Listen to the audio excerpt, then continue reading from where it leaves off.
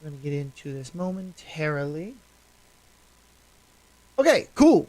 We should be live. We should be ready to go. Today's stream, we're going to be reading the book Twisted Love by Anna Huang. This is a book I've been wanting to read for a long time. Finally got down to it. I think everything is set up. Everything should be good. I will get Discord links and stuff like that in the chats once we start. But we should be chilling. If there's anything that you guys are noticing that's wrong about maybe the audio or anything like that, let me know in the chats. That way, it should be good. Hopefully, the new chat is working correctly. I hope it is. It is a new chat, so hopefully it's working. But we're gonna get right into the book. I will be playing a chapter, and then after the chapter is over, we will talk about it and react to it and all that good stuff. And we'll just keep doing that over and over and over again. All right, so we should be good. Okay, cool. Yes. All right, let's get into, without further ado, chapter 1 of Twisted Love by Anna Huang. 1. Ava. There were worse things than being stranded in the middle of nowhere during a rainstorm. For example, I could be running from a rabid bear intent on mauling me into the next century. Or I could be tied to a chair in a dark basement and forced to listen to Aqua's Barbie Girl on repeat until I'd rather gnaw my arm off than hear the song's eponymous phrase again. But just because things couldn't be worse didn't mean they didn't suck. Stop. Think positive thoughts. A car will show up now. I stared at my phone, biting back my frustration when the app reassured me it was finding my ride the way it had been for the past half hour. Normally, I'd be less stressed about the situation because, hey, at least I had a working phone and a bus shelter to keep me mostly dry from the pounding rain. But Josh's farewell party was starting in an hour. I'd yet to pick up his surprise cake from the bakery, and it would be dark soon.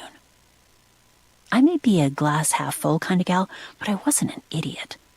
No one, especially not a college girl with zero fighting skills to speak of, wants to find herself alone in the middle of nowhere after dark. I should have taken those self-defense classes with Jules like she wanted.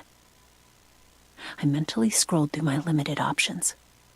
The bus that stopped at this location didn't run on the weekends, and most of my friends didn't own a car.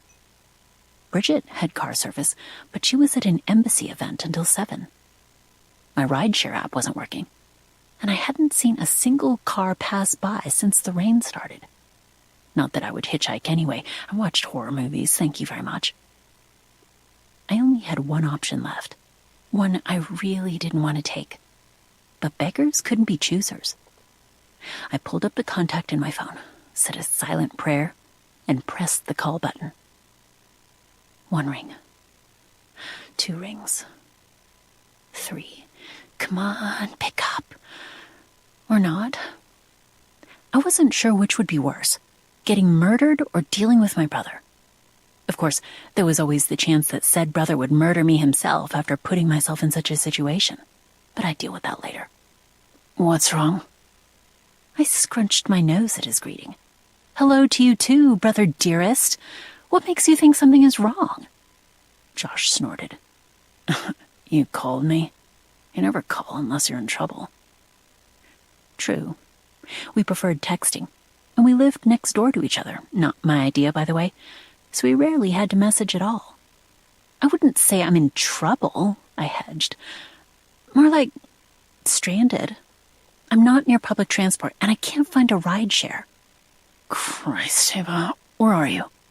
I told him. What the hell are you doing there?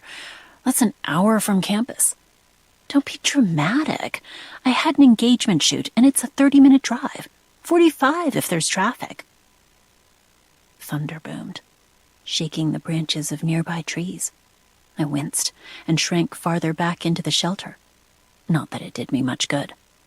The rain slanted sideways, splattering me with water droplets so heavy and hard they stung when they hit my skin. A rustling noise came from Josh's end, followed by a soft moan. I paused, sure I'd heard wrong.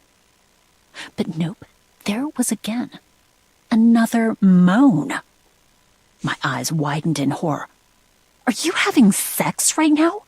I whisper-shouted, even though no one else was around. The sandwich I'd scarfed down before I left for my shoot threatened to make a reappearance. There was nothing, I repeat, nothing, grosser than listening to a relative while they're mid-coitus.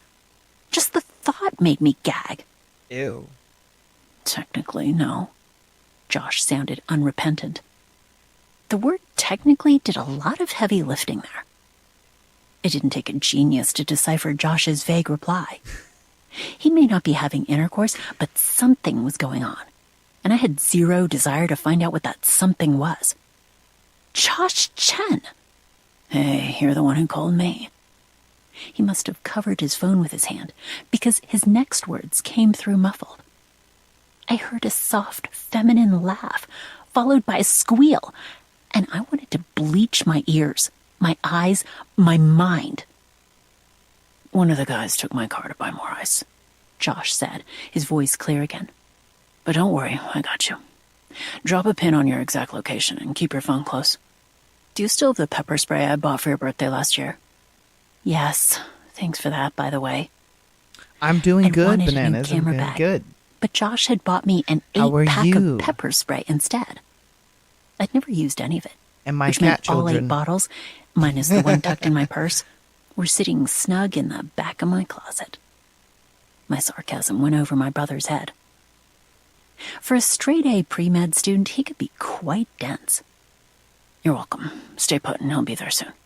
We'll talk about your complete lack of self-preservation later." "I'm self-preserved," I protested. Was that the right word? It's not my fault there are no... Wait, what do you mean he? Josh! Too late. He'd already hung up. Figured. The one time I wanted him to elaborate, he'd ditch me for one of his bed buddies. I was surprised he hadn't freaked out more, considering Josh put the over in overprotective. Ever since the incident, he'd taken it upon himself to look after me like he was my brother and bodyguard rolled into one.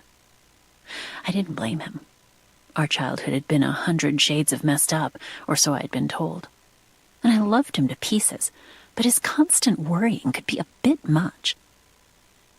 I sat sideways on the bench and hugged my bag to my side, letting the cracked leather warm my skin while I waited for the mysterious he to show up.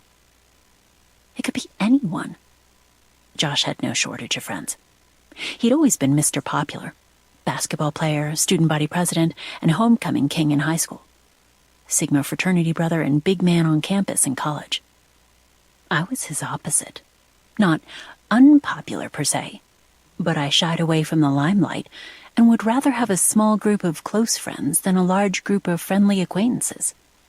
Where Josh was the life of the party, I sat in the corner and daydreamed about all the places I would love to visit, but would probably never get to. Not if my phobia had anything to do with it. My damn phobia. I knew it was all mental, but it felt physical. The nausea, the racing heart, the paralyzing fear that turned my limbs into useless, frozen things. On the bright side, at least I wasn't afraid of rain. Oceans and lakes and pools I could avoid.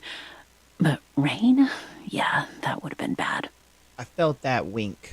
I wasn't sure how long I huddled in the tiny bus shelter, cursing my lack of foresight when I turned down the Graysons' offer to drive me back to town after our shoot. I hadn't wanted to inconvenience them, and thought I could call a car and be back at Thayer's campus in half an hour. But the skies opened up right after the couple left, and, well, here I was. It was getting dark. Muted grays mingled with the cool blues of twilight, and part of me worried the mysterious he wouldn't show up. But Josh had never let me down. If one of his friends failed to pick me up like he'd asked, they wouldn't have working legs tomorrow. Josh was a med student, but he had zero compunction about using violence when the situation called for it, especially when the situation involved me. The bright beam of headlight slashed through the rain. I squinted, my heart tripping in both anticipation and weariness as I weighed the odds of whether the car belonged to my ride or a potential psycho, Is she still This waiting part on of the side of Maryland the was road? pretty safe, but you never knew. When my eyes adjusted to the what light, flavor? I slumped with relief, only to stiffen again 2 seconds later. Good news? I recognized the sleek, black Aston Martin pulling up toward me. It belonged to one of Josh's friends, which meant I wouldn't end up a local news item tonight. You're eating water ice cream? Bad news. The person driving said Aston Martin was the last person I wanted or expected to pick me up. He wasn't an I'll do my buddy a favor and rescue his stranded little sister kind of guy. Of course it's Frozen. He was a look at me wrong and I'll destroy you and everyone you care about kind of guy. And he'd do it looking so calm and gorgeous, you wouldn't notice your world burning down around you until you were already a heap of ashes at his Tom Ford-clad feet. I swiped the tip of my tongue over my dry lips as the car stopped in front of me and the passenger window rolled down. Get in. He didn't raise his voice. He never raised his voice. But I still heard him loud and clear over the rain. Alex Volkov was a force of nature unto himself. And I imagine even the weather bowed to him. I hope you're not waiting for me to open the door for you, he said when I didn't move. He sounded as happy as I was about the situation. What a gentleman. I pressed my lips together and bit back a sarcastic reply as I roused myself from the bench and ducked into the car. Oh. It smelled cool and that's expensive. Why you're eating frozen water. Like spicy cologne and fine Italian leather. I was like, I didn't have a towel or anything to place on the seat beneath me. So all I could do was pray I didn't damage the expensive interior. Thanks for picking me up. I appreciate it, I said, in an attempt to break the icy silence. I failed, miserably. Alex didn't respond or even look at me as he navigated the twists and curves of the slick roads leading back to campus. He drove the way he walked, talked, and breathed. Steady and controlled, with an undercurrent of danger warning those foolish enough to contemplate crossing him that doing so would be their death sentence. He was the exact opposite of Josh, and I still marveled at the fact that they were best friends. Personally, I thought Alex was an asshole. I was sure he had his reasons. Some kind of psychological trauma which shaped him into the unfeeling robot he was today. Based on the snippets I'd gleaned from Josh, Alex's childhood had been even worse than ours, though I'd never managed to pull the details out of my brother. All I knew was Alex's parents had died when he was young and left him a pile of money he'd quadrupled the value of when he came into his inheritance at age 18. Not that he'd needed it, because he'd invented a new financial modeling software in high school that made him a multimillionaire before he could vote. Damn. With an IQ of 160, Alex Volkov was a genius. Damn. Or close to it. He was the only person in Thayer's history to complete its 5-year joint undergrad MBA program in 3 years. Must be nice. And at age 26, he was the COO of one of the most successful real estate development companies in the country. He was a legend, and he knew it. Meanwhile, I thought I was doing well if I remembered to eat while juggling my classes, extracurriculars, and 2 jobs. Front desk duty at the McCann Gallery, and my side hustle as a photographer for anyone who would hire me. Hey, thank you for the follow. Graduations, engagements, dogs' birthday parties. I did them all. In Iraq. Are you going to Josh's party? I tried again to make small talk. The silence was killing me. Alex and Josh had been best friends since they roomed together at Thayer 8 years ago, and Alex had joined my family for Thanksgiving and assorted holidays every year since. But I still didn't know him. Alex and I didn't talk unless it had to do with Josh or passing the potatoes at dinner or something. Yes. Okay, then. Guess small talk was out. My mind wandered toward the million things I had to do that weekend. Edit the photos from the Graysons shoot and work on my application for the World Youth Photography Fellowship. Help Josh finish packing after... Crap! I'd forgotten all about Josh's cake. She forgot about Josh's cake. I ordered it 2 weeks ago because that was the max lead time for something from Crumble and Bake. It was Josh's favorite dessert. A And it was three-layered her dark fa- chocolate it's his frosted favorite. with fudge and filled with chocolate pudding. Okay, that sounds He only bomb. indulged on his birthday. But since he was leaving the country for a year, I figured he could I'm not a break big his chocolate once-a-year person, rule. but that sounds bomb. So, I pasted the biggest, brightest smile on my face. Don't kill me, but we need to make a detour to Crumble and Bake. No, we're already late. Alex stopped at a red light. We'd made it back to civilization, and I spotted the blurred outlines of a Starbucks and a Panera through the rain-splattered glass. My smile didn't budge. It's a small detour. It'll take 15 minutes max. I just need to run in and pick up Josh's cake. You know, the Death by Chocolate he likes so much. He'll be in Central America for a year. They don't That shit's have called C&B Death down by there. Chocolate. And he That's leaves in 2 crazy. days, so stop. Alex's fingers curled around the steering wheel. And my crazy hormonal mind latched onto how beautiful they were. That might sound crazy because who has beautiful fingers? But he did. Physically, everything about him was beautiful. The jade green eyes that glared out from beneath dark brows like chips hewn from a glacier. The sharp jawline and elegant sculpted cheekbones. The lean frame and thick light brown hair that somehow looked both tousled and perfectly coiffed. He resembled a statue in an Italian museum come to life. The insane urge to ruffle his hair like I would a kid's gripped me, just so he'd stop looking so perfect, which was quite irritating to the rest of us mere mortals. But I didn't have a death wish, so I kept my hands planted in my lap. If I take you to Crumble and Bake, will you stop talking? No doubt he regretted picking me up. My smile grew. If you want. His lips thinned. Fine. Yes.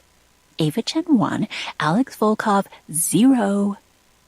When we arrived at the bakery, I unbuckled my seatbelt and was halfway out the door when Alex grabbed my arm and pulled me back into my seat.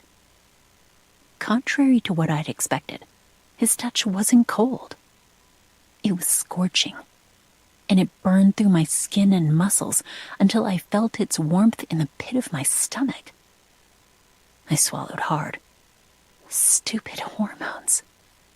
What? We're already late and they're closing soon. You can't go on like that. The tiniest hint of disapproval etched into the corners of his mouth. Like what? I asked, confused. I wore jeans and a t-shirt. Nothing scandalous. Alex inclined his head toward my chest. I glanced down and let out a horrified yelp. Because my shirt, white, wet, transparent. Not even a little transparent, like you could kind of see my bra outline if you looked hard enough. This was full-on see-through. The titties Red was lace bra, out. hard nipples. Thanks, air conditioning. The whole shebang. Uh-oh. I crossed my arms over my chest, my face flaming the same color as my bra. Was it like this the entire time? Yes. You could have told me. He was too busy I staring. didn't tell you, just now. Sometimes I wanted to strangle him. I really did. And I wasn't even a violent person. I was the same girl who didn't eat gingerbread man cookies for years after watching Shrek, because I felt like I was eating Gingy's family members, or worse, Gingy himself. But something about Alex provoked my dark side. I exhaled a sharp breath and dropped my arms by instinct, forgetting about my see-through shirt until Alex's gaze flicked down to my chest again. The flaming cheeks returned. But I was sick of sitting here arguing with him. Crumble and Bake closed in 10 minutes, and the clock was ticking. Maybe it was the man, the weather, or the hour and a half I'd spent stuck under a bus shelter. But my frustration spilled out before I could stop it. Instead of being an asshole and staring at my breasts, can you lend me your jacket? Because I really want to get this cake and send my brother, your best friend, off in style before he leaves the country. My words hung in the air while I clapped They a got hand to over Crumble my and mouth, Bake, and then I horrified. guess her shirt Did I was just utter wet the and word see-through, so you could see breasts her to red Alex bra Volkov through. and accuse him she of was like, "Why ogling me? didn't you tell me?" Her And brother. call him an And he was like, asshole? "I told you just now." He was staring at her titties the whole God. time. If you smite me with lightning right now, I won't be mad. Promise. Alex's eyes narrowed a fraction of an inch. It ranked in the top 5 most emotional responses I'd pulled out of him in 8 years, so that was something. She must have some big old yitties Trust if he me, was just like, I was not staring at your breasts, he said. "Man, yeah, His you voice were frigid Why enough you to lying?" transform the lingering drops of moisture on my skin into icicles. You're not my type, even if you weren't Josh's sister. Ouch. I wasn't interested in Alex either, but no girl enjoys being dismissed so easily by a member of the opposite sex. Whatever. There's no need to be a jerk about it, I muttered. Look, C&B closes in 2 minutes. Just let me borrow your jacket and we can get out of here. I'd prepaid online, so all I needed was to grab the cake. I know. I was there. A when the muscle cat ticked in his children jaw. drank milk from them. I'll get it. You're not leaving the car just like that, even wearing my jacket. Alex yanked an umbrella out from beneath his seat and exited the car in one fluid motion. He moved like a panther, all coiled grace and laser intensity. If he wanted, he could make a killing as a runway model, though I doubted he'd ever do anything so gauche. He returned less than 5 minutes later with Crumble and Bake's signature pink and mint green cake box tucked beneath one arm. I think so. He dumped it in my lap, snapped his umbrella closed, and reversed out of the parking spot without so much as blinking. Do you ever smile? I asked, peeking inside the box to make sure they hadn't messed up the order. Nope. One death by chocolate and coming right up. It might help your condition.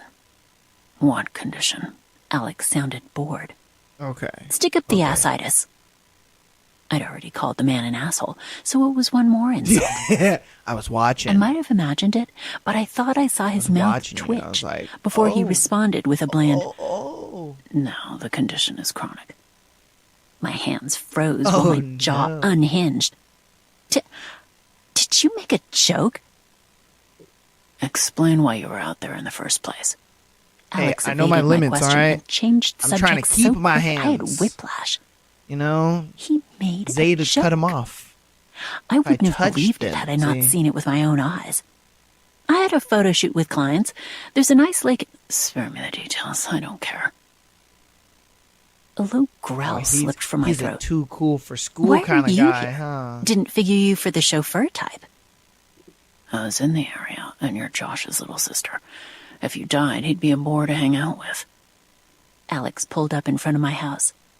Next door, a.k.a. Josh's house, the lights blazed, and I could see people dancing and laughing through the windows. Josh has the worst taste in friends, I bit out. I don't know what he sees in you. I hope that stick in your ass punctures a vital organ. Okay, so Alex is Josh's Because I've been friend. raised with manners, Okay. I added. Thank you for the ride. I was wondering how she knew this boring ass Stepped out of the guy. car. Like, who the fuck is The this rain dude? had slowed to a drizzle, and I smelled damp earth and the hydrangeas clustered in a pot by the front door.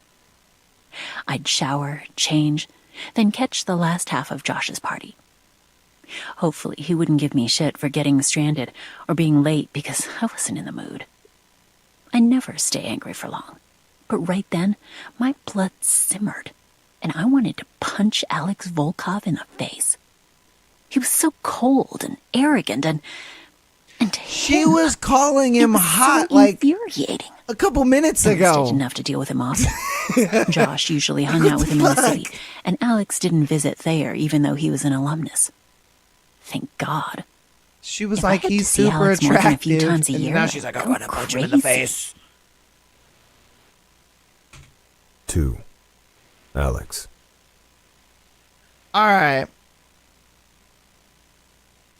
So, so first chapter pretty much introduces us, I guess, to the 3 main characters, which is our girl Anna. She's the main chick. Then we have Josh, which is the brother. And then we have Josh's friend, which is Alex. Alex, I guess, is this broody dude who just thinks he's too cool for fucking school, but Anna over here has got her nipples hard for him for some reason. And then I wonder how I wonder how Josh's personality is, because obviously we haven't like formally met him yet. We just know that he's her brother.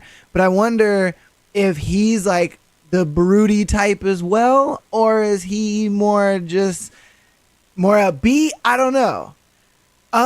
Alex is the main character. So Josh's friend Alex, he's like the second main character, while Anna is like the first main character. Yeah. So we're about to get, this chapter is going to be from the viewpoint of Alex. So we'll see. You'll probably love this chapter because dude's got a deep voice. So you're going to be like, oh my Jesus. Oh my God. You're going to be like, cat children, look away.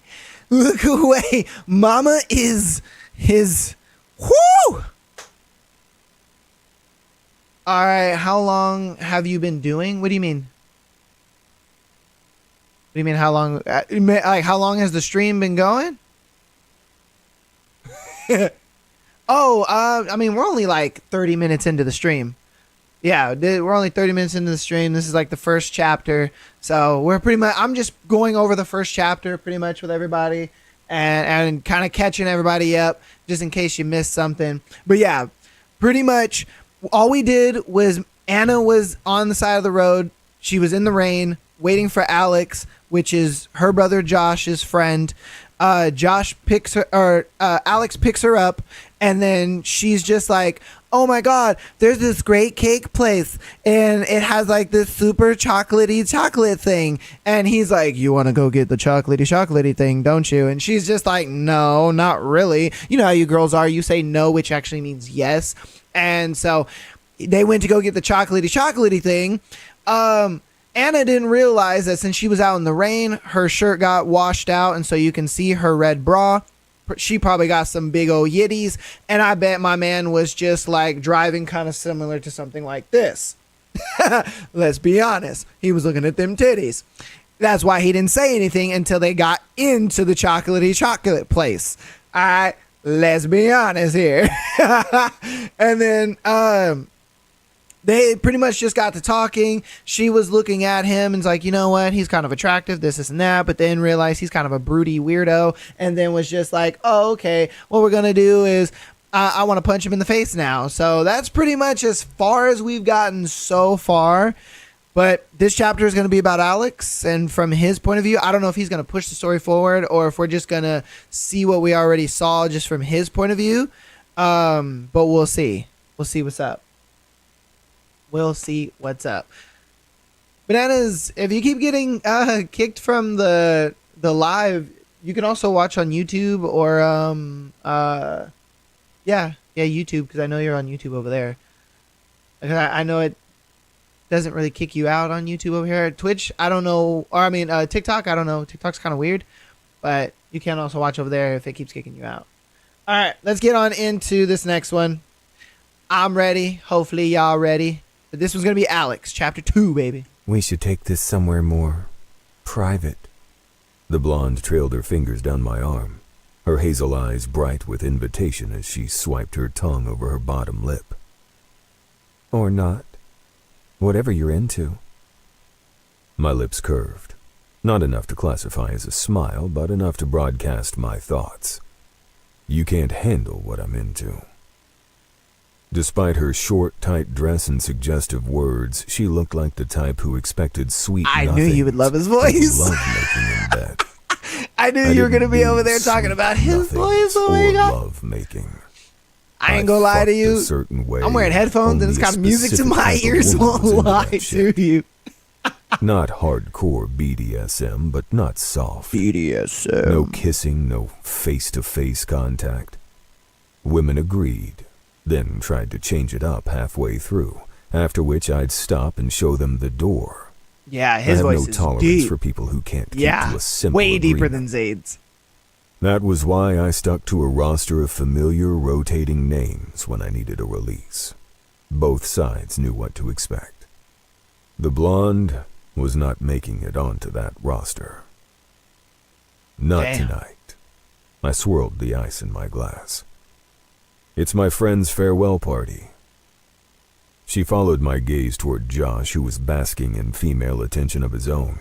He sprawled on the couch, one of the few remaining pieces of furniture. After Yeah, he'd I think I packed like the house Zayd's up voice a in little better anticipation of because his he year does convey abroad, like that and strong, grinned oh, I'm going while to kill 3 you women kind of fawned type. over him. But this He'd dude is always just been more the of like, charming one. you know, I'm laid While back. I put people on edge, Fuck he you in put the them at pussy. ease, and his approach toward the fairer sex was the opposite of mine. The more the merrier, God. according to Josh. He'd probably fucked He can half just say, the DC "Come metro here," area's female and you'd population just be like, by now. Where's your bedroom? He can join too. The blonde edged closer until her tits grazed my arm. Aw, shit. I don't mind. Same. Her friend, a petite brunette who had been quiet up until now, but who'd eyed me like I was a juicy steak since I walked in the door, piped up. Oh, yeah, but, you know, Liz this blonde and chick's I already do throwing herself at everything him. Together. The insinuation couldn't have been clearer had she tattooed it across her exposed cleavage. Exactly. Most guys would have jumped at the opportunity, but I was already bored with the conversation. Nothing turned me off more than desperation, which reeked stronger than their perfume. Fucking Chad. I didn't bother This answering. man's a Chad. Instead, I scanned the room for something more fuck? interesting to hold my attention. This woman is If it throwing were a party coochie for at him. anyone He's else just but like, Josh, I would have skipped bored. it. Between my job as COO of the Archer Group and my side project, I had enough on my plate without attending pointless social gatherings. This man's a But Chad, Josh dude. was my best friend, I wanna one of be the him few when I people grow whose up. company I could stand for more than an hour at a time. And he was leaving Monday for his gap year as a medical volunteer And he is in built Central hella America. different. So Hella here I different. was, pretending like I actually wanted to be here. Like, imagine just throwing A yourself at silvery a dude. laugh And he's just peeled like through the air, bored. drawing my eyes toward the source. Like, bro, what? Ava. Of course. She rubbing the Josh's titties little on you and sister everything. was so Like, sweet come and on, sunshiny man. all the time. I It's half crazy. expected flowers to sprout on the ground wherever she walked, and a coterie of singing woodland animals to trail behind her while she traipsed through meadows, or whatever girls like her did. She stood in the corner with her friends, her face bright with animation as she laughed at something one of them said. I wondered if it was a real laugh or a fake laugh. Most laughs, hell, most people, were fake. They woke Facts. up every morning and put on a mask according to what they wanted that day and who they wanted the world to see. They Hey, my smiled man's at people they spitting, though. hated, laughed at jokes that weren't funny, and kissed the asses of those they secretly hoped to dethrone. I wasn't judging. Like everyone else, I had my masks, and they ran layers deep. But unlike everyone else, I had as much interest in ass-kissing and small talk as I did in injecting bleach into my veins. Knowing Ava, her laugh was real. Poor girl. The world would eat her alive once she left the Thayer bubble. Not my problem. He is. Yo! He's Josh a appeared very harsh beside dude. me, his hair tousled and his mouth stretched into a He wide grin. makes Zayd look like a His hangers-on humanitarian. were nowhere. Wait, Like, at least Zayd Nope. had some compassion. there they were. This Dancing to dude's Beyonce, just like- they were auditioning for a gig at the Strip Angel, while a circle of guys watched them with their tongues lolling out. Men. My gender could use a little more standards and a little less thinking with their small head. Facts. Thanks for showing up, man. Sorry I haven't said hi till now. I've been busy. I saw. I arched an eyebrow at the lipstick print smeared on the corner of his mouth. You have a little something on your face. His grin widened. Badge of honor. Speaking of which, I'm not interrupting, am I? I glanced at the blonde and brunette who'd moved on to making out with each other after failing to capture my interest. No, I shook my head. $100 says you won't survive the full year in bumfuck nowhere. No women, no parties. You'll be back before Halloween. Oh, ye of little faith. There'll be women, and the party is wherever I am. Josh swiped an unopened beer from a nearby cooler and cracked it open. I actually wanted to talk to you about that. Me being gone, he clarified. Don't tell me you're getting sentimental on me. If you bought us friendship bracelets, I'm out. Fuck you, dude. He laughed. I wouldn't buy your ass jewelry if you paid me. Gay. No, this is about Ava. My glass paused an inch from my lips before I brought it home, and a sweet burn of whiskey flowed down my throat. I hate beer. It tastes like piss. But since it was the drink du jour at Josh's parties, I always brought a flask of Macallan whenever I visited. What about her? Josh and his sister were close. Even if they bickered so much, I wanted to duct tape their mouths sometimes. That was the nature of siblings. He does have a Ford commercial kind of voice. You can hear him. Whiskey Ford turned sour in tough. my mouth, and I set my glass You down a with real grimace. man with a beer and a I'm worried about cowboy it. hat. Josh rubbed a Ford hand over his tough. jaw, his He expression does. growing serious. I know she's a big girl and can take care of herself, unless she's getting stranded in the middle of fucking nowhere. Thanks for picking her up, by the way. Oh, it's okay. You But didn't have she's to never been correct on it. her I knew own what you were for talking so about. long. She can be a little too trusting. Trusting. I had an inkling of where Josh was going with this. I know what you mean. I And know I what you mean, didn't girl. like it. Got you. Got you. At You all. good. You good, boo thing. She Good. won't be alone. She has her friends. I inclined my head toward said friends. One of them, a curvy redhead in a gold skirt that made her look like a disco ball, chose that moment to hop onto the table and shake her ass to the rap song blasting through the speakers. When you put that thumbs Josh up, it made me snorted. think of the Jules? crying She's a cat liability, where not he has help. his little thumb up. Stella is as trusty as Ava. And Bridget? Well, No, she your has phone can't security, but spell. she's not around as much. You don't need to worry. Thayer's safe, and the crime rate here is close to zero. Yeah, but I'd feel better if I had someone I trusted looking after her. You know? Fuck. The train was heading straight off a cliff, and I couldn't do anything to stop it. I wouldn't ask. I know you've got a lot of shit going on, but she broke up with her ex a couple of weeks ago, and he's been harassing her. I always knew he was a little shit, but she wouldn't listen to me. Anyway, if you could keep an eye on her, just to make sure she doesn't get killed or kidnapped or anything, I'd owe you big. You already owe me for all those I know. times I saved That's your why I was ass. saying if you wanted I said to wryly. go on YouTube, you had can. fun I'm while live on doing it. YouTube. You're too uptight If it's like sometimes. getting laggy or Josh it keeps grinned. kicking you out. So, is that a yes? I glanced at Ava again, took her in. She was 22, 4 years younger than Josh and me, and she managed to appear both younger and older than her years.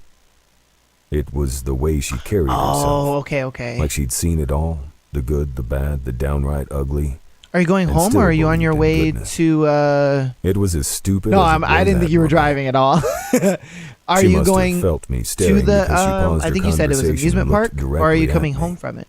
her cheeks tinting pink at my unflinching gaze. She'd changed out of her jeans and t-shirt into a purple dress that swirled around her knees. Too bad. The dress was nice, but my mind flashed back to our Hey, car what's ride, up, Dan? when her damp shirt had clung to her like a second skin and her Oh, nipples there it had is. It's strained showing against up. the Oh, let's decadent go. red lace of her bra. What the fuck? I'd meant what I'd said about her not being my Dan's type, messages show up, but but I'd enjoyed hers the doesn't. view. That's so weird. I could imagine myself lifting that shirt, tugging her bra aside with my teeth, and closing my mouth around those sweet, Because I hardened told you, peaks. he's a too cool for I school yanked kind of myself guy. out of He's the that type of dude startling where he's fantasy just like, fast. What the you fuck know, was like, that's wrong his with me? MO. That was Josh's sister. Innocent, doe-eyed, and so sweet I he could makes blow Zayd up. look like a humanitarian. The total opposite of the sophisticated, jaded women I preferred both in and out of bed. I didn't have to worry about feelings with the latter. They knew better than to develop any around me. Ava was nothing but feelings, with a hint of sass. A ghost of a smile passed over my mouth when I remembered her parting shot earlier. I hope that stick in your ass punctures a vital organ. Not the worst thing anyone's said to me, not by a long shot, Okay. but more aggressive than I'd expected coming from her. Yeah, that's a little weird. I'd never but heard sure. her say a bad word to or about anyone before. I took perverse pleasure in the fact that I could rile her up so much. You're like, I hate him, but his voice is sexy. Alex, Josh prompted. I don't know, man. I dragged my eyes away from Ava and her purple dress. I'm not much of a babysitter. Good thing she's not a baby, he quipped. Look, I know this is a big ask, but you're the only person I trust not to, fuck her. Yeah, Jesus, yep. dude. Josh looked like he'd swallowed a lemon. I was just about to say that. Don't use that word in relation to my sister. It's gross. But, yeah. I mean, we both know she's not your type, and even if she was, you'd never go there. A sliver of guilt flashed through me when I remembered my errant fantasy a few moments ago. It was time for me to call up someone from my roster if I was fantasizing about Ava Chen, of all people. Ooh. But it's more than that, Josh continued. Ooh. You're the only person I trust, period, outside of my family. And you know how worried I am about Ava, especially considering this whole thing with her ex. His face darkened. I swear, if I ever see that fucker, I sighed. I'll take care of her, don't worry. I was going to regret this. I knew it, yet here I was signing my life away, at least for the next year. I didn't make a lot of promises, but when I did, I kept them. Committed myself to them. Which meant if I promised Josh I'd look after Ava, I'd fucking look after her. And I'm not talking about a text I check-in hope so. every 2 weeks. Don't worry. After the She was under chapter, my I'll go protection over it now. with you, so that way you can get caught A up. familiar, creeping sense of doom slithered around my neck and squeezed tighter and tighter until oxygen ran scarce and tiny lights danced before my eyes. Blood everywhere. On my hands, on my clothes, splattered over the cream rug she'd loved so much, the one she'd brought back from Europe that's on her good. last That's trip good. abroad. Glad you didn't miss much. An inane urge to scrub the rug and tear those bloody particles out of the soft wool fibers one by one gripped me, but I couldn't move. All I could do was stand and stare at the grotesque scene in my living room, a room which not half an hour earlier had burst with warmth and laughter and love. Now it was cold and lifeless, like the 3 bodies at my feet. I blinked, and they disappeared. The lights, the memories, the noose around my neck. But they'd come back. They always did. Step on me, that's great. You're the best, Josh was saying, his grin back now that I'd agreed to take on a role I had no business taking. He said, step on me. I wasn't a protector, I was a destroyer. I broke hearts, crushed business opponents, and didn't Bananas, care you're about wild. the aftermath. If someone was stupid enough to fall for me He or would do it cross too. me, He'd two say, things he'd be I like, warned people gladly. never, ever to do. They had it coming. I'll bring you back, I don't know, coffee, chocolate, pounds of whatever is good down there, and I owe you a big fat favor in the future. I forced a smile. Before I could respond, my phone rang and I held up a finger. Be right back, I have to take this.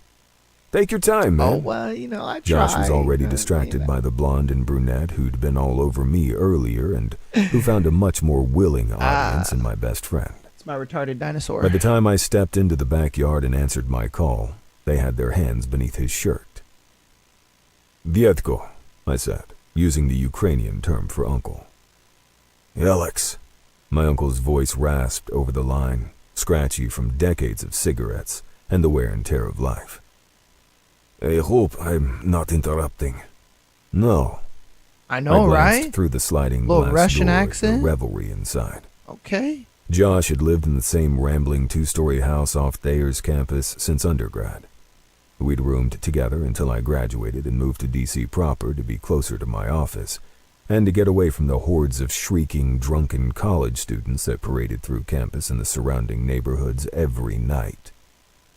Everyone had turned out for Josh's farewell party, and by everyone I mean half the population of Hazelburg, Maryland, where Thayer was located. Damn. He was a town favorite, and I imagined people would miss his parties as much as they missed Josh himself. For someone who always claimed to be drowning in schoolwork, he found a lot of time for drinking and sex. Not that it hurt his academic performance. that is The a lot of bastard people. had a 4.0 GPA. Did you take care of the problem? My uncle asked. I heard a drawer open and close, followed by the faint click of a lighter. I'd urged him to quit smoking countless times, but he always brushed me off. Old habits die hard. Old bad habits even more so. And Ivan Volkov had reached the age where he couldn't be bothered. I know, right? Not yet.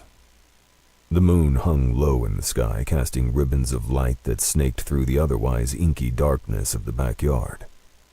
Light and shadow, two halves of the same coin. I will. We're close.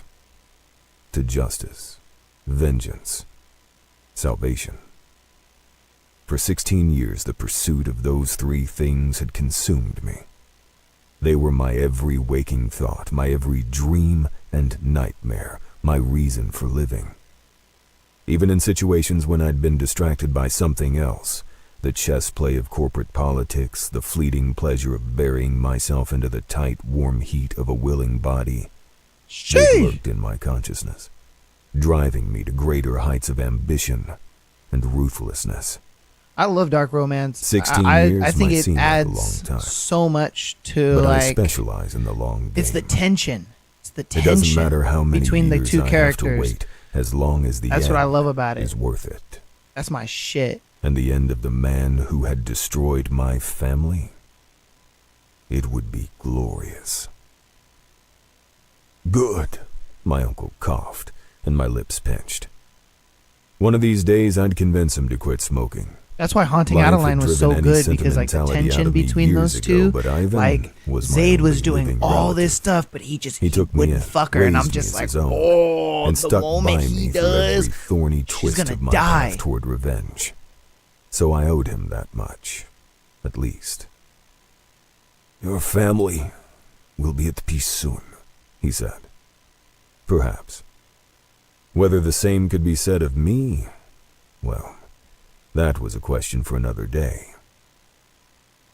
There's a board meeting next week, I said, switching topics. I'll be in town for the day. My uncle was the official CEO of Archer Group, the real estate development company he'd founded a decade ago with my guidance. I'd had a knack for business even as a teenager. Archer Group headquarters called Philadelphia home, but it had offices across the country. Since I was based in D.C., that was the company's real power center, though board meetings still took place at HQ. I could have taken over as CEO years That's ago. so facts. Per my And uncle's if I'm being my honest with you, agreement they're when we lying. started the company. If a But the dude COO like position Zayd offered me more did flexibility what until I Zayd finished did what I had to to do. Adeline, they would love it. Besides, They're lying. everyone knew I was Straight the power liars. behind the throne anyway. Ivan was a decent CEO, Yeah, it's called but it dark was my romance for a reason, strategies that 100%, had but catapulted it into the Fortune for a lot of 500 women, after a mere that's just decade. normal romance. I ain't gonna lie to My you. uncle and I talked business for a while longer before I hung up and rejoined the party. The gears in my head cranked into motion as I took stock of the evening's developments. My promise to Josh, my uncle's nudge about the minor hiccup in my revenge plan. Somehow, I had to reconcile the two over the next year.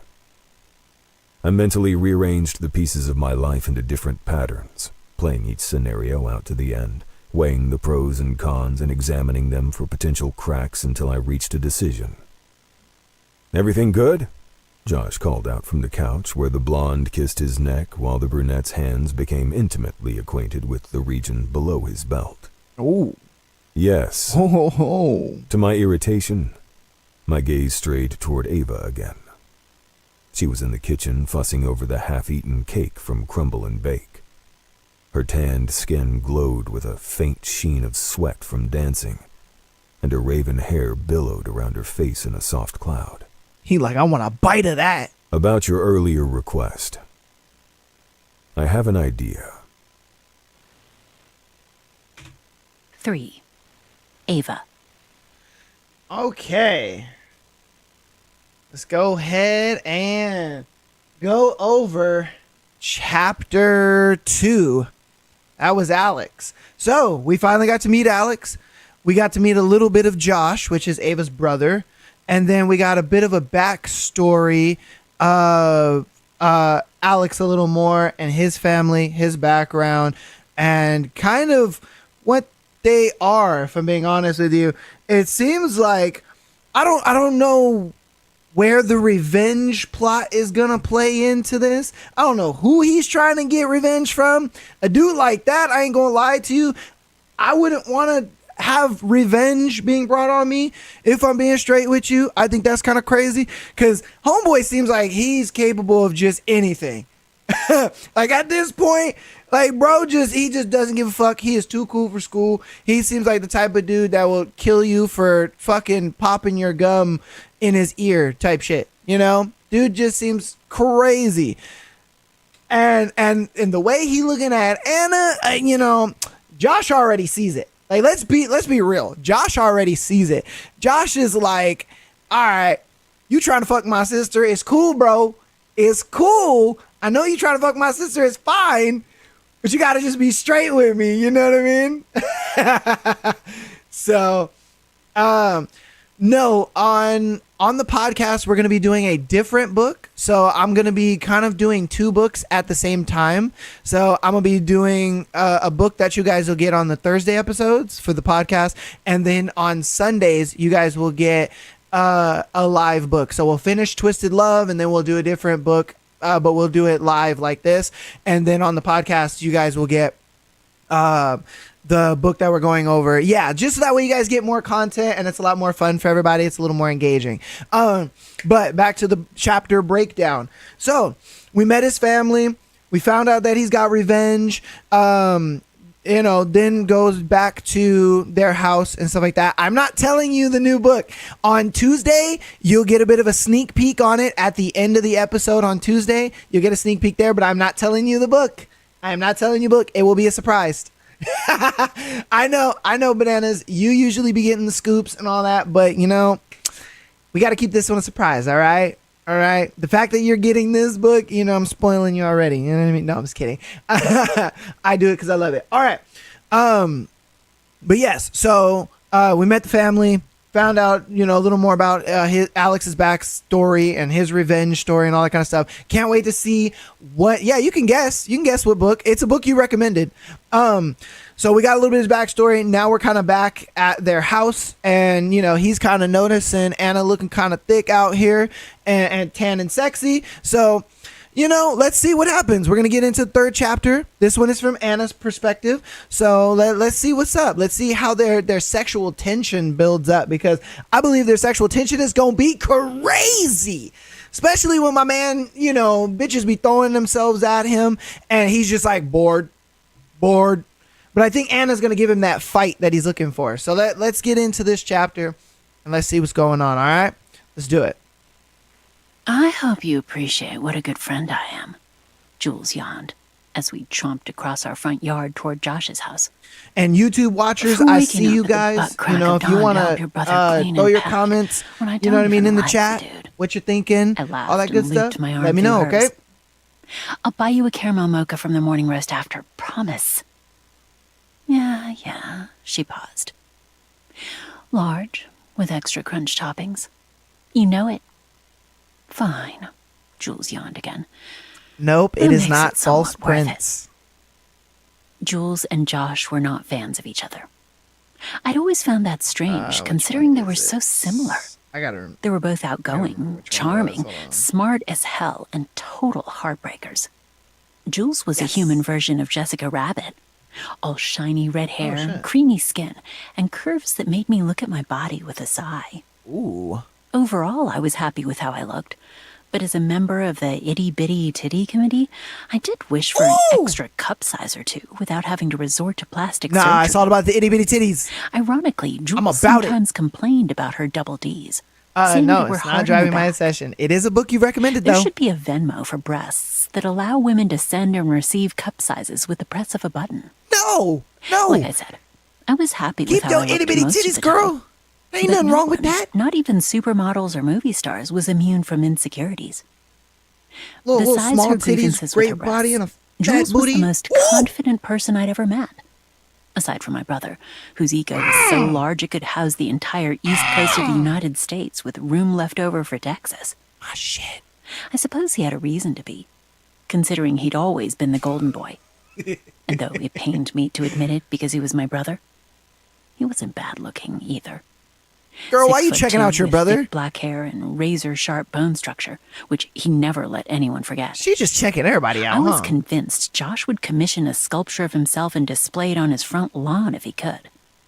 Jules and Josh never Hey, divulged you know, why they disliked each other so much. Beauty is beauty, But I you know what I suspected mean? it might be I'm not because mad if they you got saw big old too much of titties themselves in and a each great other. body and a little booty on you.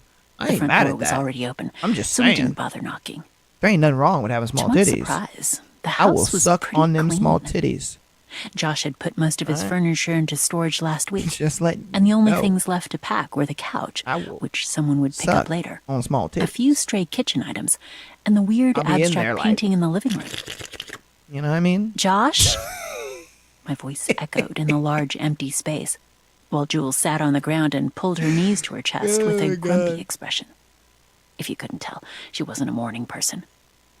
Where are you? Bedroom. I heard a loud thump upstairs, followed by a muffled curse. A minute later, Josh came down holding a large cardboard box. Shit I'm donating, he explained, setting it on the kitchen counter. I wrinkled my nose. Put on a shirt, please. And deprive JR You ain't of her mad. morning eye candy. Josh ain't mad. smirked. I'm not that cruel. I wasn't the only one who thought Jules looked like Jessica Rabbit. Josh always called her by the cartoon character's initials, which pissed her off to no end. Then again, everything Josh did pissed her off. Jules lifted her head and scowled. Please, I've seen better ads Aw, at the man. campus gym. I need to clean my Listen, room. Dave, and put a shirt on before I lose last See night's that? dinner. That's just dirty back there. Methinks the lady You doth do. You can't protest see too it, much. but Josh TikTok drawled, can see it. slapping a hand against his six-pack. Don't The look only at thing you'll be losing dirty is room. okay. I slashed my arms through the air, I need cutting to off the vacuum. conversation before it I won't went lie. down a path that'd scar me for life. Enough chit-chat. Let's get you packed up before you miss your flight. Fortunately, Josh and Jules No, you behaved for the don't. next No, hour and a no, half no, while we no, packed up no, the no. remaining No, items don't. and loaded them into the You don't SUV see he'd rented for the move. that at all. Soon, the only No. thing left to pack was the painting. Can't look at it. Tell me you're donating Okay, this fine. too. I eyed the massive canvas. I don't even know how it'll fit in the car. Look. Nah, leave it there. He likes it. Through the camera, Who? it looks clean. If you were As here, far as I knew, no one had taken over you'd be Josh's like, you need to lease yet. vacuum. But it was still July, I won't lie. and I expected the place to go fast closer to the start of the semester. You'll see. I didn't like the smile on his face. At all. The low purr of a powerful engine filled the air. Josh's smile broadened. As a matter of fact, you'll see right now. Jules and I exchanged glances before we ran to the front door and pushed it open. A familiar Aston Martin idled in the driveway. The door opened, and Alex stepped out, looking more gorgeous than any human had the right to look in jeans, aviators, and a black button-down shirt with the sleeves rolled up. He took off his sunglasses man got and style. assessed us with cool eyes, unfazed by the mini welcoming party on the front steps. Told you, Chad. Only I man's a didn't fucking feel Chad. particularly welcoming. But that's Alex, I stammered. Oh, that's our brother. Looking mighty fine, I might add. Jules nudged me in the ribs, and I scowled in response. Who cared if he was hot? He was a jerk. Yes. Hey, dude. Yes, my Josh favorite fan. slapped hands who with can Alex. spell. Where's your stuff? It's the banana signature. Moving company's bringing it later. Alex side-eyed Jules, who assessed him the way one would a shiny new toy. Besides Josh, Alex was the only guy who'd never fallen for her charms, which intrigued her more. She was a sucker for a good challenge. Probably because most guys fell at her feet before she even opened her mouth. Wait! I put my hand up, my heart slamming a panicked rhythm against my ribcage. You're not moving here. Actually, he is. Josh slung an arm over my shoulder, his eyes twinkling with mischief. Meet your new neighbor, little sis. My eyes ping-ponged between him and Alex, who couldn't look more bored by the conversation. No. There was only one reason Alex Volkov would leave his cushy DC penthouse and move back to Hazelburg, and I'd bet my new camera had nothing to do with nostalgia for his college days. No. No. Yes. I glared at my brother. I don't need a babysitter. I'm 22 years old. Who said anything about babysitting? Josh shrugged. He's looking after the house for me. I'm moving back in when I return next year, so it makes sense. Bullshit! You want him to keep an eye on me. That's a bonus. Josh's face softened. It doesn't hurt to have someone you can rely on. She when I'm does not kind of here, have a cute voice. especially Just a cute given this little whole Asian girl thing voice. with Liam. I winced at the mention of my ex. Liam had been blowing up my phone since I caught him cheating on me a month and a half ago. He'd even shown up at the gallery where I worked a few times, begging for another chance. I wasn't devastated by our breakup. We dated for a few months, and I hadn't been in love with him or anything. But the situation had brought all my insecurities to the surface. Josh worried about Liam getting out of hand, but let's be honest. Liam was a Brooks Brothers wearing, polo playing trust fund baby. I doubt he'd do anything that would mess up his perfectly gelled hair. I was more embarrassed I dated him than concerned about my physical safety. I can handle myself. I pulled Josh's arm off my shoulder. Call the moving company and cancel, I told Alex, who'd been ignoring us and scrolling through his phone this whole time. You do not need to move here. Don't you have stuff to do in D.C.? She is. She's such a DC rebel. is a 20-minute drive, he said, without looking up. For the record, I am totally in favor of you moving in next door. But at the same time, I Jules kind of see her piped up. going like, a lot of Traitor. times, especially Do when you Alex mow the lawn talks. shirtless? If not, I highly recommend it. Alex and Josh frowned at the same time. You, Josh pointed at her, do not pull any of your shenanigans while I'm gone. It's cute how you think you have a say in my life. I don't give a shit what you do with your life. It's when you drag Ava into your harebrained schemes I'm concerned. News flash, you don't have a say in Ava's life either. She's her own person. She's my Facts. sister. She's my best friend. Remember when you almost got her arrested? You have to let that go. That was 3 years ago. People, I pressed my fingers to my temple. Dealing with Josh and Jules was like dealing with children. Stop arguing, Josh. Stop trying to control my life. Jules, stop provoking him. Josh crossed his arms over his chest. As your big brother, it's my job to protect you and to appoint someone to fill in for me when I'm not here. I grew up with him. I recognized that look on his face. He wasn't budging. I assume Alex is the fill-in? I asked in a resigned tone. I'm not a fill-in anything, Alex said icily. Don't do anything stupid and we'll be fine. I groaned and covered my face with my hands. This was going to be a long year. Hour. 4. Ava. Oh. All right. A lot kind of happened in that chapter, but at the same time, a lot kind of didn't. So, in this chapter, pretty much, Ava's just she's a spicy little thing.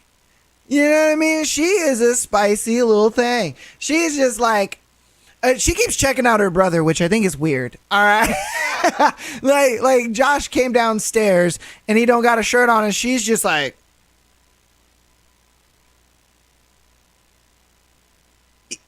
why do you have a shirt on? You know what I mean? Like she doesn't like it. Girl, stop, please. You know what I mean? Like, come on now. With the facts, that is super sweet home Alabama. That is super sweet home Alabama right there. But when Josh is just like, hey, I'm gonna have Alex pretty much look after you, that way because she's a 22-year-old girl home alone. Like, of course I'm going to have my friend come over and check on you. Like, what the fuck? You know what I mean? You're a 22-year-old girl who's probably like yay high. You know what I mean? You probably weigh 90 pounds soaking wet. Like, stop. And on top of that, we already know that Josh knows that Alex trying to fuck. Like, we already know this. We've already confirmed this. So the fact that we already know this and we've already confirmed this, my man Josh is just trying to alley hoop. You know what I mean? That's all he really trying to do. He's just trying to set up the alley hoop for him. He like, got you, fam. Don't worry. I'm going to be gone. Come check on her. Y'all going to be home alone. And you know what I mean? Get a little swang dang doodle, Hey, but we're going to get another Ava chapter. It should be chapter 4. So we're going to see, what's going on. Let's get on into the chapter. 2 days later, Josh was in Central America and Alex was all moved in. I'd watched the movers carry a giant flat-screen TV and boxes of varying sizes into the house next door. And Alex's Aston Martin was now a daily sight. This stream should Since go for about 4 hours. my situation wouldn't do me much good, I decided to make lemonade out of my lemons. The gallery closed on Tuesdays during the summer, and I didn't have any shoots scheduled. So I spent the afternoon baking my signature red velvet cookies. Ooh, I just finished packaging them in a cute little basket when I heard the unmistakable roar of Alex's car pulling into the driveway. Oh, yay. Followed by you have a lot door of slam. time. You have a lot of time. Don't worry. Shit. Okay, I was ready. I was. I wiped my sweaty palms against the sides of my for thighs. a pretty long time. I shouldn't be nervous about bringing the man cookies, for Pete's sake. Alex had sat at our Thanksgiving table every year for the past 8 years. And for all his money and good looks, he was human. An intimidating one, but a human nonetheless. Plus, he was supposed to look after me. And he couldn't do that if he bit my head off, could he? Ooh, what kind of cookies? With that reassurance in mind, I grabbed my basket, want my keys, and my phone, and made my way to his house. Thank God Jules was at her law internship. If I had to hear her talk about how hot Alex was one more time, I'd scream. Part of me thought she did it to annoy me, but another part worried she was actually interested in him. My best friend hooking up with my brother's best friend would open up a can of worms I had no interest in dealing with. I rang the doorbell, trying She's to jealous. still my rampaging heart while I waited for Alex to answer. I wanted to chuck the basket on the front step and run home, but that was the coward's way out. And I was no coward. Most of the time, anyway. A minute passed. Ooh, so pretty much I rang the chocolate doorbell chips with ice cream. Finally, I heard the Whipped cream faint sound dessert? of footsteps, which grew louder until the door swung open, and I found myself face to face with Pretty Alex. good, He'd taken off his jacket, but otherwise good he still little wore his work treat. outfit. That sounds delicious. White Thomas pink shirt, Armani Ooh, pants ice and cream shoes, sandwich? That makes blue sense. brioni tie. That's smart. His Never thought eyes to do roved that. over my hair, tossed up into a bun. My face, hot as Making me hungry. sun-scorched sand for no discernible reason. And my clothes, my favorite I'm so pink upset and because I short bought set. Before like the settling little on frosted the sugar basket. cookies and I ate them all. His expression remained tried to make 'em unreadable last, the but entire I couldn't. time. They're for you. I shoved the basket toward him.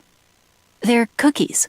You I better. added unnecessarily, because, duh, he had eyes and could see for himself that they were cookies.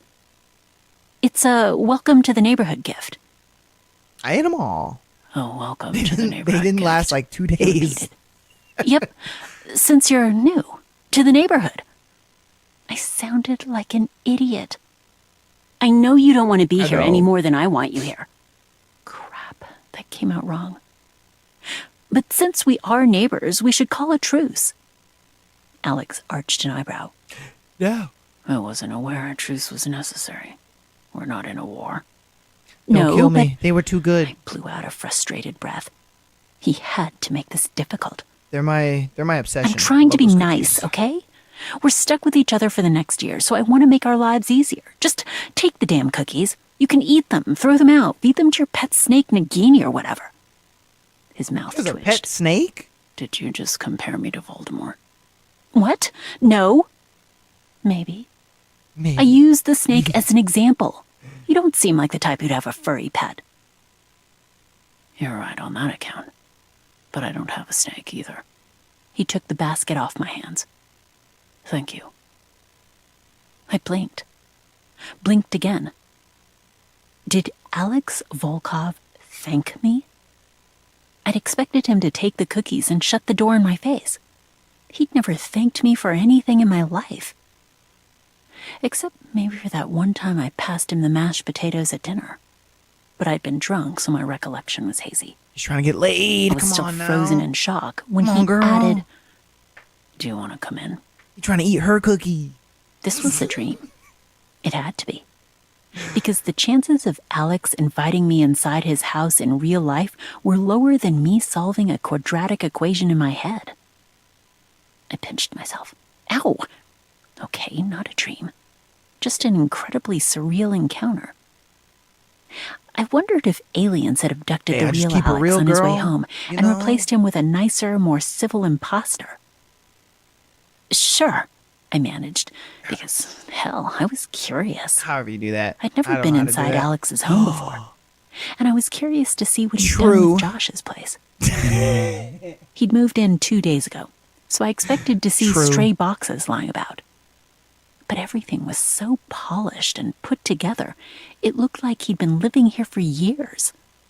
A sleek gray couch, an 80-inch flat-screen TV dominated the living room, accented with a low, white, lacquered coffee table, industrial chic lamps, and Josh's abstract painting. I glimpsed an espresso machine in the kitchen, and a glass-topped table with white-cushioned chairs in the dining room. But otherwise, there wasn't much furniture to speak It of. is. It was a It's drastic memory difference foam. from Josh's messy but cozy It's collection Tempur-Pedic. of random books, sports equipment, and motherfucker's items comfy. he'd collected from his travels. That's where the magic doesn't You're a happen, though. minimalist, huh? You know what I mean? It's all I good. examined a strange metal sculpture that looked like an exploding brain, but probably cost more than my monthly rent. I don't see a point in collecting items I don't use and don't enjoy. Alex placed the drinks on the coffee table and walked to the bar cart in the corner. Drink? No, thanks. I sat on the couch, unsure of what to do or say. He poured himself a glass of whiskey and sat opposite me, but it wasn't far enough. I caught a whiff of his cologne, something woodsy and expensive smelling, with a hint of Are spice. you a wizard, Harry? It was so delicious, I wanted to bury my face in his neck, but I didn't think he'd take too kindly to that. Relax, he said dryly. I don't bite. I'm relaxed. Expecto Patronum. Your knuckles are white. I glanced down and realized I was clutching the edges of the couch so tightly my knuckles were indeed white. I like what you've done with the place. I winced. Talk about a cliché line.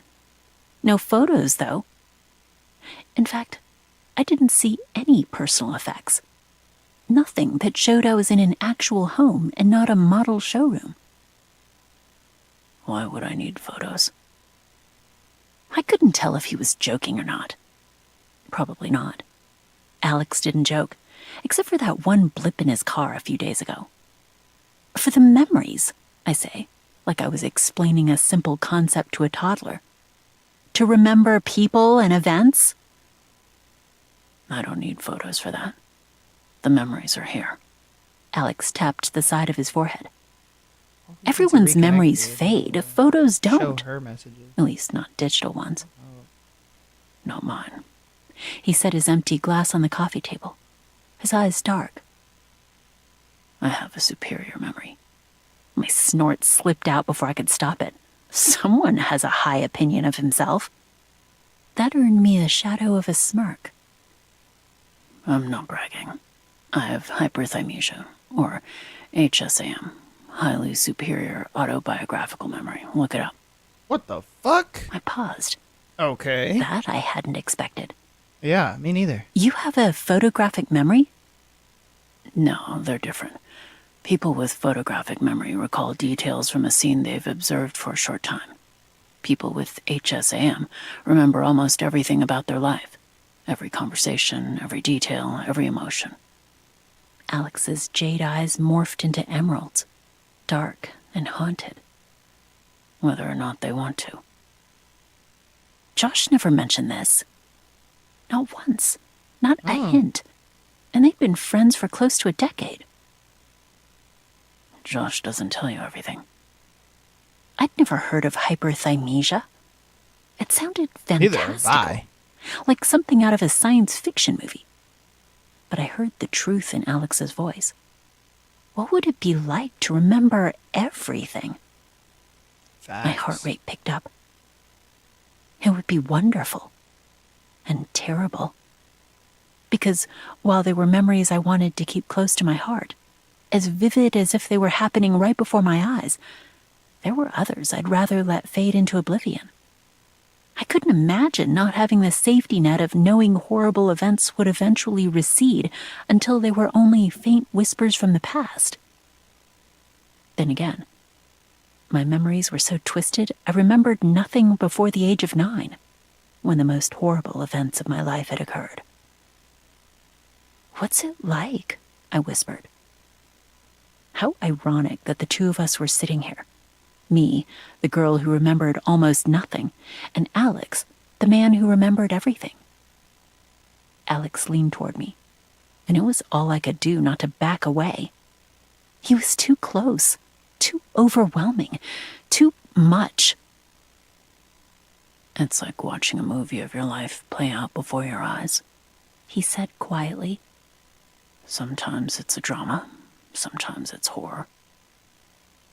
The air pulsed with tension. I was sweating so hard my top stuck to my skin. "No comedy or romance?" I tried to joke, but the question came out so breathless it sounded like a come on. Alex's eyes flared. Somewhere in the distance, a car horn honked. A bead of sweat trickled between my breasts, and I saw his gaze dip to it briefly, before a humorless smile touched his lips. "Go home, Ava. Stay out of trouble." It took me a minute to gather my wits and peel myself off the couch. Once I did, I all but fled, my heart pounding and knees shaking. That tension, Every though. encounter with Alex, no matter how small, left me on edge. I was nervous, yes, and a bit terrified. But I'd also never felt more alive. Oh, 5. man. Okay. That chapter had tension. Ooh! I mean tension. I must have missed the part of why she was at his house. I don't know why she was at his house.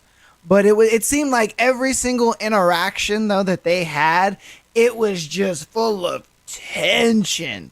It was insane, the amount of tension that they had when they, as far as like when he walked past her, she was just like, "Oh shit," sitting down at the table. You know, it seemed like even when she just asked, oh, she was there to drop off cookies. Oh, okay, that's why she was at his house. Yeah, I think for him, he just wanted her cookie, bro. Oh my God. Because the tension my man was building up was insane. So much to the part where, like, her chest was beating when she was leaving. She was like, "Yo, I don't think I can do this no more. I got to go." And homeboy sensed it too, and he even let her go. And just the fact that he somehow like read her mind and was like, "I think you should go." And she's like, "Maybe I don't want to go. Maybe I don't want to go because you said that I should go. Maybe I don't want to go, you know?" Oh, bruh. Woo! Oh man, yeah, Bananas, we were talking about that tension, you know, that gets created in these books, and that's what I love about it so much, is that fucking tension where it's just like the dude somehow, and I'm thoroughly convinced, man, only Chads can do this shit, bro, because I feel like I've never done that with a girl to where I've like read her mind so well to where she's just like, I am sexually aroused yet uncomfortable all at the same time. You know, I'm like, bro, the cliffhanger you leave me on sometimes, I have to keep you coming for more. All right, I have to keep you coming for more. If I just give it all to you, you know, you might be like Alex and you might be just like bored. But if I leave you on the edge a little bit, you're gonna be like, I'll be back. I'll be back. You know what I mean? So strategy, my girl, strategy. Oh, you're coming for me? All right.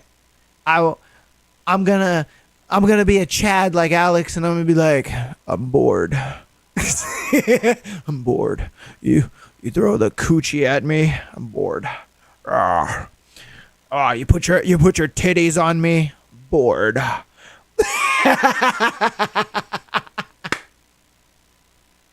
Oh my god. All right, let's get into this next chapter. Bananas, I know you're gonna love this chapter because it's gonna be nothing but deep voice goodness. So you know what I mean. Keep the spare underwear ready because yeah, you're gonna love this chapter. All right, let's get on into it. Alex. I slammed my fist into the mannequin's face, reveling in the sharp burst of pain that jolted up my arm at the impact. My muscles burned and sweat dripped down my forehead into my eyes, blurring my vision, but I didn't stop. I'd done this so many times I didn't have to see to land my hits. The smell of sweat and violence stained the air. Gonna have to. This was the one place I allowed myself to unleash the anger I kept under careful wraps in all other areas of my life. I'd started Krav Maga training a decade ago for self-defense, but it had since become my catharsis, my sanctuary. By the time I finished pummeling the mannequin, my body was a mess of aches and sweat. I toweled the perspiration off my face and took a swig of water. Work had been a bitch, and I'd needed this release to reset. Hope you worked off your frustration, Ralph, the owner of the training center and my personal instructor since I'd moved to D.C., said dryly. Short and stocky, he had the powerful build of a firefighter and a mean mug, but deep down, he was a teddy bear. He'd knock my lights out if I ever told him or anyone else that, though. You looked like you had a personal vendetta against Harper. Ralph named all the training dummies after TV characters or real-life people he didn't like. Shitty week. We were alone in the private training studio, so I spoke more freely than I would have otherwise. Besides Josh, Ralph was the only person I considered a true friend. I could go for the real thing right now. Oh, shit. Dummies were good for practice, but Krav Maga was a hand-to-hand combat method for a reason. It was all about the interaction between yourself and your opponent and responding quickly. Couldn't do that if your opponent was an inanimate object. Yeah, let's do it. Gotta end right at 7, though. No overtime. There's a new class coming in. I raised my eyebrows. Class? The KM Academy catered toward intermediate to advanced practitioners and specialized in one-on-one or small group sessions. It didn't host large classes the way most other centers did. Ralph shrugged. Yeah, we're opening the center up to beginners. Just one class for now, see how it goes. Missy bugged me about it until I agreed. Said people would be interested in learning it for self-defense and that we have the best instructors in the city. He barked out a laugh. 30 years of marriage. She knows how to stroke the old ego. So, here we are. Not to mention it's a good business decision. KMA had little competition in the area, and there was likely pent-up demand for lessons, not to mention loads of yuppies who could afford the prices. Ralph's eyes twinkled. That too. I took another swig of water, my mind spinning. Beginner lessons. Might be a good idea for Ava. For anyone, really, man or woman. Self-defense is a skill you never want to use, but which could mean the difference between life and death when you do have to use it. Pepper spray only gets you so far. I fired off a quick text to her before Ralph and I started our session. I still wasn't happy playing babysitter, but Ava and I had settled into a wary truce. Her word, not mine. since her olive branch the week before. Plus, when I commit to something, I commit to it 100%. No half-assery or phoning it in. I promised Josh I'd look after his sister, and that was what I'd do. Sign her up for self-defense lessons, upgrade her house's shitty alarm system. She'd thrown a fit when the security company woke her up at 7 in the morning to install the new system, but she got over it. Whatever it took. The more she stayed out of trouble, the less I had to worry about her, and the more I could focus on my business and plan for revenge. I wouldn't mind more of those red velvet cookies, though. They were good. Ooh, I especially wouldn't mind if she delivered them wearing the tiny shorts and tank tops she'd worn to my house. An unbidden image of a bead of sweat trailing down her bronzed skin into her cleavage flashed through my mind. I knew he wanted to fuck. I grunted when Ralph landed a punch in my gut. He was trying to eat her cookie, bro. That was what I got for allowing my thoughts to stray. I set my jaw and refocused on the training session, pushing all thoughts of Ava Chen and her cleavage out of my head. An hour later, my limbs felt like jelly and I had several blossoming bruises on my body. I grimaced, stretching out my limbs while the low hum of voices filtered through the closed door to the private studio. "That's my cue." Ralph clapped me on the shoulder. "Good session. You might even beat me one day, if you're lucky." I smirked. "Fuck you. I can already beat you if I want." I'd come close to doing it once, but part of me liked the fact I wasn't the best. Yet. It gave me a goal to strive toward, but I would win. I always did. Ralph's laugh rolled through the sweat-dampened space like thunder. "Keep telling yourself that, kid. See you Tuesday." After he exited the room, I checked my phone for new messages. Nothing. A tiny furrow creased my brow. Oh, I'm so glad you're here. I texted Ava almost an hour ago, and together. She was a compulsively fast replier unless she had a photo shoot. She didn't have one today. I knew because I made her promise to tell me every time she did, along with the location and clients' names and contact info. I know you mean through the screen. It's okay. It's all good. There were crazy people out there. I sent a follow-up text. Waited.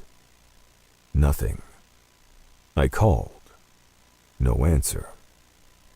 Either she'd turned off her phone, something I told her never to do, or she could be in trouble. Blood. Everywhere. On my hands. On my clothes. My heart rate ticked up. The familiar noose around my neck tightened. I squeezed my eyes shut, focusing on a different day. You don't need to go back to third grade. You need to just type slower, and that's all. Until the red stains of my past retreated. Oh, God. When I opened them again, anger and worry coalesced into a block in my stomach, and I didn't bother changing out of my training clothes before I exited Darien the Corner, I remember you from a previous stream. It's good to have you back. It's good to see you again. I blocked and flipped off a Mercedes who tried to cut in front of me at DuPont Circle. The driver, an over-groomed lawyer type, glared at me, but I didn't give a shit. If you can't drive, get off the road. By the time I arrived at Ava's place, I still hadn't received a reply, and a muscle pulsed dangerously in my temple. If she was ignoring me, she was in deep shit. And if she was hurt, I would bury the person responsible 6 feet beneath the ground, in pieces. You willing to kill her? Where is she? I dispensed of the usual greetings when Jules swung open the door. Who? She asked, all doe-eyed innocence. I wasn't fooled. Jules Ambrose was one of the most dangerous women I'd ever met, and anyone who thought otherwise because of the way she looked and flirted was an idiot. My life schedule has been like all over the place, so she's not answering her phone. It's awesome when you can catch one. Maybe she's busy. I am going to be streaming on Sunday more, though. She could be in trouble, we're gonna be and I know doing your boss. Like live book readings much more on than Sundays. A word for me to so I'm going to try to make that like internship. a thing. And then I've done my research on all on of Mondays Ava's we'll closest do friends. like gaming Jules streams and stuff like that. But I'm gonna try to make internship Sundays between the like students' junior and senior mainly years this. was critical for admittance into and we'll a go over competitive different law books and stuff like school. that. But it'll be different books All traces than of what we go flirty over on the coquettishness podcast. melted. So that way it's not same. Jules narrowed her eyes. So to be like we're going over 2 books instead Don't of threaten just me. one. Don't play games. We glared at each other for a minute, Precious seconds ticking by before she relented. She's not in trouble, okay? She's with a friend. Yeah. Like I said, she's probably busy. She's not glued to her phone. Address. You're hot, but you can be a real overbearing asshole. Address. Jules huffed out a sigh.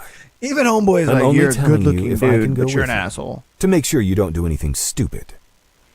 I was already halfway to my car. 5 minutes later, we were speeding back to D.C. I was going to bill Josh for all my gas expenses when he returned, just out of spite. Bananas, you're my root beer. Why are you so concerned? Ava has her own life, and she's not a dog. She doesn't have to jump every time you say fetch. Jules flipped down the visor mirror and retouched her lipstick when we stopped at a red light. For someone who claims to be her best friend, you're not concerned enough. Irritation coiled in my stomach. When have you known her not to reply within minutes of receiving a text or a call? When she's in the bathroom, class, work, sleeping, showering, a photo. It's been almost an hour. Yes. I snapped. Yes, you are the one and only favorite. Jules And shrugged. for some reason, Maybe she's I having hate sex. that your chats are not showing A up on muscle screen. jumped in my jaw. I wasn't sure everybody which else's version chats of are showing up Jules on screen was except for worse. yours. I'm the so one who upset with always that. tried to convince me to I mow don't know the why. lawn shirtless, or the one who relished baiting me.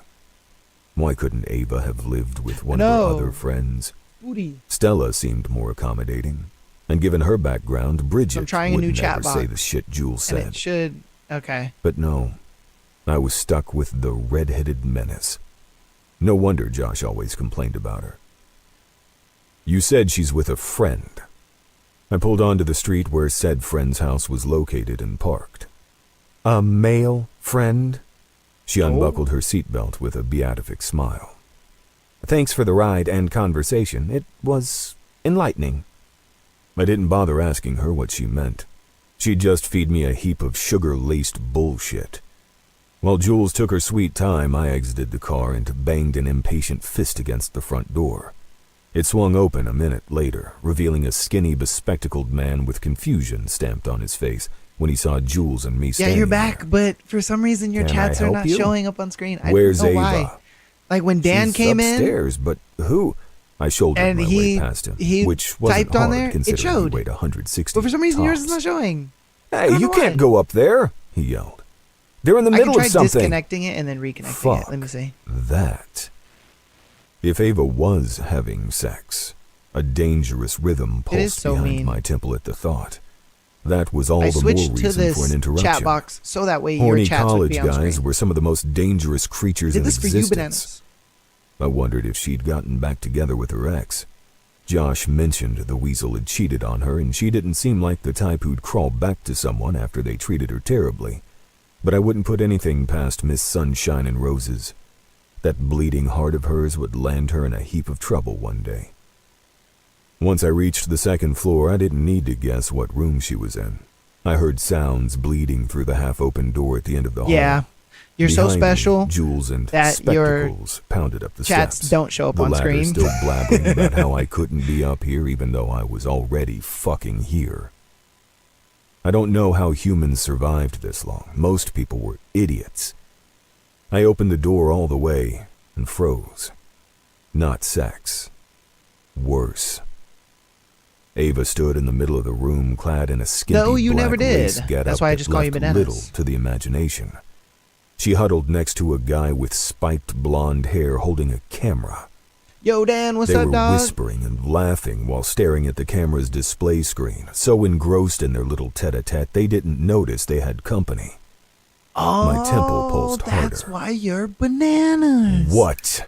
My voice sliced through the air like a whip. Ah. Is going on here? There ain't nothing wrong with basic white girl, okay? It wasn't a question. Ain't nothing wrong I with knew that. what was going on. The setup, the rumpled bed, Ava's outfit. They were in the middle of a photo shoot, with Ava as the model, dressed in something that wouldn't be out of place in Playboy magazine. What's up, The what's strappy up? concoction Ava wore barely covered the necessary bits. It looped around her neck, bearing her shoulders, and plunged to her I'm a navel in the basic front. leprechaun. The high-cut bottom left her legs and most of her ass bare. And other than the You're areas my pot covering of her gold. breasts and between her legs, The sheer black lace revealed more than it covered. I'd never seen her like this. It wasn't just the outfit, it was everything. The usually straight black hair that fell in luscious waves down her back. The made-up face with the smoky eyes and glossy lips. The miles of golden skin and curves that etched themselves into my brain forever. I was caught between disturbing lust. She was my best friend's sister, for fuck's sake. Fuck. And inexplicable fury that other men were seeing her like this. Ava's eyes widened with alarm when she spotted me.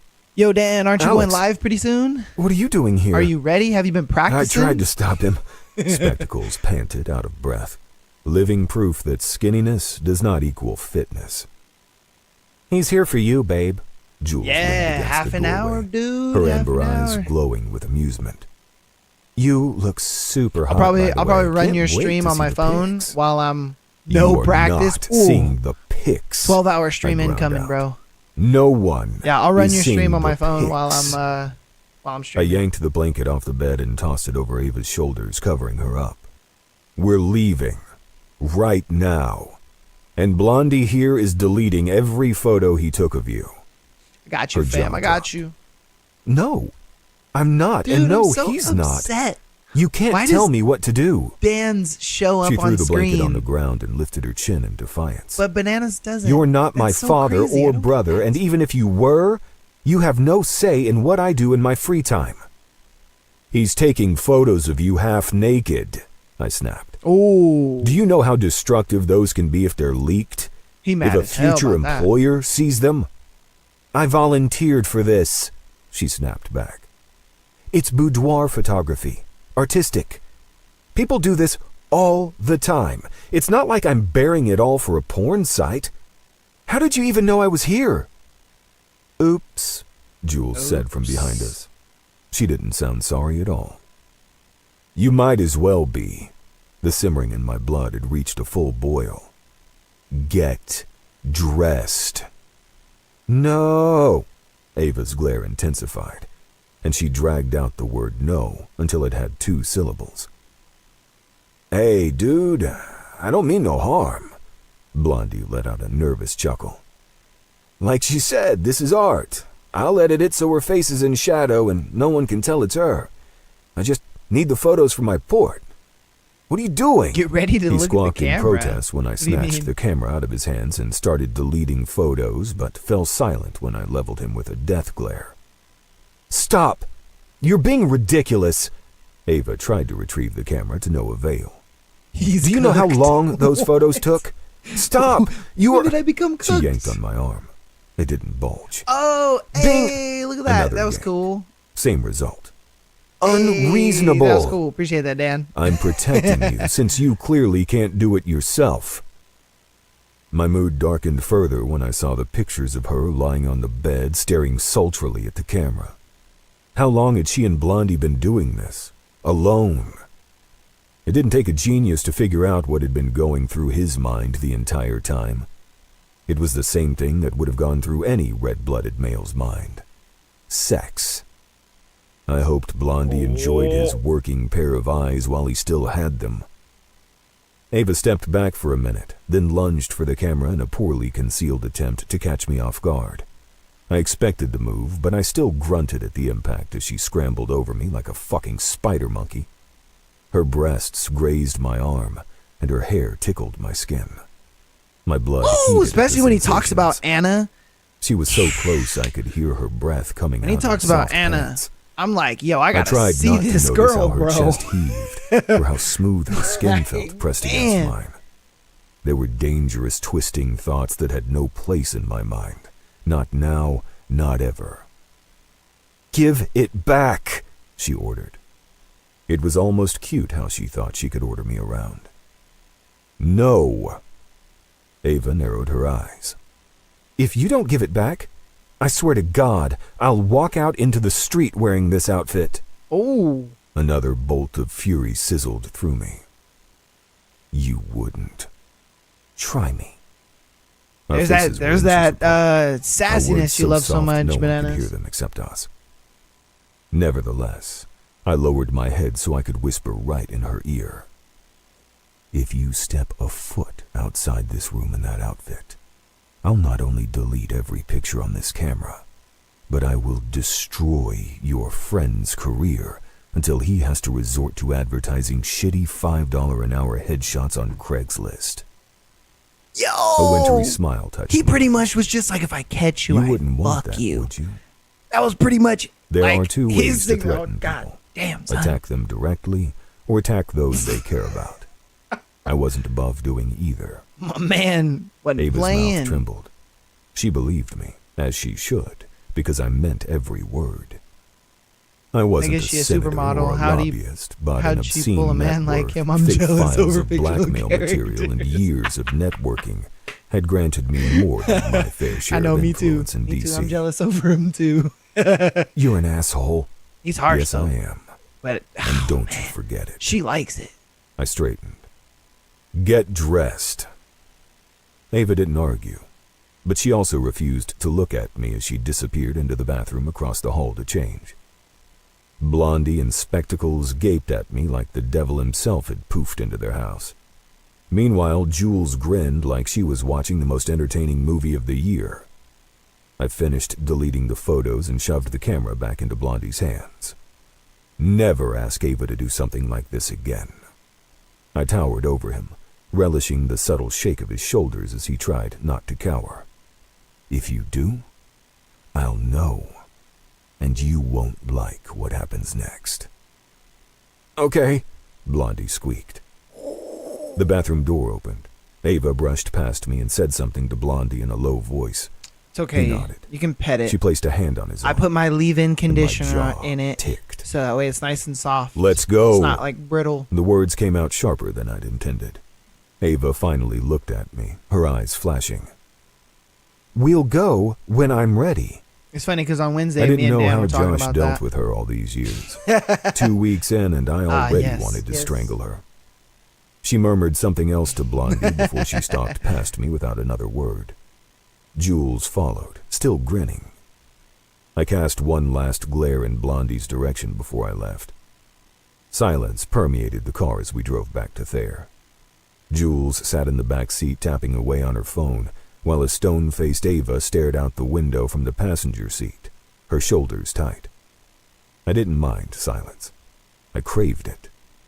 There were few things I found more irritating than incessant, pointless conversation. The weather, the latest blockbuster, who broke up with who the fuck cared? Ooh. Still, something compelled me to turn on the radio halfway through the drive, though I left the volume so low I almost couldn't hear the music. It was for your own good, I said over the teeny-tiny beats of the latest rap hit. Ava turned her body further away and didn't respond. Fine. She could be mad all she wanted. The only thing I regretted was not smashing Blondie's camera altogether. Damn. It wasn't like I cared about her silent treatment. It was good. Not one bit. It was super nice. I got to relax and 6. just chill, watch some fireworks. It was a good 4th of July. How was yours? All right. That was chapter 5. Woo! Chapter 5, I think so far is my favorite. I won't lie to you. I think chapter 5 is my favorite because we got that like signature pivotal moment. That's the word I'm looking for. That signature pivotal moment, like in Haunting Adeline. The signature epitome moment was when she found Zayd in the attic, and then it's just like, oh, go hide. You know what I mean? And it was just like, this was that moment pretty much. And then he like caught her, and gave her that threat of like, if I find you, I fuck you. And then this was his like pivotal moment threat right here. That shit, I was like, woo! Hey, my boy ain't playing. I don't want to be rude, but something happened over the few episodes. Oh yeah, I'm holding you accountable. You said you'll do the rest of Haunting Adeline series. I have all of Haunting Adeline on there. It's in the playlist. Haunting Adeline is on there, as well as Book 2 Hunting Adeline is on there as well. They're in playlists. They're in their own playlists. They're on there. Hold on, I'm sorry. But something happened over the few episodes, like you started talking, fiance, and then ex-fiance. May I ask what happened? I don't want to. Oh no, that's fine. It's not rude. Oh, the novels. Yes. What we can do, Therian, is after we finish Twisted Love, we can do the novels. We can do them live. We can do that. I'll have to find them and find audio versions of them and stuff like that. I'll try to find them, see where they're at. If I got to buy them, I'll buy them. It doesn't matter. But we'll do them live, okay? Instead of doing them on the podcast, we'll do them live. And then, Therian, if you want to get like notified on when I go live and when we have episodes upload and all that kind of stuff, you can join the Discord. Joining the Discord, it's pretty much just a notification center. So all it does is just notify you when I upload, when content goes up, when I go live, all that kind of stuff. It's just one of those things where like I wanted to put all of it in one place because I know YouTube a lot of times doesn't do a very good job of like notifying people, and as well as other social media platforms, they just don't do a good job with that. So I have a Discord. You can join that and it'll like tell you exactly when I'm going live, all that kind of stuff. Okay, bananas. As far as my ex-fiance, her and I, the reason we didn't work out was simply because we were engaged for about maybe 2 years or so, and once we got engaged, maybe like 2 or 3 months after we got engaged, we found out that she had a chronic illness called POTS. If you don't know what POTS is, POTS simply just means that it's hard for blood to get to her brain whenever she stands up and things like that. And so she does get dizzy and tends to pass out, stuff like that. It was something that we were dealing with for a very, very long time. And for me, she kind of came to me and was like, oh, you don't have to be with me and you don't have to put up with that. I know it's a lot to deal with, this and that. And for me, I was like, no, I love you. I care about you. I'm going to deal with all the bullshit regardless, whether it's a bunch of hospital bills, whether it's hospital visits, medication concoctions, all that stuff. We were dealing with it all, but I loved her. I cared about her. I wanted her to know that, I loved her regardless of her chronic illness. And so when we went through that, it was kind of putting a wedge between our relationship because she couldn't work as often. And so since she couldn't work as often, I had to work more. And her and I were living together. And so since I had to work more and kind of pick up those extra bills and that extra slack, that obviously she couldn't pick up, which I was okay to do. It just drove a wedge between us because I wasn't there enough. And then there were times where she had to go to the hospital, but I was at work. Sometimes I would leave for work, but it was just one of those things where like I couldn't always leave work because it was getting me in trouble. So I couldn't always leave for work to go take her to the hospital. And, we tried to have family members come in and help and stuff like that. But it just got to a point where she felt like, look, I'm holding you back and you're going to be something big one day. And I don't want to hold you back from this because I have a chronic illness and you love me so much that it's holding you back like that. And so she ended it with me. And it was an amicable ending. It wasn't something where, I hate her or resent her or anything like that. It was just a simple thing where it drove us apart and it really sucked, and I'm okay to talk about it now because, it's been I want to say about a year now, about a year and a half maybe since that's happened. So it's been a while since it's happened. So it's one of those things where I'm like, I'm okay and I'm fine now. It's all good. So yeah, I do get people asking about like, oh my God, you had a fiance, like what happened to that? Like you mentioned her a lot in the episodes. And it's like I do because ever since I mentioned what she was going through as far as her chronic illness. A lot of people have actually been sending in their scenarios and situations where they're dealing with a partner who has a chronic illness. And, they kind of seek that advice from me because I've gone through it. And I've gone through it at like the highest level, to the point where, her and I were going to get married, and her and I, like, we were going to make this, official forever kind of thing. And so the fact that we were going to make this kind of official forever, it was like, I knew I was in it for the long haul. I knew what was going to be expected of me. I knew what it was going to take to be in a relationship with her. And so I just, it was a thing where I sucked it up. I worked extra. I took care of her, but she just felt like she was holding me back, and that, this was driving a wedge between us because we couldn't spend as much time together because I was working so much, and it was taking a big burden on me. And everybody else kind of looked at me and they were like, oh, you look unhappy. Oh, you don't look as happy as you did before. And like, you just seem unhappy in this relationship. And I'm like, no, I'm not unhappy. It's just, I know what I'm dealing with, and I understand what it's going to take in order for me to be with this woman and be in love with her. It's just the way it went, like, it is what it is. But again, you can always ask me things about myself. I'm a very open book. I have no problem like putting my personal life online. I understand what being a content creator is, and that is putting yourself online and your business online, and you kind of have to be okay with that. And so that's why I don't think that is rude, and I don't think that is like weird by any means. So you guys can always ask me questions about my personal life, and I'll be willing to share them. I don't really have much to hide, if I'm being honest with you. Like, there's really nothing that I hide. I talk about really everything on the podcast, if I'm being honest with you. And so, yeah, you can always talk to me about that. But yeah, okay, so let's get into the chapter. Let's get back to chapter 5.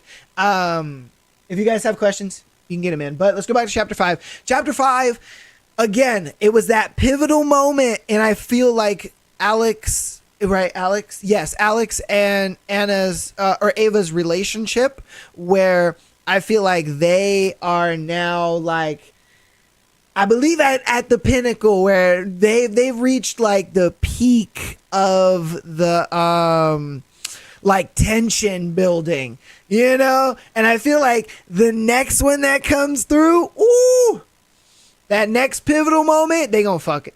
There's no way homeboy was looking at her the way he was in those little outfits in the boudoir and all that kind of stuff. There ain't no way in hell he was looking at her like that. And the next like tension moment, they not gonna fuck. I don't know. That's just me. Let me know what you think about it in the chat, though. But hopefully I was able to answer the question for you, Bananas. I don't think that you're being rude asking me questions, okay? You can always ask me things about myself. I'm an open book. All right, so let's get on into chapter 6, guys, all right? Let's do it. We have another Ava chapter. Ava then said, "Never ask Ava to do something like this again, or I will murder you and your entire family." Jules finished dramatically before taking a sip of her caramel mocha. "Shut up!" Hey, I believe that Stella was leaned forward. Thank you for joining the Discord. He did Stay not up to date. say that. Stay up to date with everything. No, he didn't. We're going to be doing some I shot awesome Jules content a in the future. disapproving look. "Stop exaggerating." Oh. "How would you know? You were in the bathroom," she countered. When my frown deepened, she sighed. "Fine." He didn't say those exact words, at least not the last part, but the general idea was the same. He did warn Owen away from you, though. Jules ripped off a piece of her cranberry scone and popped it in her mouth. Poor Owen. Guilt nickled at me as I traced absent-minded patterns on the table. Jules, Stella, Bridget, and I were at the morning roast for our weekly Tuesday coffee catch-up. And Jules had been regaling the other girls with a hyperbolized account of what happened at Owen's house on Saturday. I wish he hadn't gotten dragged into this. All those hours of shooting gone.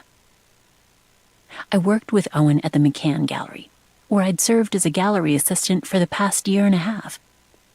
My father had never said outright he disapproved of me pursuing a photography career, but he'd made it clear that he wouldn't fund any of my equipment.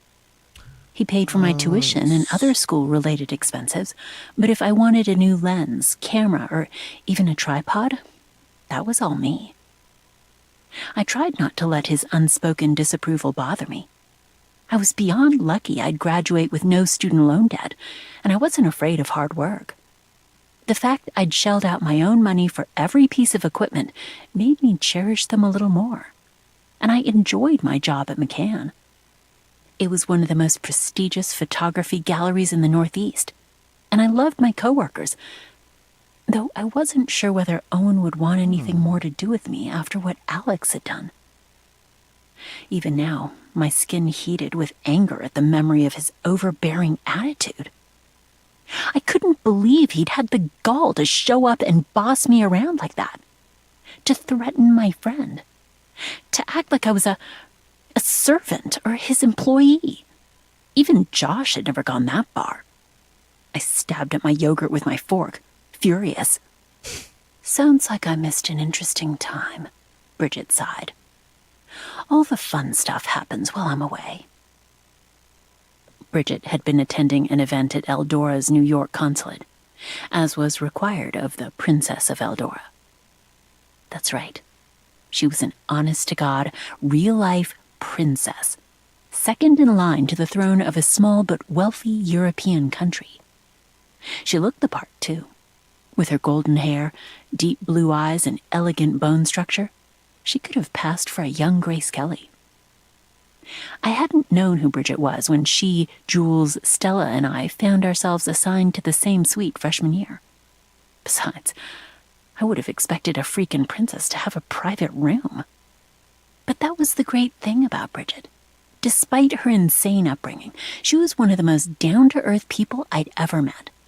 She never pulled rank, and she insisted on living life as a normal college student whenever she could. In that sense, Thayer was the best fit for her. Thanks to its proximity to D.C. and its world-class international politics program, the campus swarmed with political offspring and international royalty. Just the other day, I'd overheard the son of the Speaker of the House and the crown prince of a controversial oil kingdom arguing over video games. You can't make that stuff up. Trust me, it was not fun, I grumbled. It was humiliating, and I owe Owen a dinner at least. My phone flashed with a new text. Liam. Again. I swiped away the notification before any of my friends saw it. I wasn't in the mood to deal with him or his excuses right now.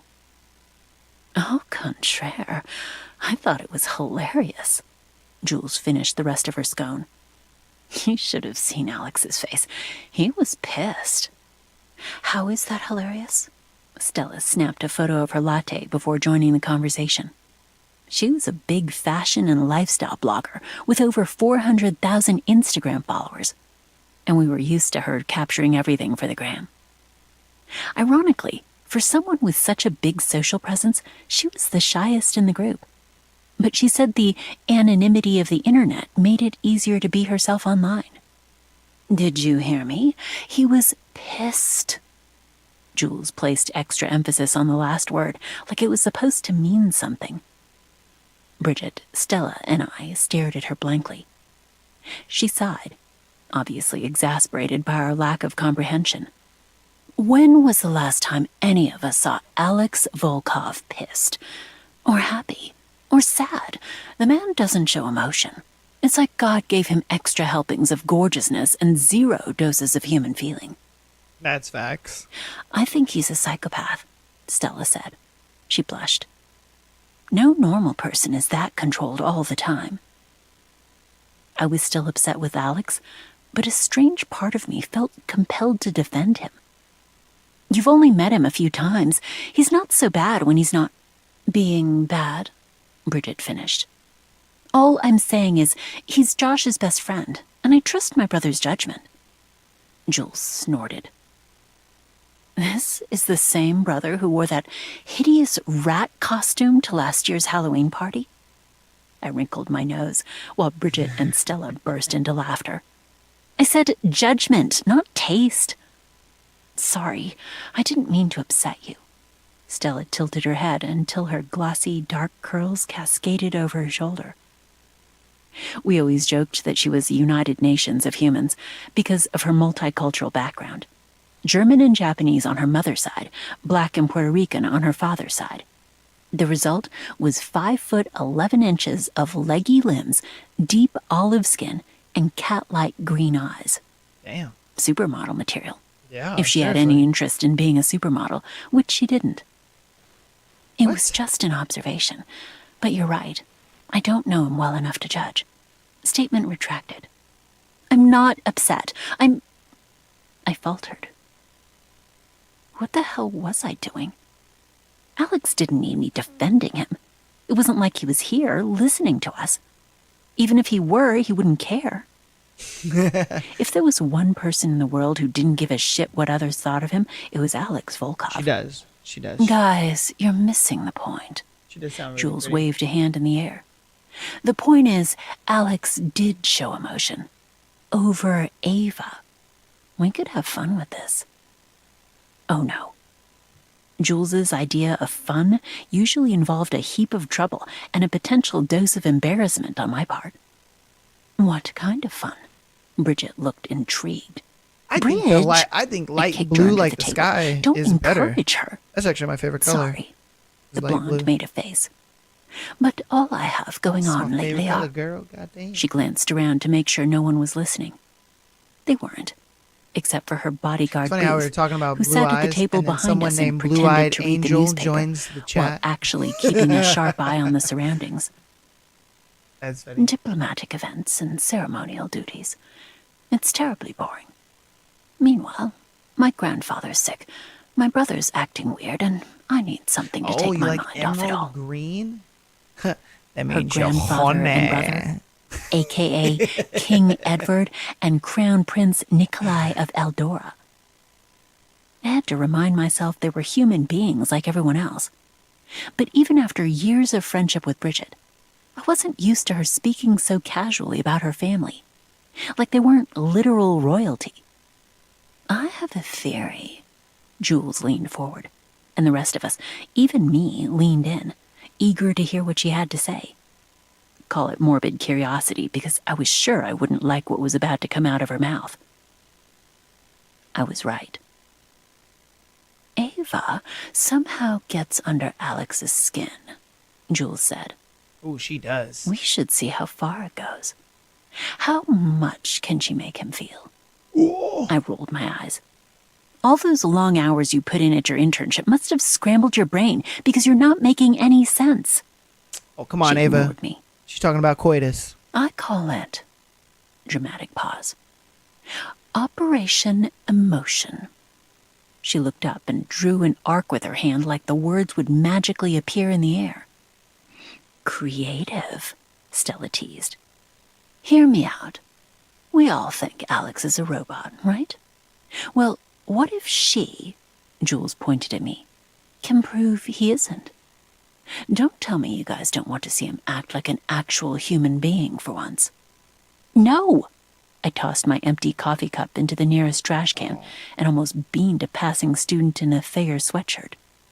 I winced and mouthed, sorry, before returning to the ridiculous proposition at hand. That's the dumbest idea I've ever heard. Don't knock it until you've tried it, my so-called best friend sang. What would be the point? I threw my hands in the air. How would it even work? Simple.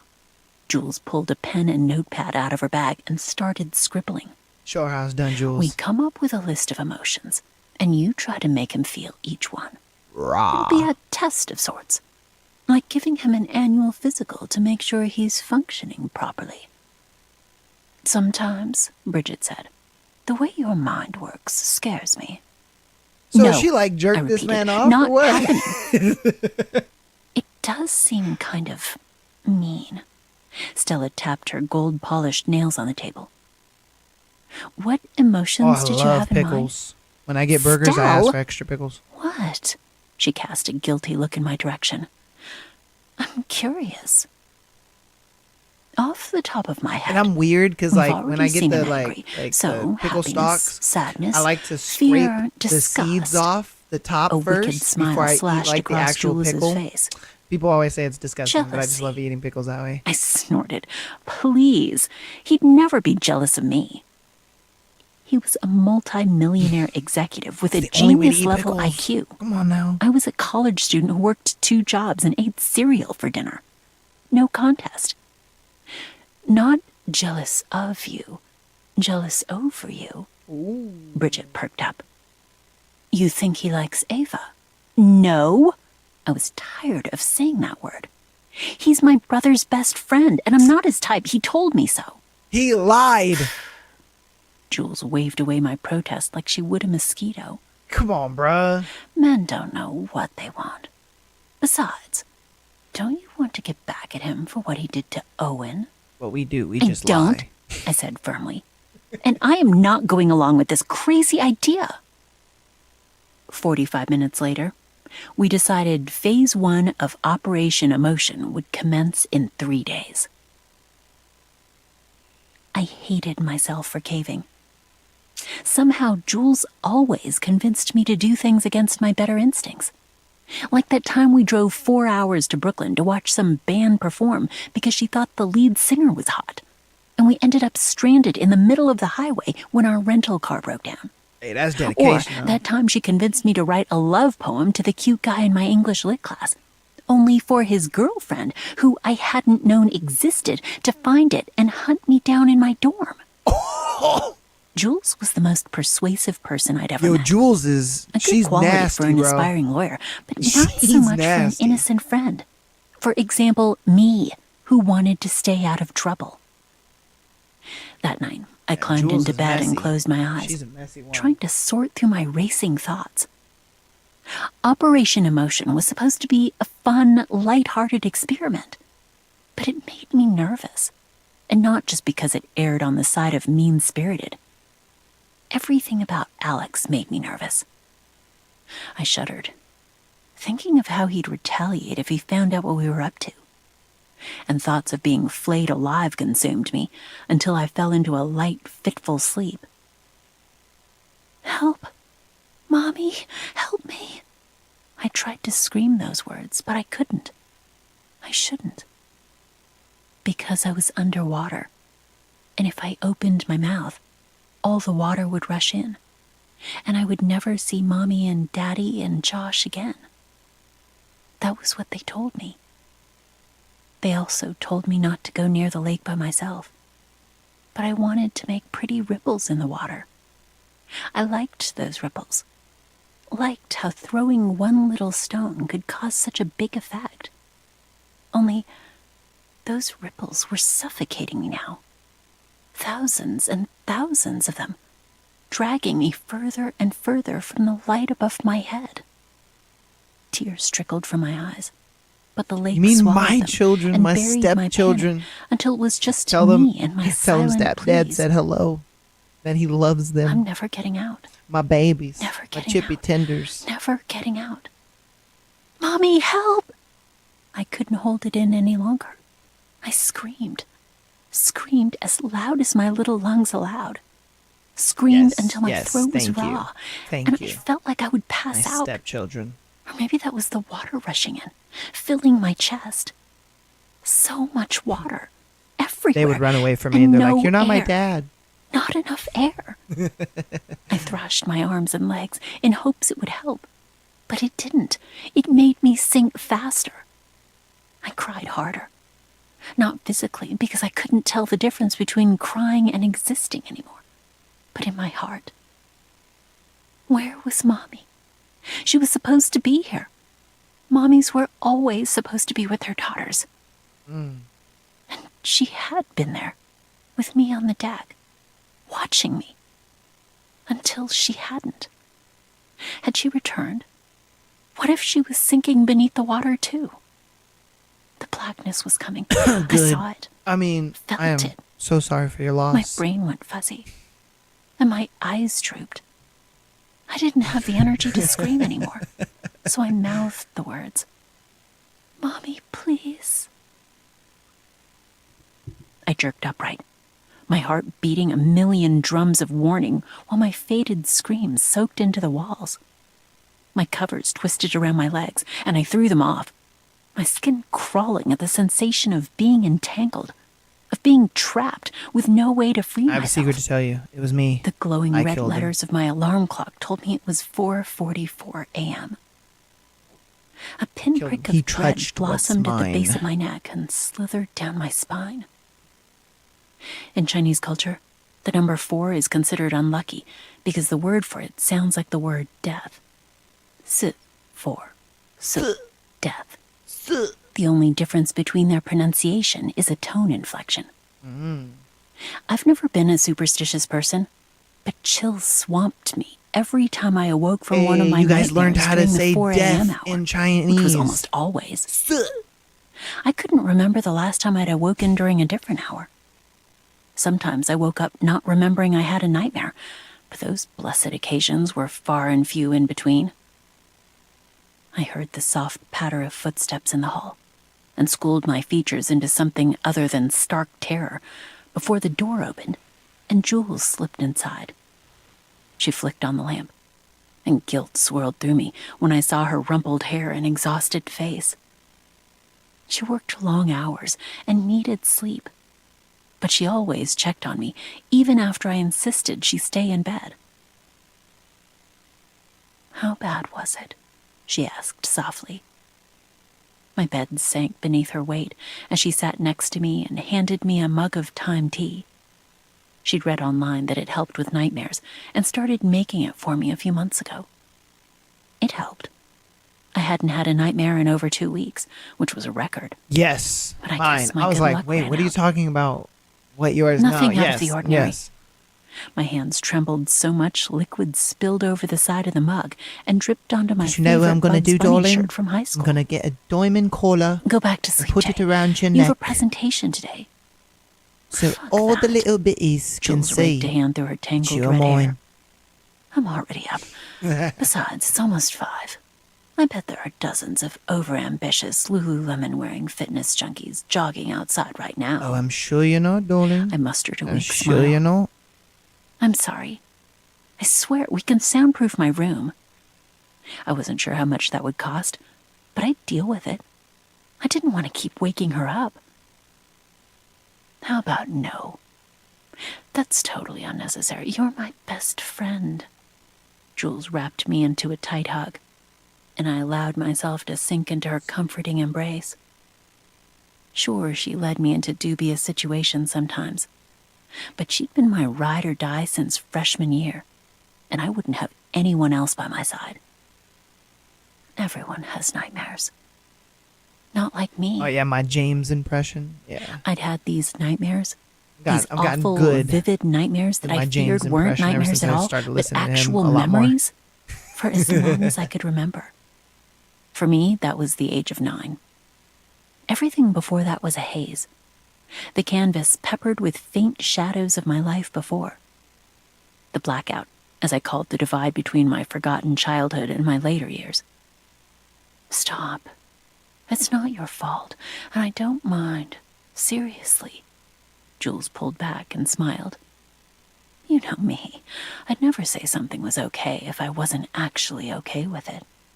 I would I let out a love soft laugh to be a voice and set actor, the even if now I was like a empty mug on side my character. nightstand. You know, I was like the main guy's best True. friend or something. I squeezed her hand. So would do it.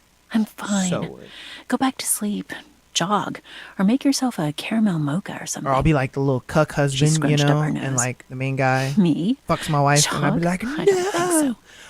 Cardio and I why? parted ways a Why long would you time do ago. that? Plus, you know I can't work a coffee machine. That's why I blow all my paychecks at the morning roast. She examined me, a tiny crease marring her smooth brow. Give me a holler if you need anything, okay? I'm right down the hall, and I don't leave for work until 7. Okay. Love you. Love you, babe. Jules gave me one last hug before she left and closed the door behind her with a soft click.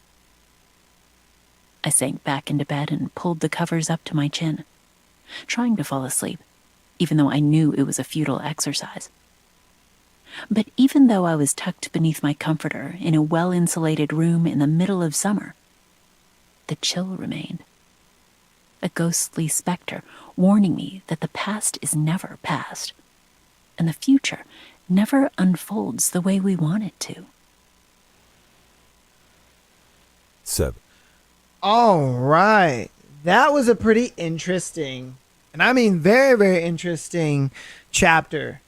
Very interesting chapter. We got a really good, insight. They better accept me as their child. They better not run away and be like, "You're not my dad," because I'll be like, "I am your dad." I'll give them lick treats. All right, but but yes, this chapter is pretty interesting because we got to see, because pretty early on we got to see the background of Alex's life, where he's kind of like in this Russian. I don't want to say like a mobster group, but they got something going on that we haven't fully delved into yet, but they are seeking revenge for something that happened, for something that's going on. And that's what we figured out about Alex's past and his kind of backstory early on. But now we finally get Ava's, and it seems like she has a lot of abandonment issues.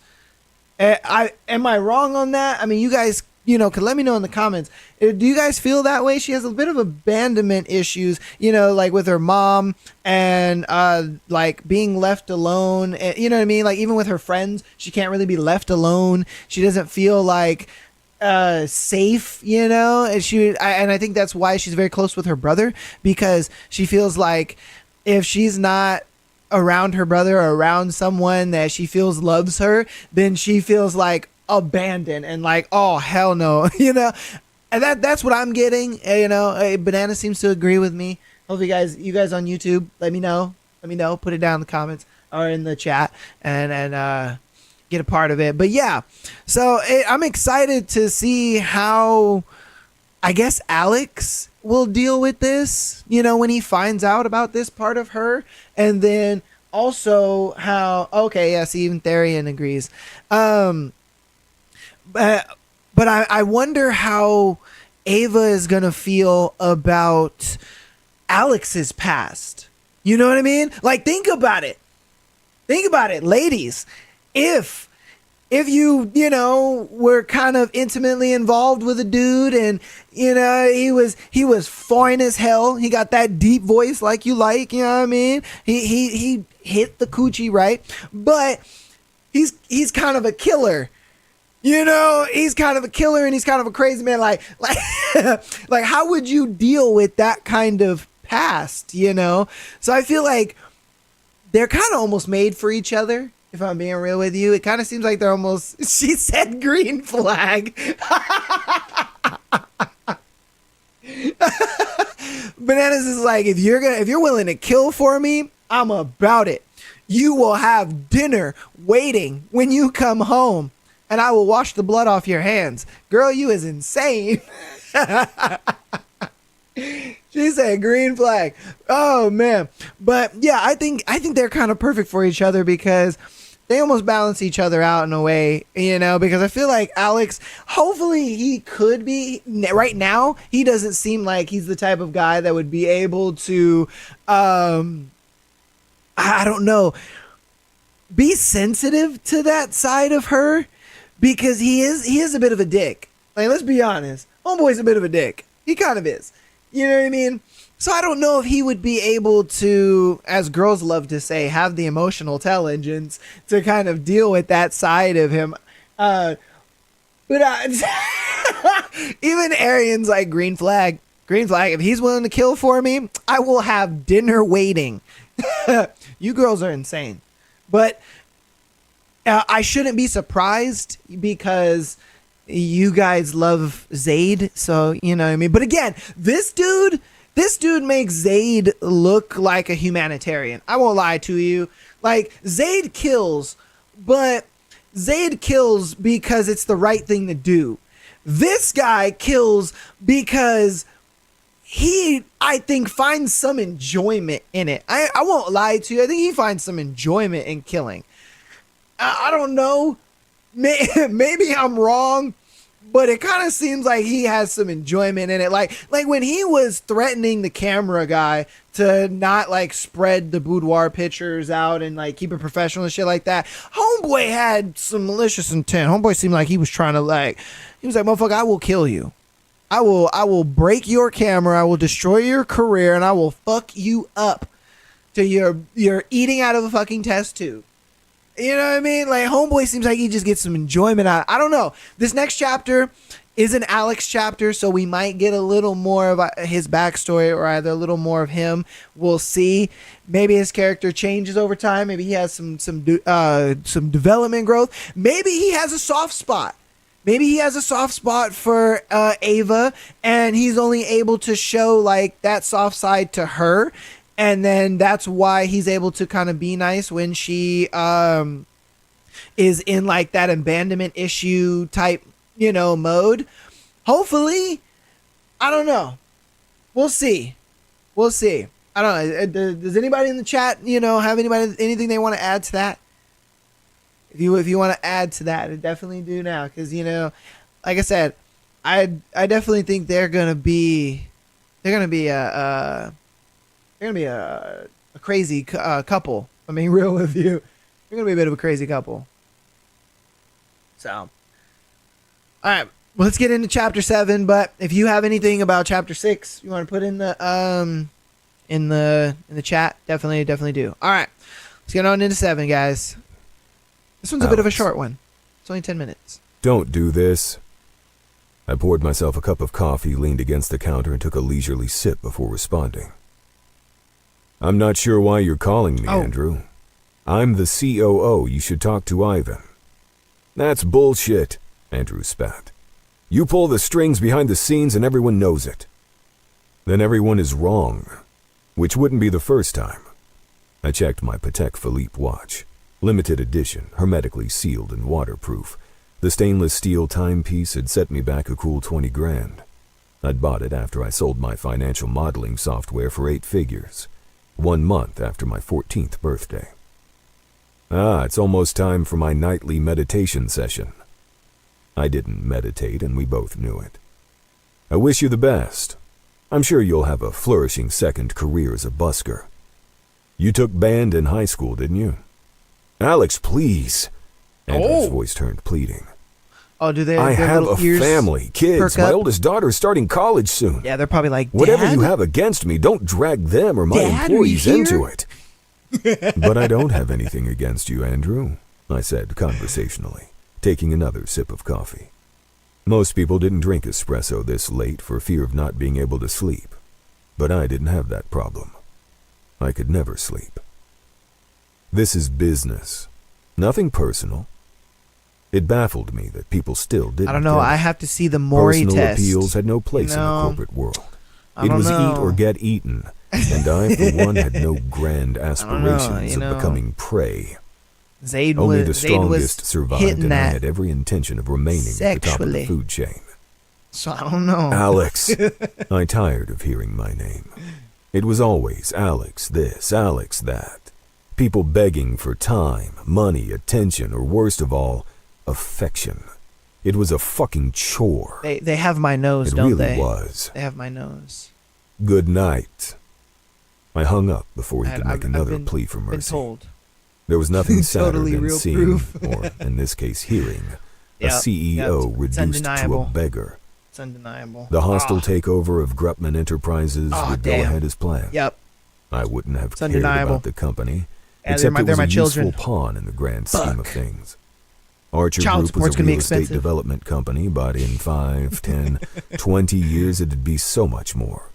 Telecommunications, e-commerce, finance, energy. The world was ripe for my taking. Grupman was a small fish in the finance industry, but it was a stepping stone toward my bigger ambitions. I wanted to iron out all the kinks before I took on the sharks.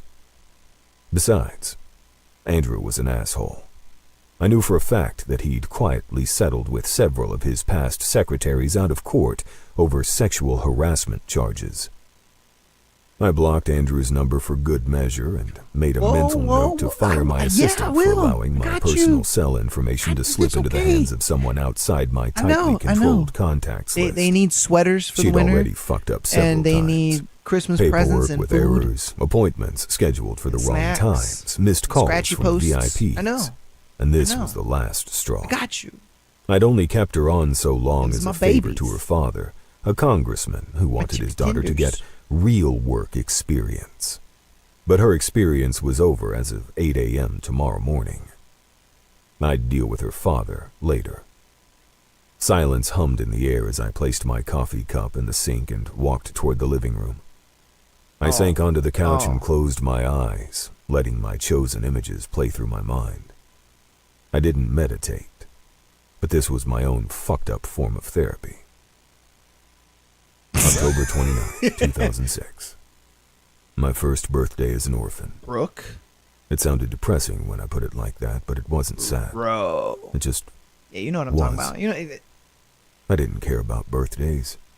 They were meaningless. Dates on a calendar that people YouTube celebrated people are because it made them confused. feel special, when in TikTok reality gets they it. weren't special at all. I mean, How could birthdays be special when everyone had one?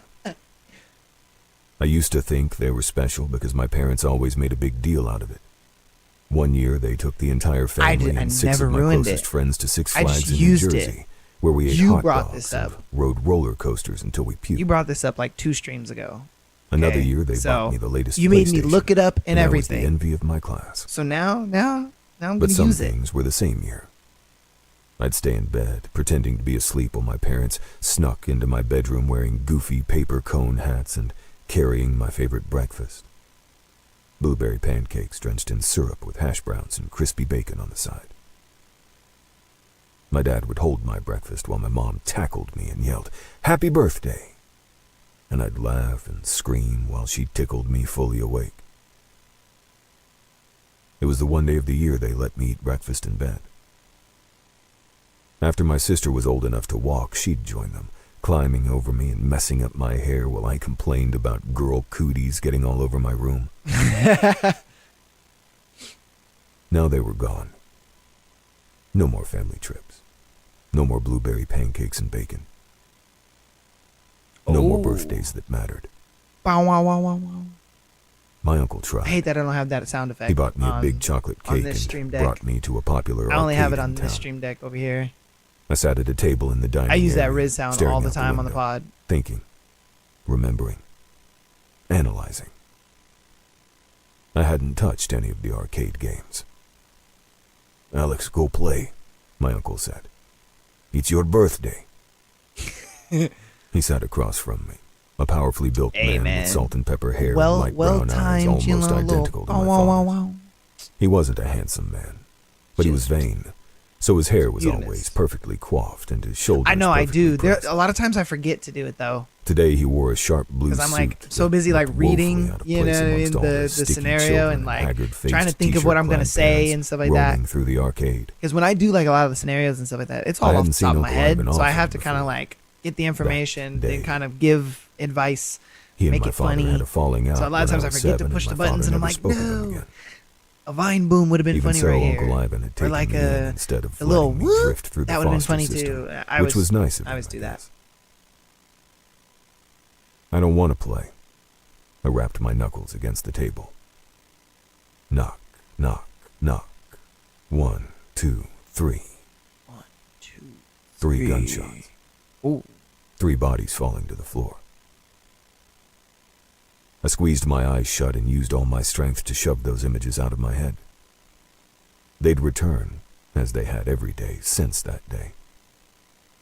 But I wasn't dealing with them now in the middle of a stinky suburban arcade with cheap blue carpet and water ring stains on the table. I hated my gift, but short of carving out my brain, I couldn't do anything about it. So I learned to live with it. And one day, I would weaponize it. "What do you want?" Uncle Ivan asked. I shifted my gaze to meet his. He held it for a few seconds before dropping his eyes. People never used to do that. But ever since my family's murder, they acted differently. When I looked at them, they would look away. Not because they pitied me, but because they feared me. Some base survival instinct deep inside them screaming at them to run and never look back. It was silly, adults fearing an 11, now 12-year-old boy. But I didn't blame them. They had a reason to be afraid. Because one day I would tear the world apart with my bare hands and force it to pay for what it had taken from me. "What I want, Uncle," I said, my voice still registering the clear high pitch of a boy who had not yet hit puberty, "is revenge." I opened my eyes and exhaled slowly, letting the memory wash over me. That was the moment I'd found my purpose, and I'd replayed it every day for 14 years. I'd had to see a therapist for a few years after my family's death, more than one, actually. Make sure you tell my because babies I none said made hello. any inroads, and my uncle kept replacing them in the hopes one would stick. They never did. But they all told me the same thing, that my obsessive focus on the past would impede my healing process, and that I needed to focus my energy on other, more constructive pursuits. Fam. A few suggested art, while others suggested sports. I suggested they shove their suggestions up their ass. Those therapists didn't get it. I didn't want to heal. I wanted to burn. I wanted to bleed. I wanted to feel every scorching lick of pain.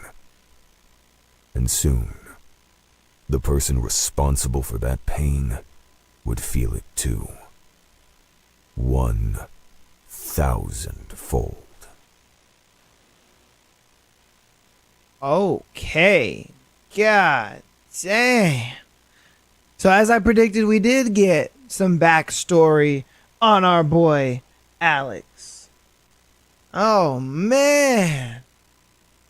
This dude's insane. My man was 12 years old. He was 12 years old killing motherfuckers. Like this was nothing to him. And Papa Geppetto over here was just like, "So what do you want?" And he's like, "I want revenge." He's like, "Okay, let's get some revenge." That nigga like, "Let's go." Hey, bro. Hey, man. That Alex motherfucker, he... yeah, again. I've said it once, I'll say it again. He makes Zayd look like a fucking humanitarian, bro. He really does. This dude, like I say, he enjoys killing, man. And even in his youth, he enjoys killing, bro. Woo! Oh my God. What did y'all think about his backstory? You know what I mean? Like, yeah. Oh, that is so true. As the title says, yes, it is very twisted love. Oh, man. Very, very twisted. Because I think, in a way, both of them are, like, extremely fucked up. and like, that's what I was saying in the last chapter.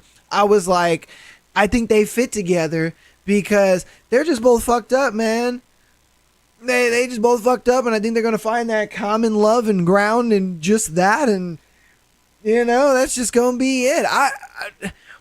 I'm glad that we're getting the backstories. It is nice, but I can't wait until we get into, I hope it's going to be in this chapter, but we're going to get into Ava and her friend. I forgot her fucking friend's name. Bananas, what's her friend name? The one that's always getting into shit. Oh, what's her friend's name? Damn, I can't remember her name. But I'm excited to see her little plan and how they go about it, because I really feel like what they're gonna do is they're gonna fuck shit up. Like, I feel like when this plan starts to get into motion, not gonna lie, I hate how when it's one character's turn, they have to voice. I know! What I loved in Haunting Adeline is that the girl that voices Adeline, she voices all the girl characters. The guy that voiced Zayd voices all the guy characters. That was something I didn't like in Hooked. I hated that in Hooked. I was just like, why? Like when the guy who voices James is just like, oh, yo, I'm like, bro, just have Wendy do that part. That is one thing that is annoying. I don't like that either, but a lot of books do it. Is what I've noticed, and so what can you do at this point? But yeah, I'm excited to see their plan. Go into action, see how it works, see if Alex kind of just reads her mind and judos her shit, because that's what he's been doing the whole time. He's just been judoing her shit, reading her mind, making her feel like, wait, whoa, what the fuck, and she's just been, and it ain't gonna fuck. But let's get into the next chapter. Let's see what's going on. It's chapter 8. This is Ava. So hopefully we're getting back.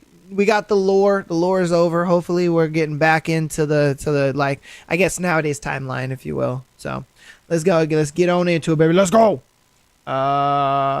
This one. All right. 8. Ava. Operation Emotion. Phase Yes. Sadness. Okay. I came armed I was for right. battle.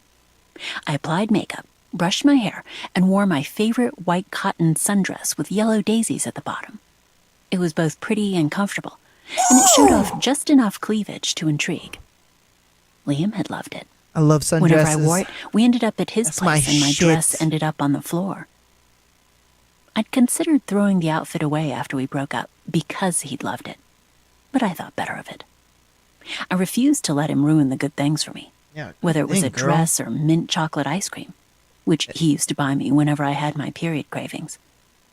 I figured looking funny, good that's couldn't Zaid's hurt if I favorite was ice cream. angling for an unannounced evening movie-thon with Alex. I couldn't think Or of is that any good Adeline's? ideas to make him sad without being a total bitch. So I'd chosen the neutral option of sad movies. They worked on everyone.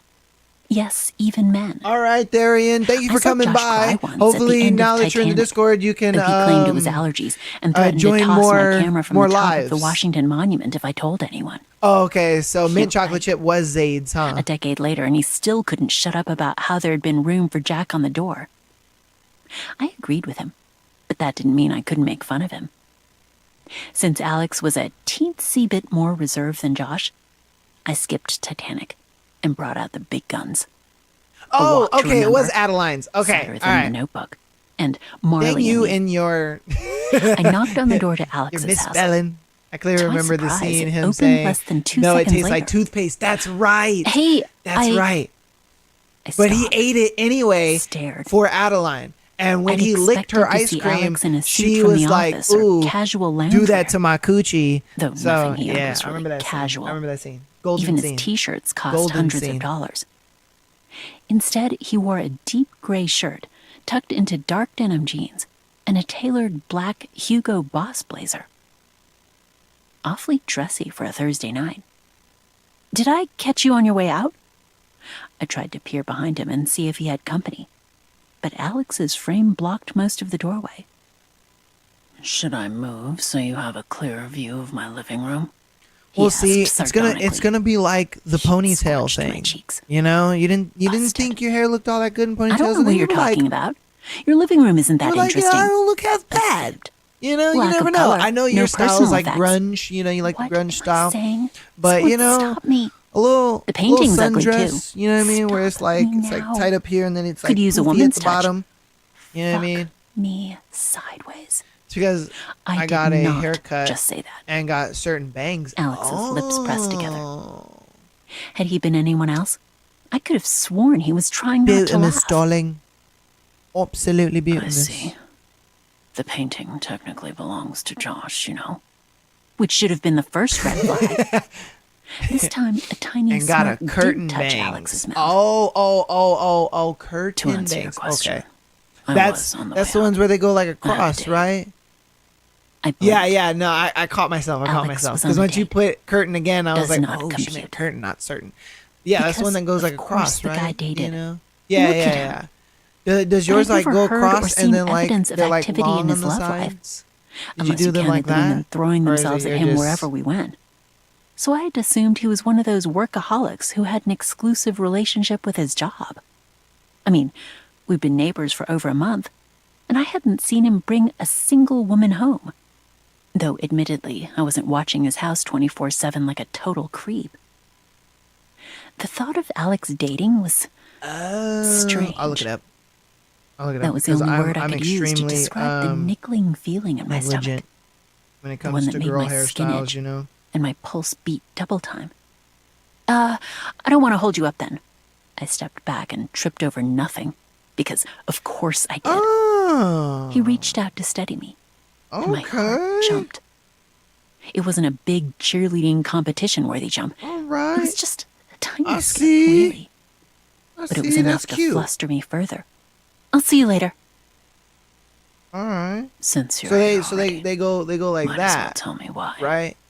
Alex was still holding my arm. So they show and a the little bit of heat your from big his touch forehead. No, I'm just seared me kidding. to the bone. I assume this means the cold shoulder treatment is over. I'd been ignoring him for I can see days that, since I he can see stormed that. into Owen's house like an overbearing, green-eyed tornado. It was the longest I'd ever held on to my anger. Being upset was exhausting, and I had better things to do with my time. I'm kidding. But I'd wanted to Kidding. make I love a your point, forehead. which was that he couldn't All right. barge in and try to take over my life without Love that consequences. forehead, you know. For the most part, I narrowed my eyes. Don't do that again. Don't parade in front of other men half naked, and I won't have to. Oh. I was not parading. His words clicked into place. Other men? Because Alex dropped my arm, his eyes growing even I have a more camera. glacial. Tell me why you're it here. sees Ava. all. Is someone bothering you? Told you. His gaze sharpened. Told you. Liam. I'm just like Zayd. I got that. An obvious attempt to That change the camera. subject. See you right now. But my head spun too much for me to call him out on it. No, it was nothing. Jules is on a date and I'm bored, so I thought I'd see if you wanted to hang out. Somebody's watching I realized I should have come up with a less And I got pathetic, no privacy. more convincing Oh, whoa. excuse for why I'd shown up to his house unannounced on a Thursday night. Especially since we weren't friends per se. But it was too late. See, this was why I'd never make it as a spy or a lawyer. Jules would be so disappointed in me.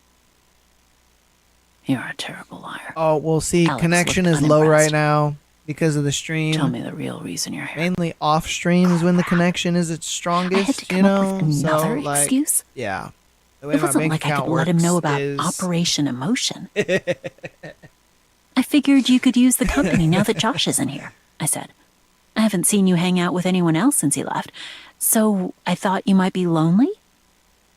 The sentence morphed into a question when I realized how dumb that logic was. Because, I'm duh, dying. Alex's life didn't revolve around his house. You can't die. He may not throw house parties every week like Josh, but he probably ate out with friends and attended sports games like everyone else. Which obviously isn't the case since you're going on a date, I added quickly. Oh. So I'll hop on back to my place and you can forget this ever happened. Enjoy your date.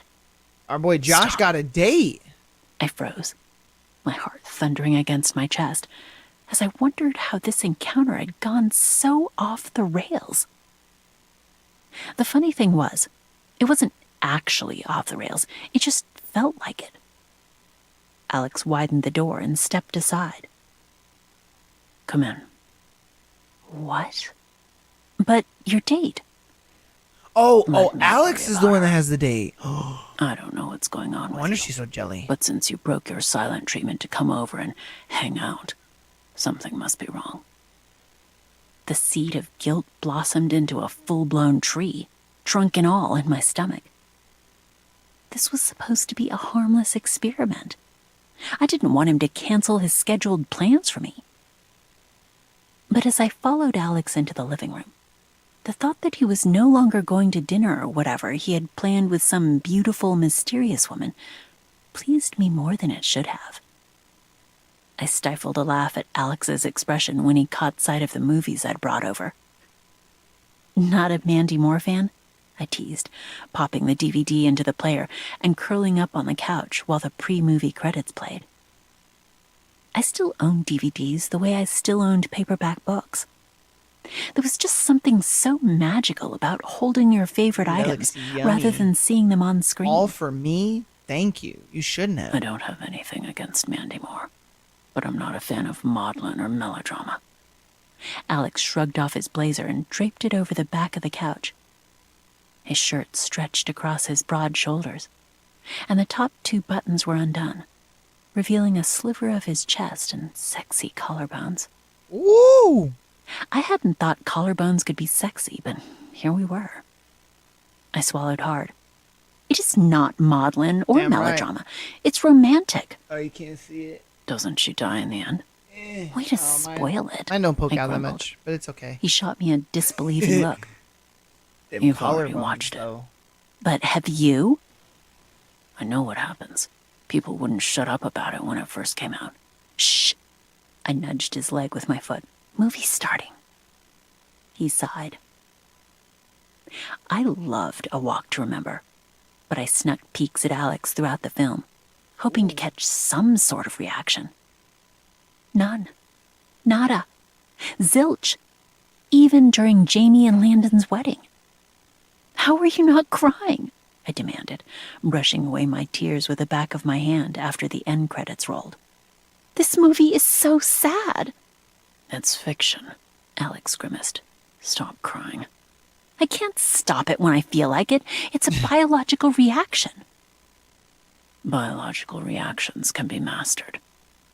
I couldn't resist.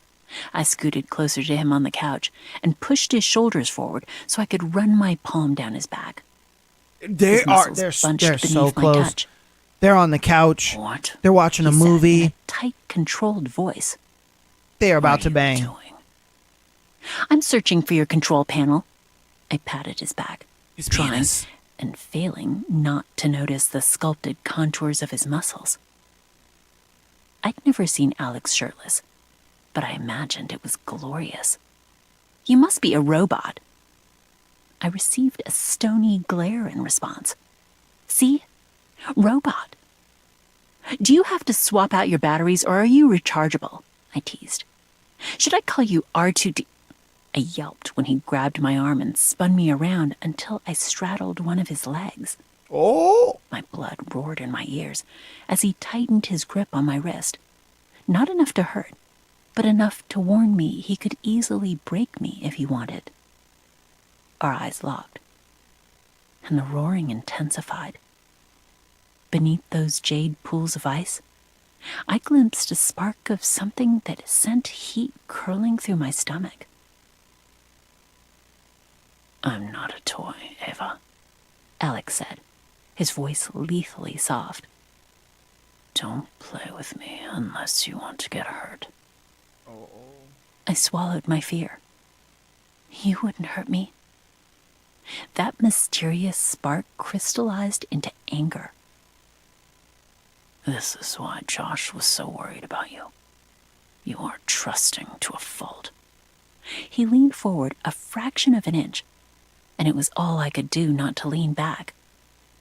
Alex's presence crackled with coiled energy, and I had the unnerving sense that beneath all that ice lay a volcano waiting to erupt. And God help whoever was around when that happened. Don't try to humanize me. I'm not a tortured hero from one of your romantic fantasies. You have no idea what I'm capable of. And just because I promised Josh I'd look after you, doesn't mean I can protect you from yourself and your bleeding heart. Pink blossomed on my face and chest. I was torn between fear and fury. Fear of that hard, unyielding look in his eyes. Fury was over so how he spoke aroused. to me like I was a naive child who couldn't tie her shoelaces without hurting herself. Come on, man. This seems like an overreaction to a simple joke, I said, my jaw tight. I'm sorry I touched you without permission, but you could have told me to stop instead of giving me an entire speech about how you think I'm a helpless idiot. His nostrils flared. I don't think you're a helpless idiot. My anger edged out my fear. Yes, you do. You and Josh both. You always say you want to protect me like I'm not a grown woman who's perfectly capable of handling herself. Just because I see the good in people doesn't mean I'm an idiot. I think optimism is a good trait, and I feel sorry for people who go through life believing the worst of others.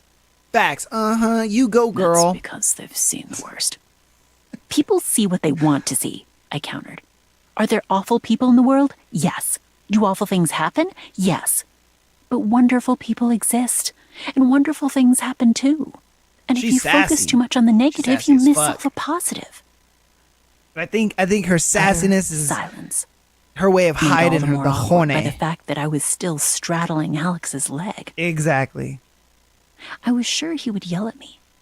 But to my shock, Alex's face relaxed into a hint of a smile. His fingers grazed the small of my back, and I almost jumped out of my skin. I do like her better than Adeline. Those I won't rose-tinted lie. glasses look good on you. I think her and Zayd would have done really Sunshine. well as characters. I was sure he meant that mockingly. But the butterflies in my stomach stirred to life anyway, fanning away my anger. Traitors. Thanks. You can borrow them. You need them more than I do, I said pointedly. A low chuckle slipped from his throat, and I almost fell to the floor in shock. Tonight was turning out to be a night of firsts. Alex's hand trailed up my spine until it rested on the back of my neck, leaving a cascade of tingles in their wake. I feel it dripping all over me. He did not. What? An inferno consumed my body. You... Oh, No, I'm not. I yes, sputtered, you are. pushing him away and scrambling off him. My core pulsed. Oh my God, what if She's I wet. was? I couldn't look, afraid I'd see a telltale wet spot on his jeans. I'd have to move to Antarctica, build myself an ice cave, and learn to speak Penguin because I could never show my face in Hazelburg, D.C., or any city where I could run into Alex Volkov again. His chuckle blossomed into a full-blown laugh. I called it. I The don't effect of his real miss. smile was so I don't devastating. miss. Even amid my mortification, I knew the that all I could sassiness do was stare was just at the hiding way the his horny. face lit up, and the sparkle that transformed his eyes from beautiful to downright breathtaking. Holy crap. Perhaps I should be grateful he never smiled, because if that was what he looked like while doing it, womankind didn't stand a chance. I'm talking about your bleeding heart, he drawled. What did you think I was talking about? You... Forget Antarctica. I had to move to Mars. Yeah, bro. Alex's laughter subsided, but the twinkle in his eyes That remained. so means he noticed. What's the next movie? Excuse me? He angled his chin toward the DVD on the table. You brought 2 movies. What's the second one? The sudden subject change gave me whiplash, but I wasn't complaining. I didn't don't want know, to you speak weren't. about my dripping anything with Alex ever. My thighs clenched, and I gritted out, Marley and Me. Put it in. She would throw a sad dog Put it- movie on. The fuck? Oh, the DVD. I needed to get my mind out of the gutter. While the opening credits played, I sat as far away from Alex as possible and casually placed 2 throw pillows between us for good measure. did. He didn't say anything, but I saw him smirk out of the bet corner she of my did, eye. bro. I was so focused on not looking at him, I barely paid attention to the movie. Oh, same. But an hour later, Same. I when my cry. eyes drooped and sleep beckoned, I was still thinking about his smile. Oh, man. That chapter was fucking juicy. They still haven't fucked though, but the tension is so good. Oh, it's so good. And I called it. She was only being sassy because she was horny. She was feeling on my man's back.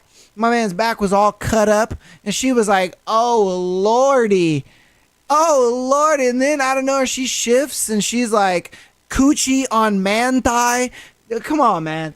There ain't no way that she's gonna be coochie on man thigh and not get aroused by that after she was just touching his muscular ass back. And then my man gives this little like I can't even do it because I just ain't a Chad like that. But he gives like this little half smile and she's just gushing, son. Just gushing down there. Oh my goodness. Woo! And now, and then my man over here talking about, so are you gonna throw another movie on? And she's like, another movie? What do you mean another movie? And he's like, yeah, another movie. Fuck, we gonna throw another movie on? She sat on the other side of the fucking couch. She sat on the other side of and you want to know why she sat on the other side of the fucking couch? Because if she didn't, they would have fucked. Man, just like Banana said, they need to just fuck already, bro. You know what I mean? It's gonna be sensational. It's gonna be sensational when that happens. Oh man, all this pent up energy is gonna go crazy. You know? Oh my God. I'm telling you, man, this is woo. I'm so ready for it. All right, next chapter. Chapter 9 is Alex. Hopefully, you know, it'll continue from when they're watching movies and stuff like that. We'll see what's up, but oh man, it's building. It's building, baby. Oh my goodness, it's building. All right, let's get back to the other scenes and let's get back to it. All right, let's go. Alex. I silently cursed Josh as I carried Ava upstairs. That asshole always put me in situations I didn't want to be in. It is Case sad. in point, sleeping in the same room as his sister. I'm sure he would be even less happy about it than I was. But I wish I was a up the Chad. guest room. I'm just I not never a had Chad. guests. I'm not a Chad Not Thundercock. if I could help it. And it was You pouring know. outside, so I couldn't bring her home without both of us I getting can't even drenched. get to Tyrone status. I could There's have no left way. her on the couch, No way I can but get she to would have been Tyrone damn status. uncomfortable. I can get to I Chad. I kicked can open hang the with the door to white my room and boys. set her on the bed. No. She didn't stir. Oh well, thank My you. eyes lingered on her I'm form, so glad you think I'm noticing Chad details Thundercock I had out no here. business You know what I noticing. mean? Her dark hair fanned out beneath her like a blanket of black silk, long enough for me to wrap my fist around. You know, Chad Thundercock and her out skirt here. rode up, You bearing know. an inch more thigh than modest. Her skin looked smoother than silk, and I had to clench my hands to refrain from touching her. My mind flashed back to earlier in the night. Figure Her out skin why had it's turned the doing prettiest shade of red when I made my dripping comment. And while I'd joked about her bleeding heart, a part of me, a very large part, had wanted to bend her over my knee, yank up her skirt, and find out just how wet she was. that. Whoo, I would Because I'd seen the too. lust in those big brown eyes. Oh yeah, she was She'd wearing been the turned on. sundress. And if she hadn't moved away when she did... I tore my gaze away, my jaw clenching at the unwelcome Oh, thoughts so crowding my she brain. was I she was shouldn't straight have been thinking panties about my best on friend's leg. sister this way, but something had shifted. I wasn't might have sure to go to when that or bathroom in a how, minute. but I'd started seeing Ava less as Josh's baby sister and more as a woman. A beautiful, pure-hearted, but feisty woman who might be the death of me one of these days. I never should have invited her in earlier. I should have gone on my date with Madeline like I'd planned. But truth be told, I couldn't stand Madeline's company outside the bedroom. She was gorgeous, rich, sophisticated, and understood she'd get nothing more than a physical relationship out of me, but she insisted on being wined and dined before each of our sex sessions. Oh well, you know, if I only win, I would have to obliged drag you because with. the You know what I woman mean? fucked like a porn star. A night in with Ava, as bad of an idea as it turned out to be, had sounded far more appealing than another tiresome meal at a generic fancy restaurant where Madeline preened and pretended we were a couple in front of DC's movers and shakers. Oh, I know you would. She didn't expect any strings from our arrangement, but she liked status symbols. You And bald I, girl. as one of the richest, most Yeah, very eligible bald girl. bachelors in the DMV area, according to Mode de V's latest power issue, was a status I can symbol. watch my own. I didn't care. I Should've used allowed me to her, watch she my used phone. me. We got orgasms out of it. It was a mutually beneficial relationship. But my arrangement with Madeline had run its course. Her less than pleased reaction when I called to tell her I couldn't make it tonight had cemented my decision. Madeline had no claim over me, and if she thought a few dinners and blowjobs would change my mind, she was sorely mistaken. I lifted Ava so I could tuck her beneath the covers. Not showing. I'd expected her to sleep with a dreamy smile like the one she always wore when she was awake. Instead, her brows were drawn, her mouth tight, her breathing shallow. I almost smoothed a hand over her brow before I caught myself. Instead, I changed into a pair of black sweats, flicked off the light, and climbed into the other side of the bed. A gentleman would sleep on the couch or the floor, but of all the insults people had thrown my way over the years, gentleman was not one of them. I laced my hands behind my head, trying to ignore the soft female presence beside me. Sleep wasn't forthcoming, per usual.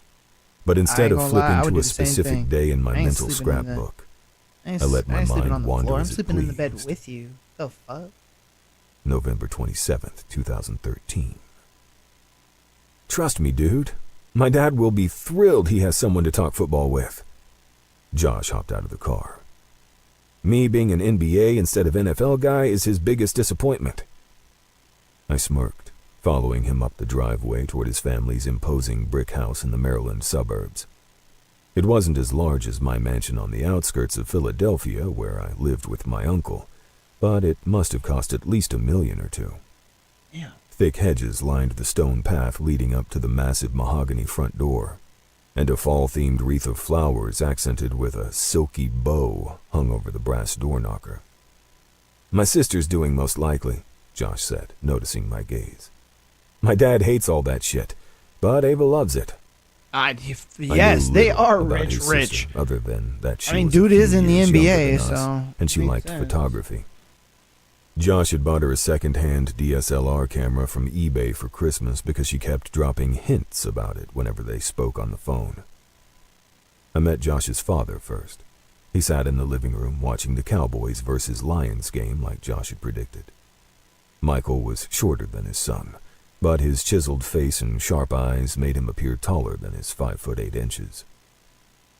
Nice to meet you, sir. I held his gaze, unflinching, when Let's I shook go. his hand. 5'8". Michael grunted a response. Short king. Josh was a third-generation Chinese-American, which meant his father had been born in the U.S. Michael had been the model son, a straight-A student who attended top-tier schools and founded a successful company, despite the fact How his tall own are you, parents Bananas? never finished high school. Hannah Banana. Similar to my How tall are father, you? except mine had been born in Ukraine and immigrated to the U.S. in his teens. My chest tightened. When Josh found out I had no family to celebrate Thanksgiving with other than my uncle, who couldn't care less about the holiday, he'd invited me to celebrate with the Chens. I was both grateful and No, that's somewhat good. irritated. That's I hated good. being the object of anyone's pity. Josh, have you... Oh. The female behind me halted. That's good. I turned, That's my good. cool gaze assessing the petite brunette in front of me. She wasn't actually that short, probably 5'5", but compared to my 6'3", she was miniature-sized. With her rosebud God lips damn! and delicate face, she resembled a doll. My man, She 6'3". And I Oh thought my it God. was.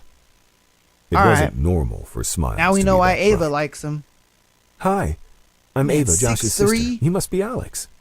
She held out her hand. I would love to be 6'3". I stared at it long my enough that her goodness. smile faded, replaced with an uncomfortable expression. I would pick and up Josh Bananas like nudged she's a me in the child. ribs.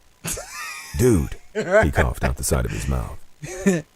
I finally shook her hand. It was tiny like and delicate, uppies. and I couldn't help thinking how easy it would be to crush it. This girl and her sunshiny smile wouldn't last a day in the real world, where monsters lurked around every corner and people hid their dark intentions I'm behind 5'7" and masks. a half. I was I'm sure like of it. almost 5'8". A scream yanked me out of my memories and into real life again, where Short the shadows king, grew you long know? and the body next to mine writhed in distress. Stop! Stark terror drenched That's what I was Ava's saying. I was voice. like, you're No. 5 foot. That's good. Help! That's good. 5 seconds later, I'd turned on the bedside lamp and was out of bed, gun in hand. I always kept a firearm by my side, and I'd installed a new top-of-the-line security system right after I moved in. Exactly. I didn't know how an intruder got past all the defenses without triggering an alarm, but they picked the wrong house to break into. When I looked around, though, I didn't see anyone else in the room. Please stop. Ava twisted on the bed, her face pale. Her eyes were wide open but unseeing. She choked like she couldn't get enough air in her lungs. Nightmare. My shoulders relaxed before tensing again.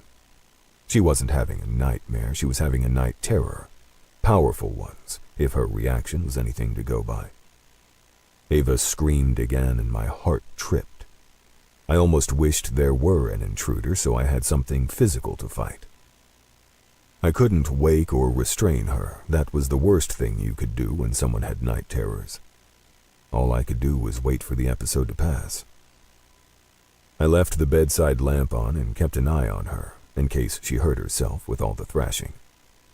I hated feeling helpless, but I knew better than anyone that no one can fight our mental battles for us. Half an hour later, Ava's screams had quieted, but I continued my vigil. It wasn't like I could sleep. My insomnia meant I only slept 2 or 3 hours a night, though I often crashed for naps in the middle of the day when I could. I opened my laptop and reviewed new business documents when my phone pinged. Josh. Yo, I'm bored. Guess I wasn't the only person who couldn't sleep tonight. Me. What do you want me to do about it? Josh. Entertain me. Me. Fuck you. I'm not your circus monkey. Josh. I woke up my roommate. I snorted so loud. You should dress up as a circus monkey for Halloween. Me. Only if you dress up as an ass. Sorry, I mean donkey. Me. You're already an ass. Josh. What a comedian. Don't quit your day job. Josh. P.S. You think I won't do it? I'll do it just so I can blackmail you with the monkey pics. Me. That's crazy. You don't tell someone you want to blackmail them before getting the blackmail material, dumbass. As Josh and I joked and gave each other shit, I glanced to my side where Ava slept with her face buried in one of my pillows. A trickle of something that might have been guilt wormed its way into my stomach, which was ridiculous. It wasn't like we'd messed around. Besides, sleeping in the same bed as my best friend's sister wasn't the worst thing I'd ever done. Or would do. Not yet. Not by a long shot. You know he about to tear that coochie up, 10. bruh. Oh my goodness. Okay. So it seems like the tension is further growing because now they're sleeping in the same bed. I wonder if she, I wonder if she still has a Niagara Falls going on down there still. I don't know. I think she does.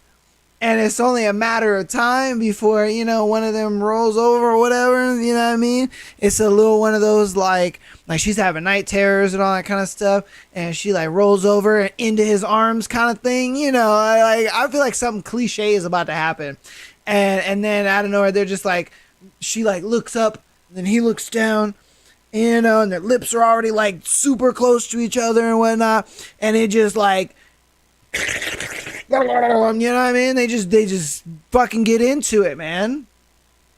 I feel like it's gonna happen. I really do. I feel like it's gonna happen. I don't know. It couldn't. We'll see. But yeah. I'm definitely feeling like it's gonna get crazy up in here. This book is fucking good. I won't lie to you, this book is good. Man. It was a book I wanted to go over, but I was like, dang, should I do it on the podcast? Honestly, hey man, big, and I mean big, shout out to my girl Bananas, goddamn, for the great idea to do these books live. That was probably one of the best ideas ever. You had an amazing idea. I hope they do too. I hope they just fuck already. But I get it. I get it. They're building that tension like crazy. You know, they're building it all the way up. I understand where they're going, and I'm loving the tension. But I'm like, come on, man. There ain't no way you gonna be on my leg, panties to leg. You out here wet coochied, and we in the same bed? Nah. I ain't gonna lie to you, nah. You know what I mean?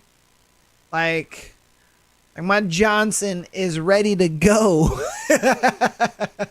You know, hey. But yeah, hey, love you, girl. Appreciate that.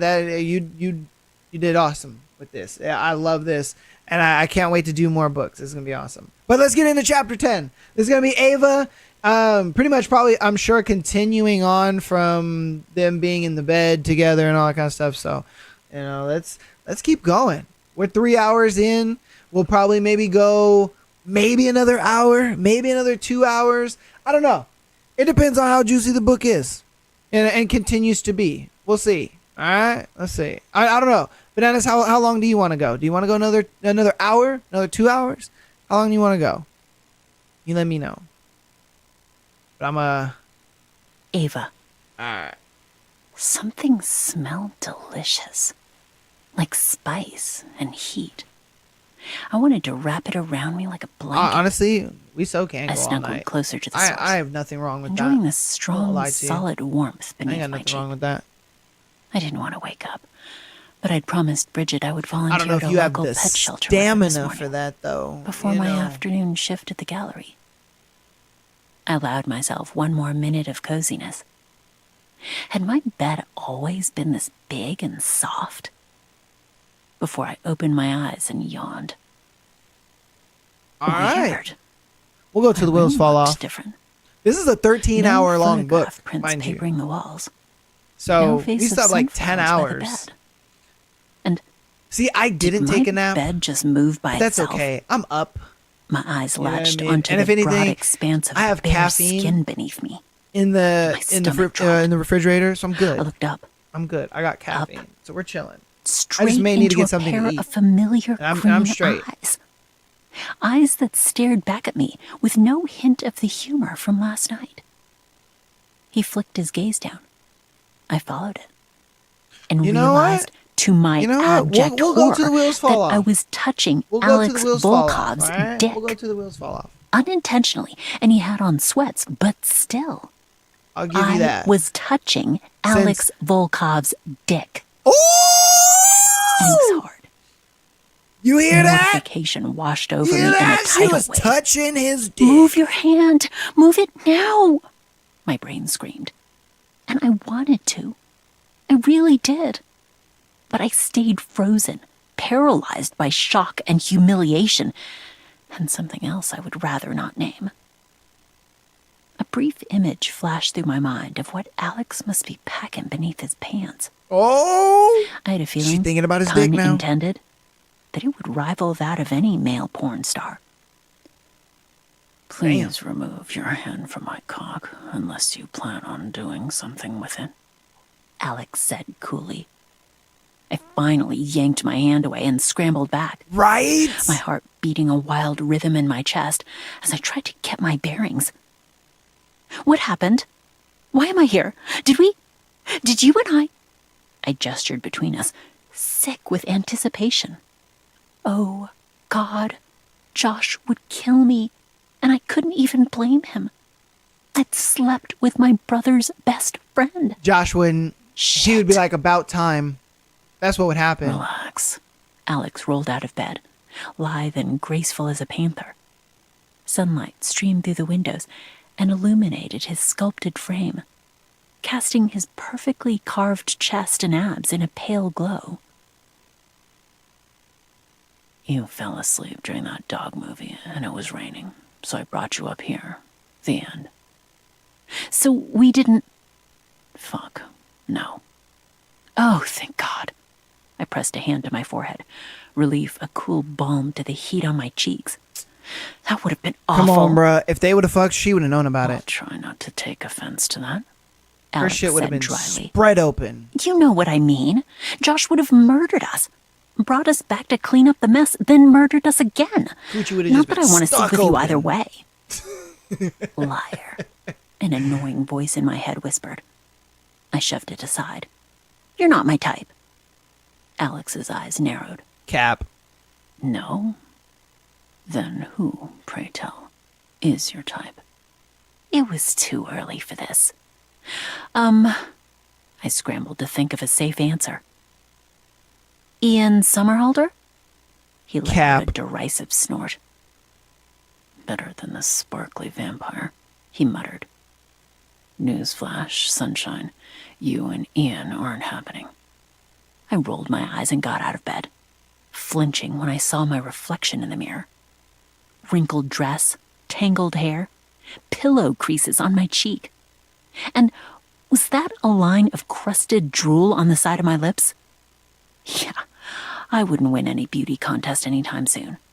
Thanks, Captain Obvious, I said, discreetly wiping the drool from my face, while Alex pulled a t-shirt over his head. His bedroom was as sparse as the living room, with nothing except his massive bed, a nightstand with a lamp and alarm clock, and a dresser decorating the space. Don't get your panties in a twist. I'm not your type either, remember? Or maybe I am. I raised my eyebrows at the obvious tent in his pants.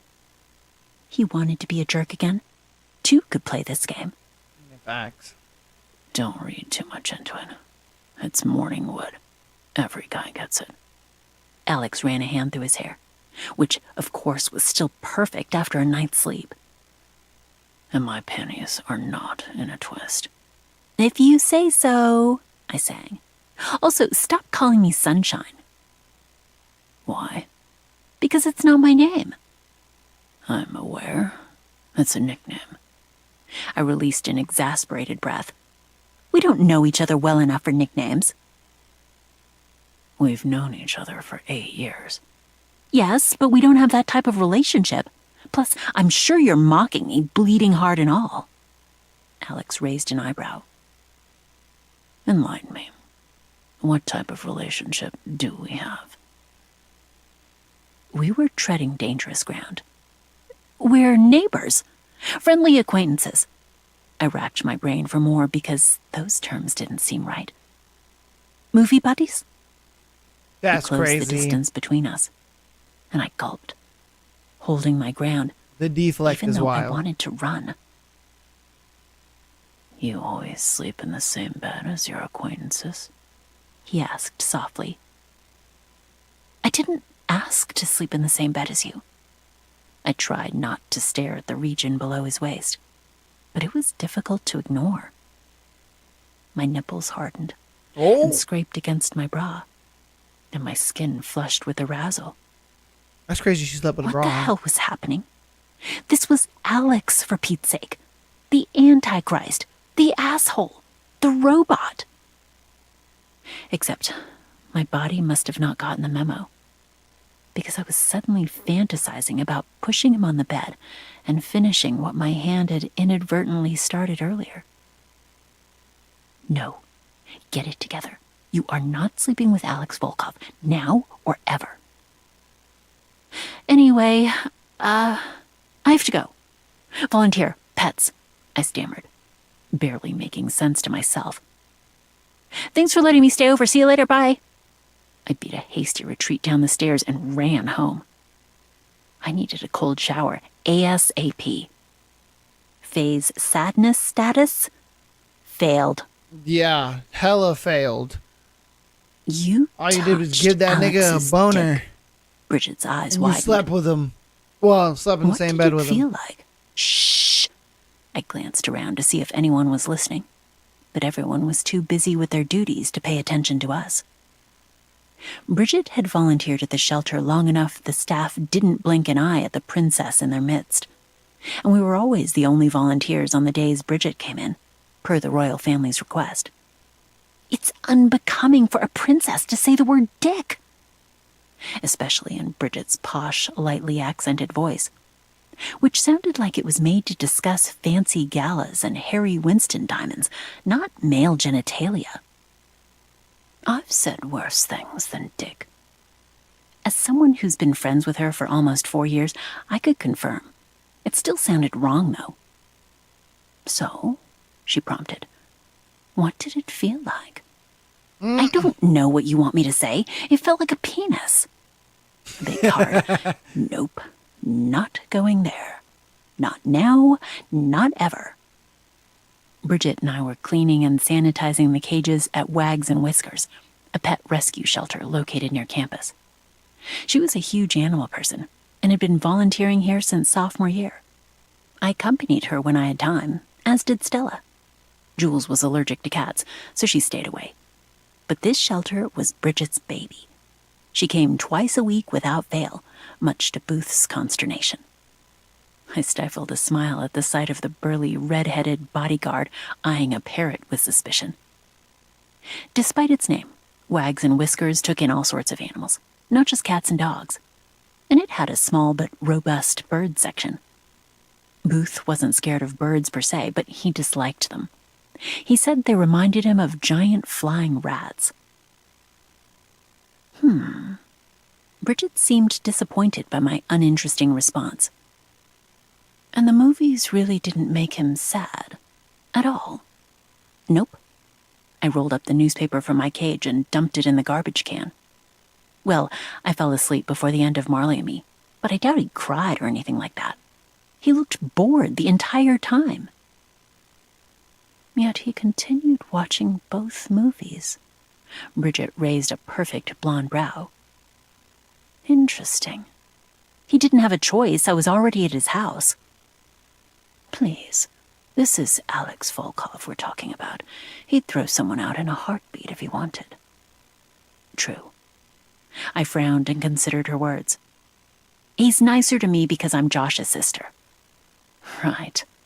Bridget let out a soft laugh. Which phase is up next again? Ugh, the stupid Operation Emotion, or OE as I'd started calling it. It was the bane of my existence. Disgust. I had no clue what I'd do, but that phase seemed easier. I had a feeling lots of things disgusted Alex. I'd pay good money to see that. Bridget tossed a laughing glance in Booth's direction. Are you all right, Booth? Yes, Your Highness. He grimaced when the parrot squawked. Oh, yes. Spank me, master. That's insane. Your master. The teacher bird, that is wild. Go away. The parrot drew itself up and ruffled its feathers in indignation. Bridget and I burst into laughter. Apparently, the parrot's old owner had been quite active sexually. And kinky. Its outburst today was tame compared to its previous tirades. I'll miss you, Bridget sighed. I hope my next bodyguard has a sense of humor. I stopped scrubbing the cage. Wait, what? Booth, you're leaving us? Booth scratched the back of his neck, looking sheepish. My wife is giving birth soon, so I'll be on paternity leave. Congrats, I smiled, even though I was pretty sad. He was Bridget's employee, but we'd accepted him as an honorary member of our group. He'd bailed us out of many dodgy situations in the past, and he gave pretty good boy advice, too. We'll miss you, but this is so exciting. His face flushed with pleasure. Thank you, Miss Ava. He was unfailingly polite, and insisted on calling me Miss, no matter how many times I told him he could use just my first name. We're throwing you a going-away party when the time comes, Bridget said. You deserve it for putting up with me all these years. Booth's blush deepened. That's not necessary, Your Highness. Is a pleasure serving at your side. Bridget's eyes twinkled. See, this is why you deserve a going-away party. You're the best. Before Booth could explode from how red he was turning, I added, we'll make it parrot-themed.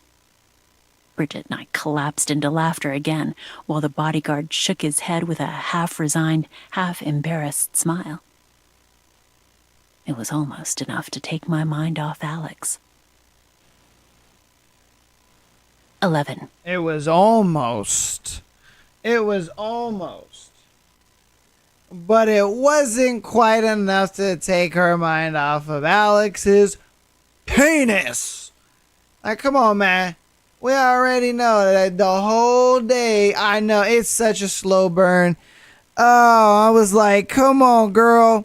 You know, you see the tent in his pants. You know, all you got to do is lift that dress up and just get it done.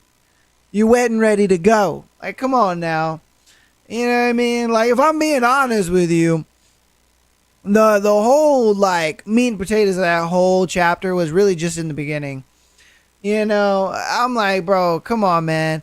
And then the fact, I don't know how she was supposed to make him sad. Is that why she put the Marley and Me on? Is that why? So that she can make him sad?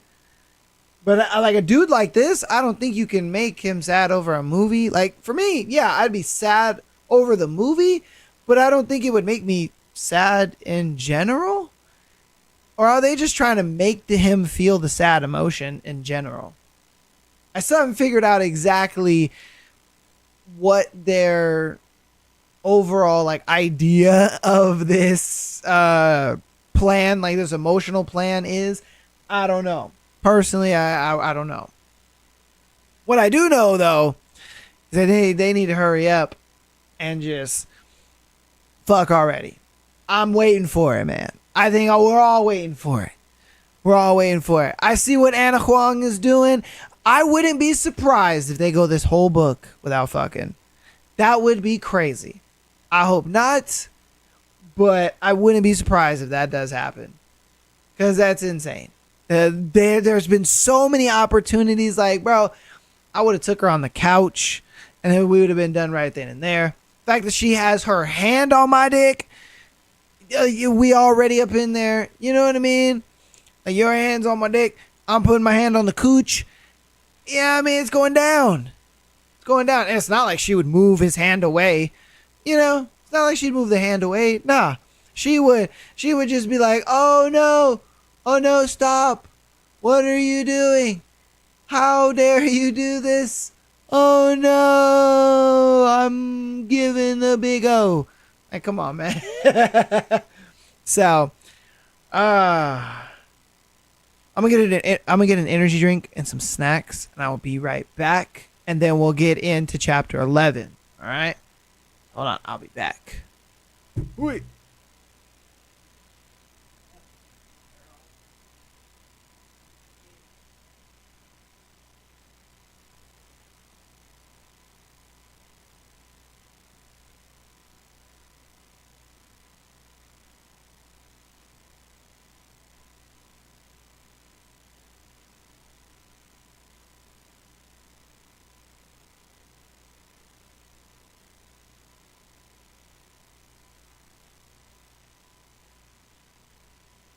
Ooh, baby, ooh, eh, ooh. Where we go. Sings a song, sounds like she's singing. Ooh, baby, ooh. Oh, man. Do you want to know what high-level gourmet snacks I have? Oh, I have an energy drunker. Yes, energy drunker. A string cheese. A string cheese. And some pineapples.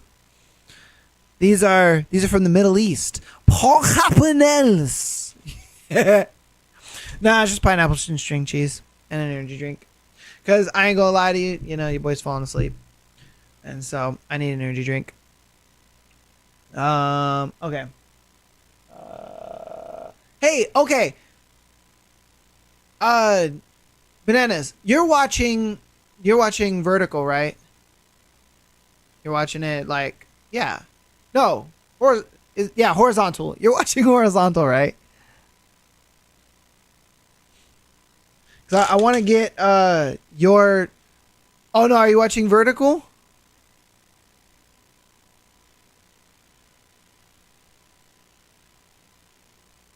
Okay, because I was going to ask, because, like, I've been switching it, like, back and forth. And, um... Yeah.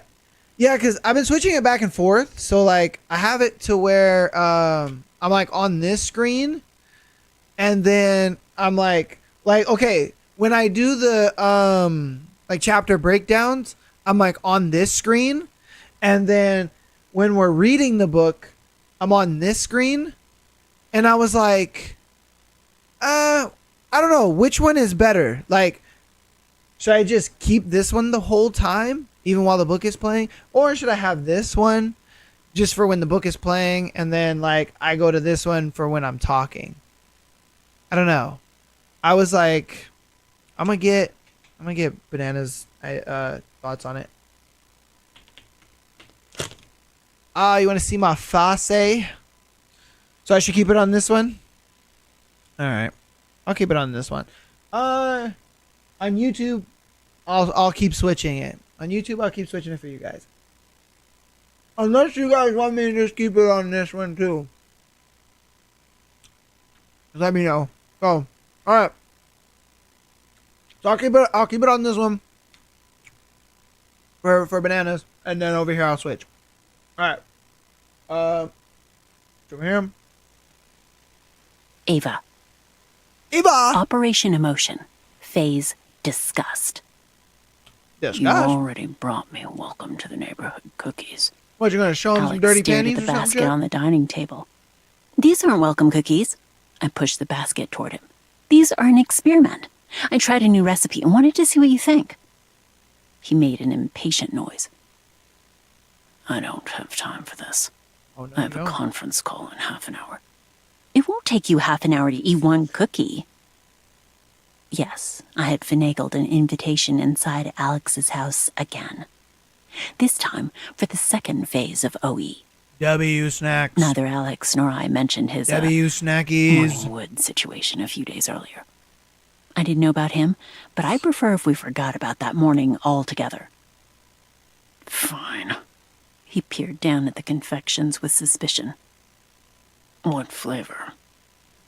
Asparagus, raisins, and garlic brittle. Ugh. I'd picked the most disgusting ingredient mixture I could think of because this was, after all, phase disgust. I had to turn the air conditioning on. It was Part of me felt 90 bad degrees. because he'd been pretty nice the night we Wow. watched those movies, and he canceled his date. Do you have for me. hot Funyuns or is it just The regular other part was Funyuns? still a little annoyed by love how he Funyuns. treated Owen, who was afraid to talk to me now because he feared Alex would pop out of nowhere and kill him. I cleared my throat. It's a surprise. Oh, I regular. tucked my hands beneath my thighs and jittered like my both foot regardless. as Alex brought a cookie to his mouth. I almost dove for him and knocked it out of his hand. But I was curious how he would react. Would he spit it out, Honestly, the hot Gag? Funyuns are so good. throw the cookie at me, and kick me out of the house? He chewed slowly, his face not betraying any emotion whatsoever. Well, what do you think? I injected fake pep in my voice. Good? It tastes like your coochie, darling. You baked these. Not a question. Yep. You baked the red velvet cookies. And you baked these. My bottom lip disappeared behind my teeth. Uh-huh. I couldn't look him in the eye. Not only was I terrible at lying, I was terrible at keeping a straight face. They're fine. My head snapped up. What? The cookies weren't fine. They were gross. I tried one myself and almost threw up. Asparagus and garlic brittle did not mix. Alex finished chewing, swallowed, and dusted the crumbs from his hands. They're fine, he repeated. No, if you'll excuse me, I have a call to take. He left me in the dining room, mouth agape. I picked up a cookie from the basket and nibbled on it. just in case. Blah! I gagged and ran into the kitchen to spit out the abomination, then rinsed my mouth with water from the sink to erase the lingering aftertaste. Does my man not have taste buds? Alex must have messed up taste buds because no normal person would have been able to swallow those cookies without at least grimacing. Facts. I came to the only conclusion that made sense. He's definitely a robot. He's Faye's a disgust robot. status failed. Operation Emotion. Faye's happiness. What makes men happy? The Suck his question dick. had plagued me in the lead up to the third phase of OE. My man be smiling Most the whole of the day. things that would make men happy didn't apply to Alex or my situation. Money, he had plenty of it. Job satisfaction, nothing I could do about it. Spending time with friends. Josh was Alex's only friend that I knew of, and I was pretty sure Alex did not enjoy most people's company. Sex? I wasn't having sex with him for an experiment. Or for any other reason. She Even if I capping. was the teensiest bit curious about what it would be like. Yeah. Love? Well, okay. Alex Volkov in love. Sure. Ah, come on. Jules suggested a blowjob, which fell under sex and which I vetoed. It took days of brainstorming, but I came up with something that She's might a square, bro. work. Perhaps She's a it wouldn't make square. Alex Come so on. happy, but it'll help him relax Suck and man's laugh dick. a little. Yeah, Maybe. I See, just even- like even her sitting on friends, the ground. He stared know? at the grass like it was a mud pit. It's uncomfortable and unsanitary.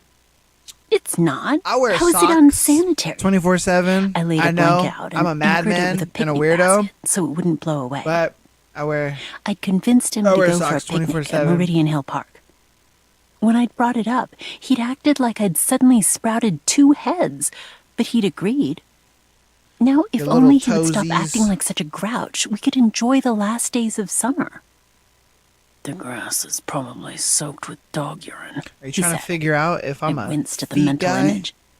That's what the blanket is for. Sit! Alex heaved an aggrieved sigh and sat, looking unhappy about it the entire time. All right, it's too hot for fluffy Undeterred, socks. I unpacked the picnic basket. love fluffy socks, which but contained it's too hot for summer fluffy pasta, socks. my favorite, lobster rolls, Alex's favorite, according to Josh, assorted fruit, cheese and crackers, strawberry lemonade, and of course, my red velvet cookies, which Alex seemed to like. I really want those red This velvet is cookies. so much better than being cooped up inside. I stretched my arms over my head, luxuriating in the sunshine. That's right. Fresh I forgot air, about good that. food. Don't you feel happier already? I forgot you're trapped in my No. basement. There are children screaming everywhere, and a fly I just totally landed in didn't your cell. say that live Damn on the internet. flies. I quickly shooed it away. Why are we here, Ava? Alex's brow pinched. I'm trying to help you relax, but you're making it damn hard. I will threw my not. hands in the air, pretty exasperated myself. You know that magical thing you did during movie night called a laugh? You did it once. You can do it again. Come on. I encouraged while he stared at me like I was crazy. You must have some warm, fuzzy feelings left inside of you somewhere. And that Because was the moment a my dog from a Snuggie, nearby that's party mine. wandered over and Okay. peed on Alex's shoes. That's mine. Faye's happiness status, We could fit in it Failed. together. There's 2 sleeves. Operation You Emotion, get one sleeve and I'll get the Faye's other. fear. We were stuck. Between my friends and I, none of us could think of a single thing that would inspire fear in Alex. At least, none that weren't illegal or fucked up. Jules, who was more comfortable with fucked up than the rest of us, joked about pretending to rob him at knife point. At least, I hope she was joking. Until Facts. Stella pointed out Alex would likely turn the situation around and kill me before he figured out it was a prank. I agreed.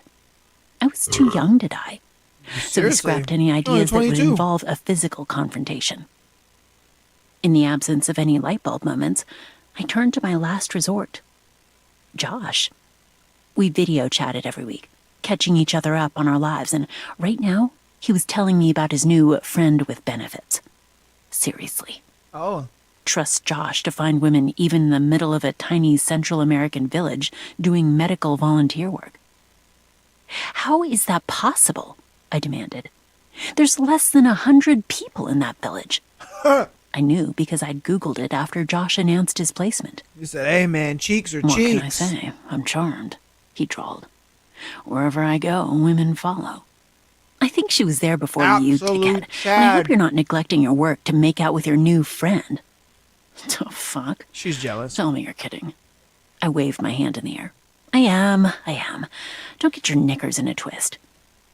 As much of a horn dog as my brother was, he took his work seriously. Whereas I had to bust my ass for my A's, he was one of those annoying people who didn't have to study much to excel in school. Hate that. But he loved medical work and I loved helping school, people. but Even I when was we were never young, good at it, man. He was the one who Never good bandaged at it, me no up matter how after hard I I tried. scraped my knee. My best And friend, looked though, up ways to help that me with dude, my man, nightmares he's while a our fucking father genius. threw himself into work. It was why I let Josh get away with his overprotectiveness. He had the audacity to say that He could I was be annoying smart. as hell. Like that I He was was smarter still than him the when we best did brother. the best friend quiz on I'd never tell him the that, pod. If I his was like, head bro, inflated anymore, fuck he'd outta have here. trouble walking. I felt so dumb compared By to the him, way, but you know, I tried to sound he always casual as I he always fiddled with kept the me sleeve of my shirt. informed. You know, he always Halloween taught is he taught coming me up, everything I know. and I was thinking of pulling some pranks. Is there anything Alex is scared of? Clowns, spiders, heights?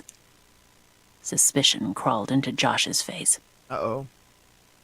Halloween is more than 2 months away. Yeah, but it sneaks up on you, and I want to prepare. Josh tapped his fingers on his thigh. Any time before I'm 80 would be great. Shut up.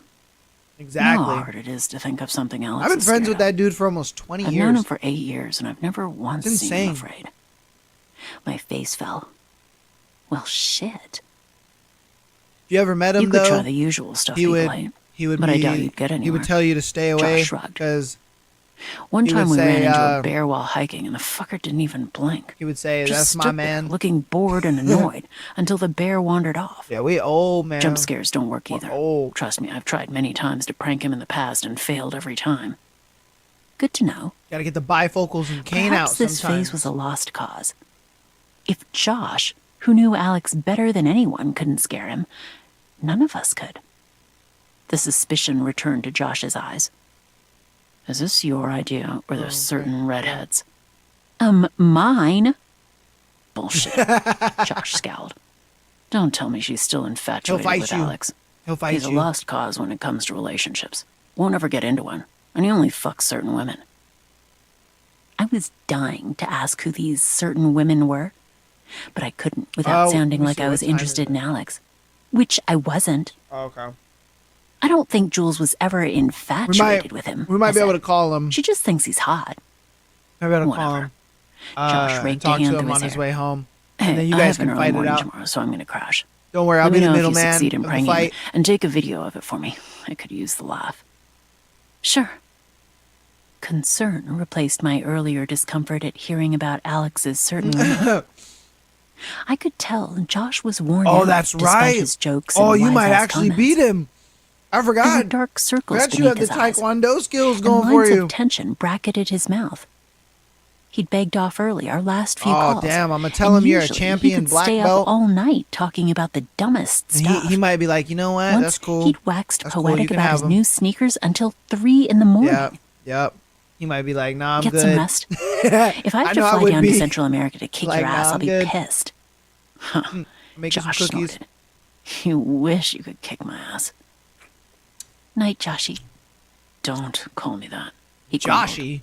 The fuck? Night. Girl? After I hung up, I took out my notebook and scratched out Phase 3.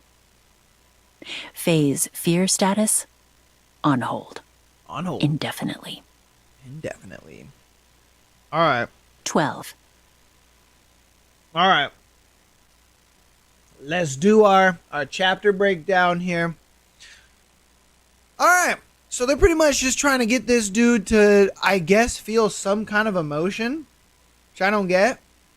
I don't know why they want this guy to feel an emotion so bad. Like, for what? I don't get it. Because, sure, dude doesn't seem normal. Excuse him. Wow. You probably heard that burp, didn't you? Woo. I be hating when I do that on the podcast, when I be like burping. Because, like, if you notice on the podcast, I always have like an energy drink. It'll be like behind my computer, and and like I'll take a drink, because obviously filming podcasts, you're talking a lot, and so I have a couple swigs in between like filming episodes and stuff like that.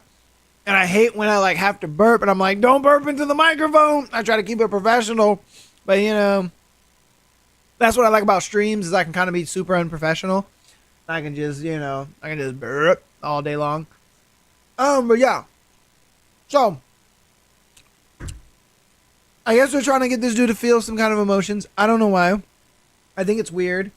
I get the dude is not normal, but again, my thing is, what do they accomplish out of getting him to show an emotion? Like, they tried to get him to show disgust. They're going to try to scare him. They tried to, I don't know. What was the other one? Oh, make him sad. Like, I don't get it. I'm like, bro, I just don't get why they're trying to have him get an emotion. And like I said, she wants to get some emotion out of this guy. Suck his dick. And I swear to God, you'll see a face that dude is never. Maybe they're doing it for fun. I don't know. I know her friend. Who was her? I keep forgetting her fucking friend's name. I know she's doing it for fun. I know 100% she's doing it for fun. But I don't know why Ava's doing it. That's what I don't get. I don't know why Ava's doing it. I feel like Ava's doing it in a weird way of like, I want to get closer to him, but I don't want to make it obvious that I want to get closer to him. That's what it seems like to me. I could be completely wrong, but that's what it seems like. Because she has no reason to go along with any of this. And then on top of that, it's like, you've known the dude for 8 years. You've never, in the 8 years you've known this guy, you've never seen him like cry or smile or laugh. Like, because 8 years is a long time to know somebody. That's insane. But like, to never see them, show any kind of emotion for 8 years is kind of crazy. I mean, I guess that's like what her stake in this is, I guess. I don't know. Let me know what you guys think about that. YouTube people, everybody, let me know what you think about it in the chat. What you guys are thinking. All right, let's get into the next one. This one's a pretty short chapter. This one's only like 6.5 minutes. There's another Ava chapter. We'll get into chapter 12. Ava. The experiment is a failure, but at least it's over. I sucked down the rest of my cranberry vodka. Either. I don't know. I'd nursed it for so long, all the ice had melted. We'll continue, and it tasted though, like and we'll fruity see. Water. Thank God. Too bad. Bridget looked disappointed. I was looking forward to seeing Alex lose his cool. He still can. The experiment isn't over yet. Jules wagged her finger in the air. Unease crawled down my neck. Yes, it is. We decided on 4 phases: sadness, disgust, happiness, and fear. There are 5 phases. Jules's hazel eyes sparked with mischief. The last is jealousy. Or did you forget? I never agreed to that. He ain't gonna get jealous. We were at the crypt. Oh, he might though, the year's actually. most popular off-campus bar. He's already for shown one jealousy last hurrah twice. before classes started Monday.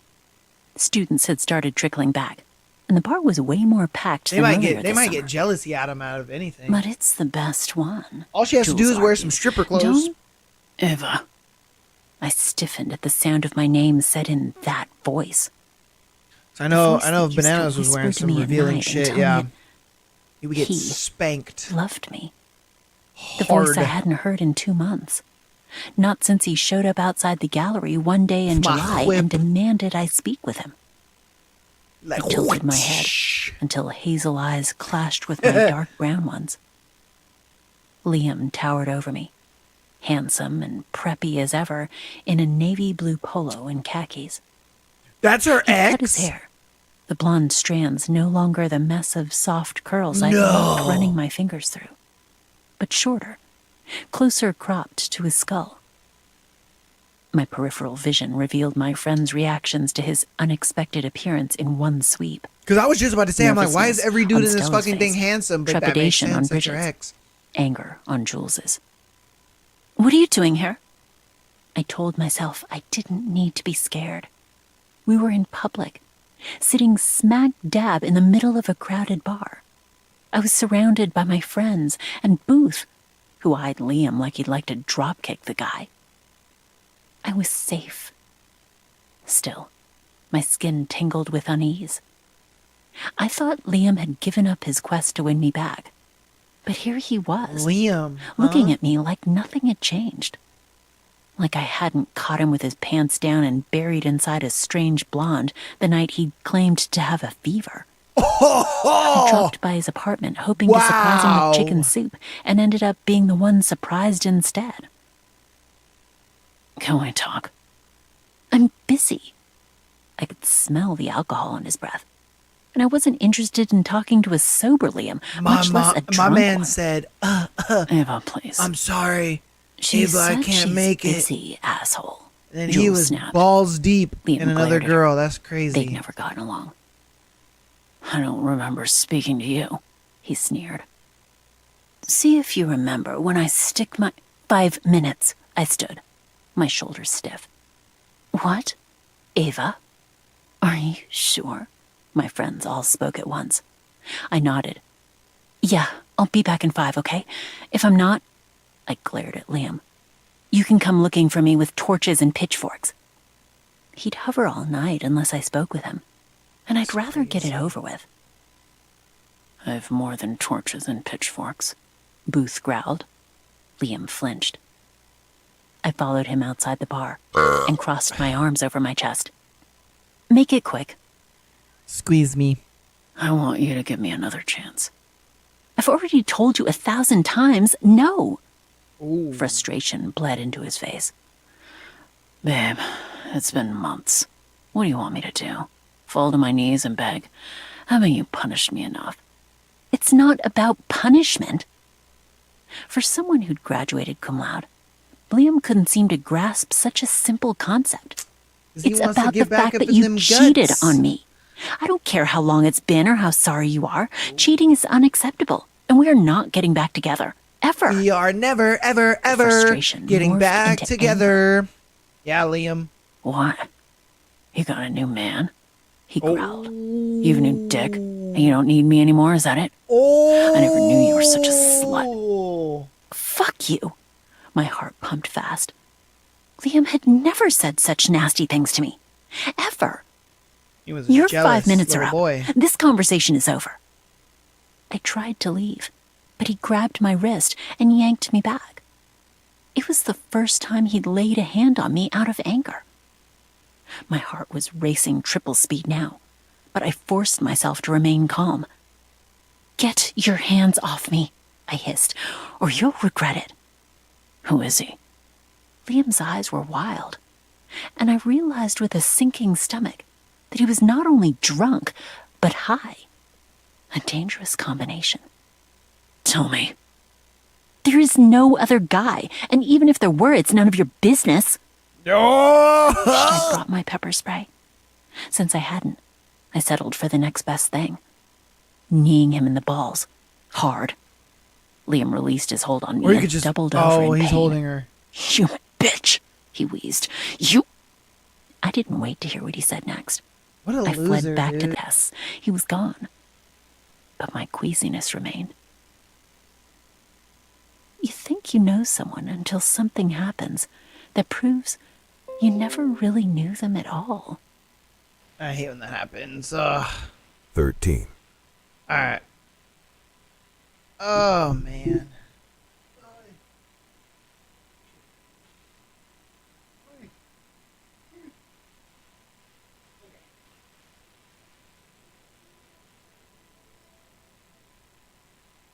What? Okay. I thought she was going to use her ex. I thought so too. I thought that she was going to be like, ooh, I could use him to get jealous. And then she was just going to be like, hey, Liam, you know, how are you? Da-da-da-da-da. Why don't we go to the little sock op and get a burger or some shit, whatever you kids do nowadays, you know? But yeah, I thought she was going to do that too. I did. But the fact that she stood her ground, hey, good on her, if I'm being honest with you. Because dude was kind of a piece of shit. Won't lie to you. Dude was kind of a piece of shit. The fact that he was like grabbing her and being like, oh, what the fuck? You got some new dick? Like, bro, that's ridiculous. Like, what are you doing, man? You don't got to do all that extra shit, man. You know, like, let her go. She don't want to be with you no more. She don't care about you no more. It's obvious. Let it go. You know what I mean? Just like the Frozen song. Let it go. Let it go.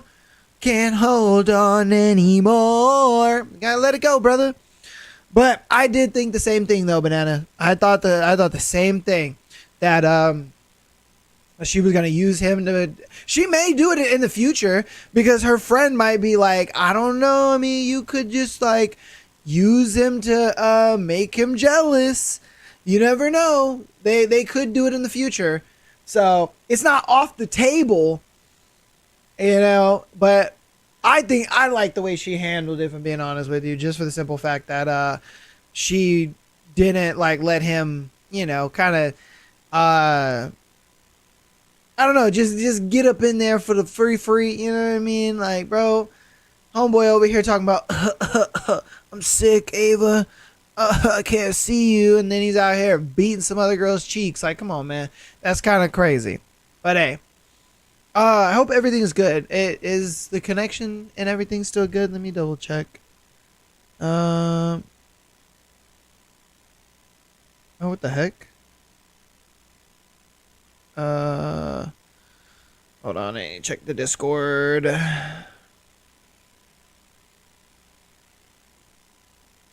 Oh, what the heck?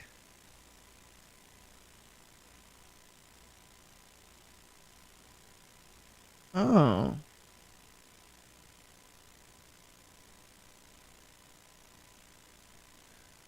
Oh.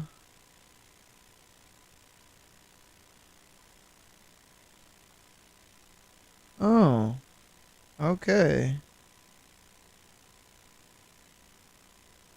I'll have to fix that later on in the thing. Okay, yeah, okay. The stream is good. Stream is good. All right.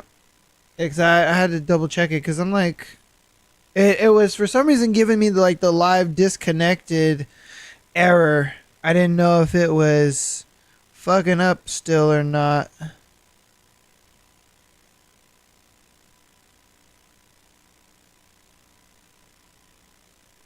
Okay. All right. It looks fine. Okay. All right. You ready to get into the next chapter? Man, we are 13 chapters into this bad boy. Woo! Feeling good.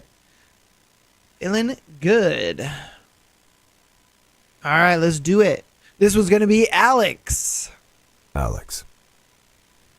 Thayer University's annual alumni charity gala was the event of the season. But while it did raise money for the latest cause du jour, it wasn't really about charity. It was about ego. I attended every year, not because I wanted to be a philanthropist or reminisce about my college days, but because the gala was a fountain of information. Thayer counted the most powerful people in the world amongst its alumni, and they all congregated in the ballroom of the Z Hotel DC every August.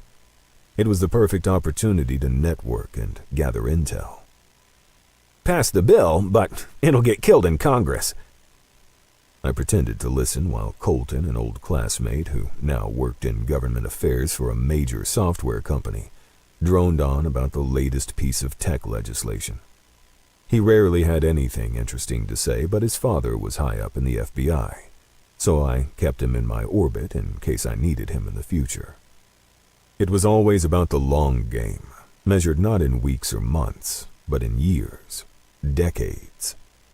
Even the tiniest of seeds can sprout into the mightiest of oaks. It was a simple concept most people didn't understand because they were too busy chasing short-term gratification, and it was the reason most people fail. They spent their lives sitting on their asses and telling themselves, someday, when preparation should have started yesterday. By the time someday came, it was too late. This IP issue with China. Colton stopped abruptly. Thank God. If I had to listen to his nasal voice one more second, I would have walked over to the bar and stabbed myself in the eye with a fork. Who is that? He asked, a hungry look overtaking his face as he stared over my shoulder. She's hot. His voice was as hungry as his expression. I've never seen her before. Have you? I turned out of mild curiosity. It took me a second to latch on to whatever unsuspecting girl had captured his attention. Colton was almost as big a womanizer as Josh. When I finally located the source of Colton's ravenous gaze, my muscles snapped into a rigid line, and my fist closed around the stem of my champagne glass, tight enough the delicate glass could shatter at any moment. Oh. She glided into the ballroom. Her lithe body poured into a sleek gown that flowed over her curves like liquid, shimmering gold. She'd gathered her hair up in a fancy hairdo, exposing her swan-like neck and smooth shoulders. Dark eyes, bronze skin, red lips. All smiles and sunshine, unaware she'd walked into a pit of vipers. A goddess entering the gates of hell, and she didn't even know it. A pulse ticked in my jaw. What the hell was Ava doing here wearing that dress? She wasn't an alumna yet. She shouldn't be here. Not around these people.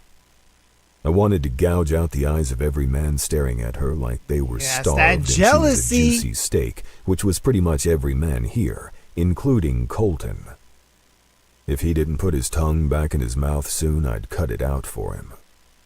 I left him salivating behind me without a word and stalked toward Ava, my strides eating up the distance between us with angry, purposeful steps. I made it halfway before someone blocked my path. I recognized her scent before I saw her face, and my muscles tightened further. Ooh. Alex, Madeline purred. I haven't heard from you in a while. Her scarlet gown matched the glossy lipstick coating her pouty lips. Blonde hair spilled over her shoulders in sculpted waves, and I was close enough to see the faint outline of her nipples through the silky material of her dress. Oh. Once upon a time, that might have turned me on. Now, she might as well be wearing a potato sack for all the reaction her outfit and seductive smile elicited. I've been busy. I sidestepped her. She mimicked my action and blocked my path again. You never made it up to me for canceling our date. She trailed her fingers over my arm. Oh, that's right. I forgot he had a date and then he decided to watch movies with Ava. The receiver wanting more. All I wanted was for her to get out of my way. My eyes strayed toward Ava again, and my already tense muscles bunched up further at the sight of Colton by her side. How the fuck did he get over there so fast? I'd played basketball with him once in college. The man was slower than a turtle on morphine. And I never will. I removed Madeline's hand from my arm.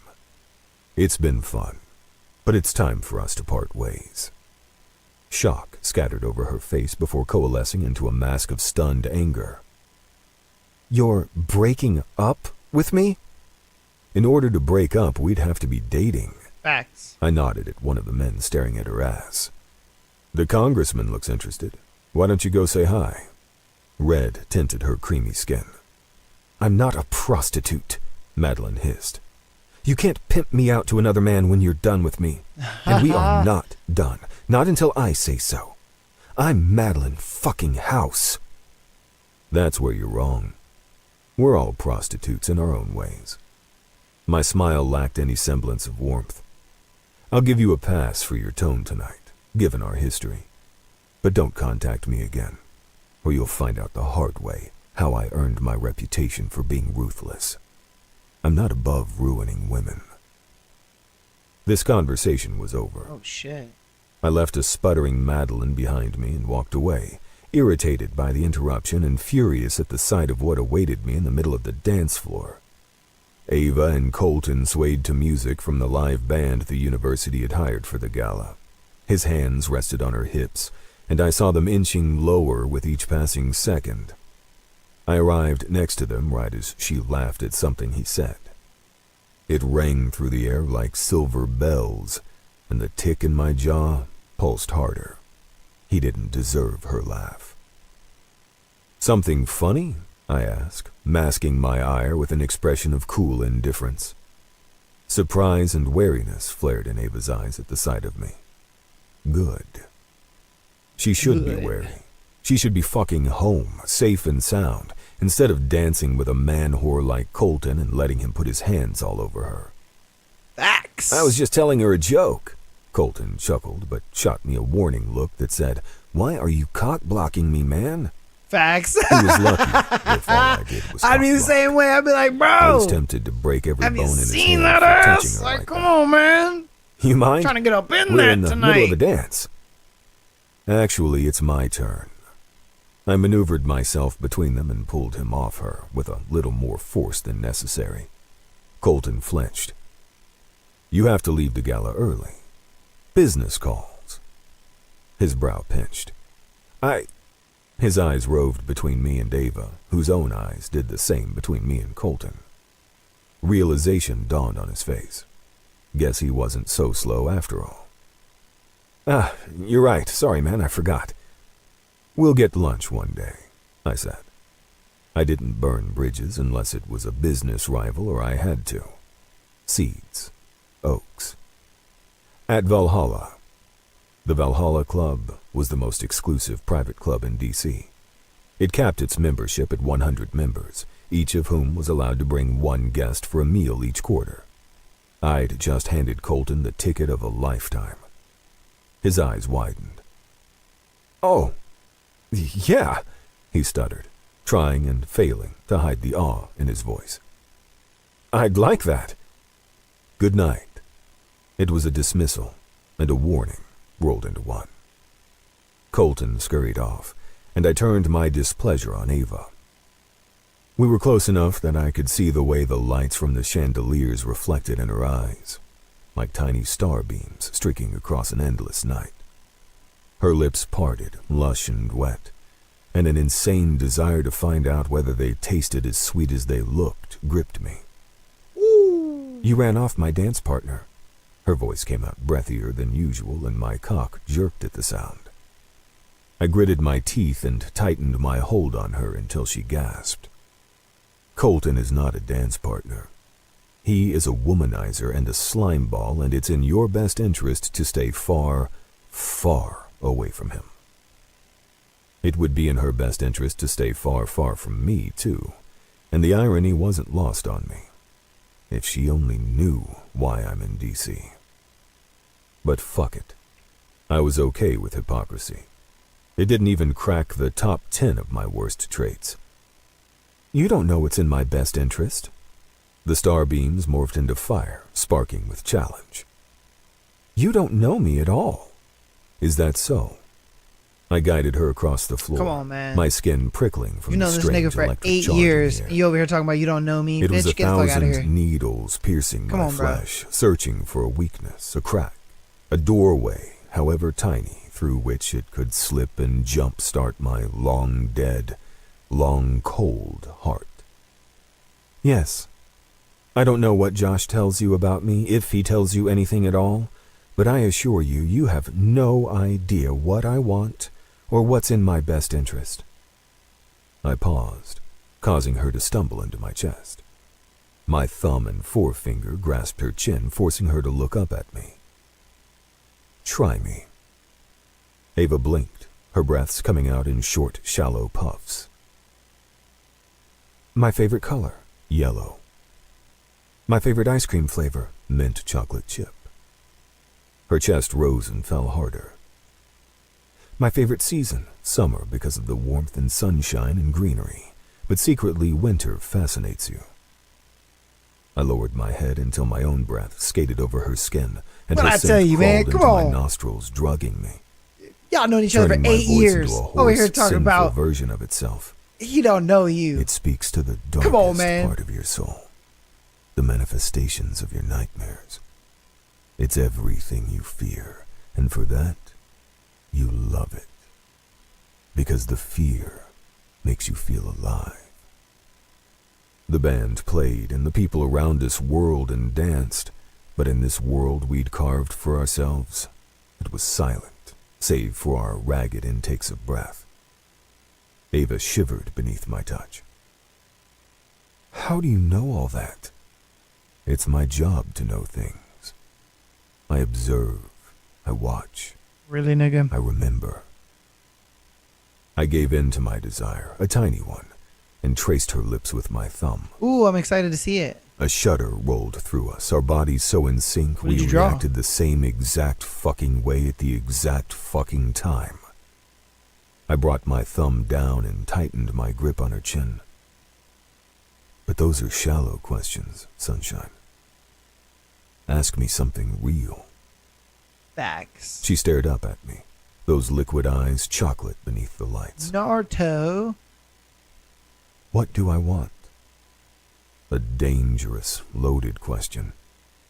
Humans want a lot of things, but in every heart there beats one true desire. One thing that shapes Okay. our every thought When you do, and let me action. know. And I'll go see it. Mine was vengeance, sharp, cruel, bloodthirsty. It had bloomed from the bloody corpse of my family's bodies, inking itself into my skin and soul until my sins were no longer mine, but ours. Mine and vengeance's, two shadows walking the same twisted path. Ava was different, and I'd known what her true desire was the moment I set eyes on her for the first time 8 years ago. Her face shining and her mouth stretched into a warm, welcome smile. Love. The word floated between us on a soft gust of air. Deep, abiding, unconditional love. You want it so much you're willing to live for it. Most people thought the biggest sacrifice they could make was to die for something. It's tension, They were bananas. wrong. It's tension. The biggest sacrifice someone could make was to live for something, to allow it to consume you and turn you into a version They're of gonna yourself fuck. you didn't All right? recognize. They're gonna. Death was oblivion. Tension. Life was reality, the harshest truth that had ever existed. My man out here spitting, though. You wanted so much you'd say yes to anything, believe in anyone. One more favor, one more kind gesture, and maybe, just maybe, they'll give you the love you want so desperately you'd whore yourself out for it. My tone turned biting. The conversation made a U-turn and headed straight for harsh and brutal. Because what I admired most about Ava was also what I hated about her. Darkness craves light as much as it wants to destroy it, and here in this ballroom with her in my arms and my cock straining against my zipper, that had never been more clear. I hated how much I wanted her, and I hated that she wasn't smart enough to run away from me while she still had a chance. Though let's be honest, it was already too late. She was mine. Ooh. She just didn't know it yet. Ooh. I hadn't known it myself until I saw her in Colton's arms, and every instinct raged at me to tear her away, to claim what belonged to me.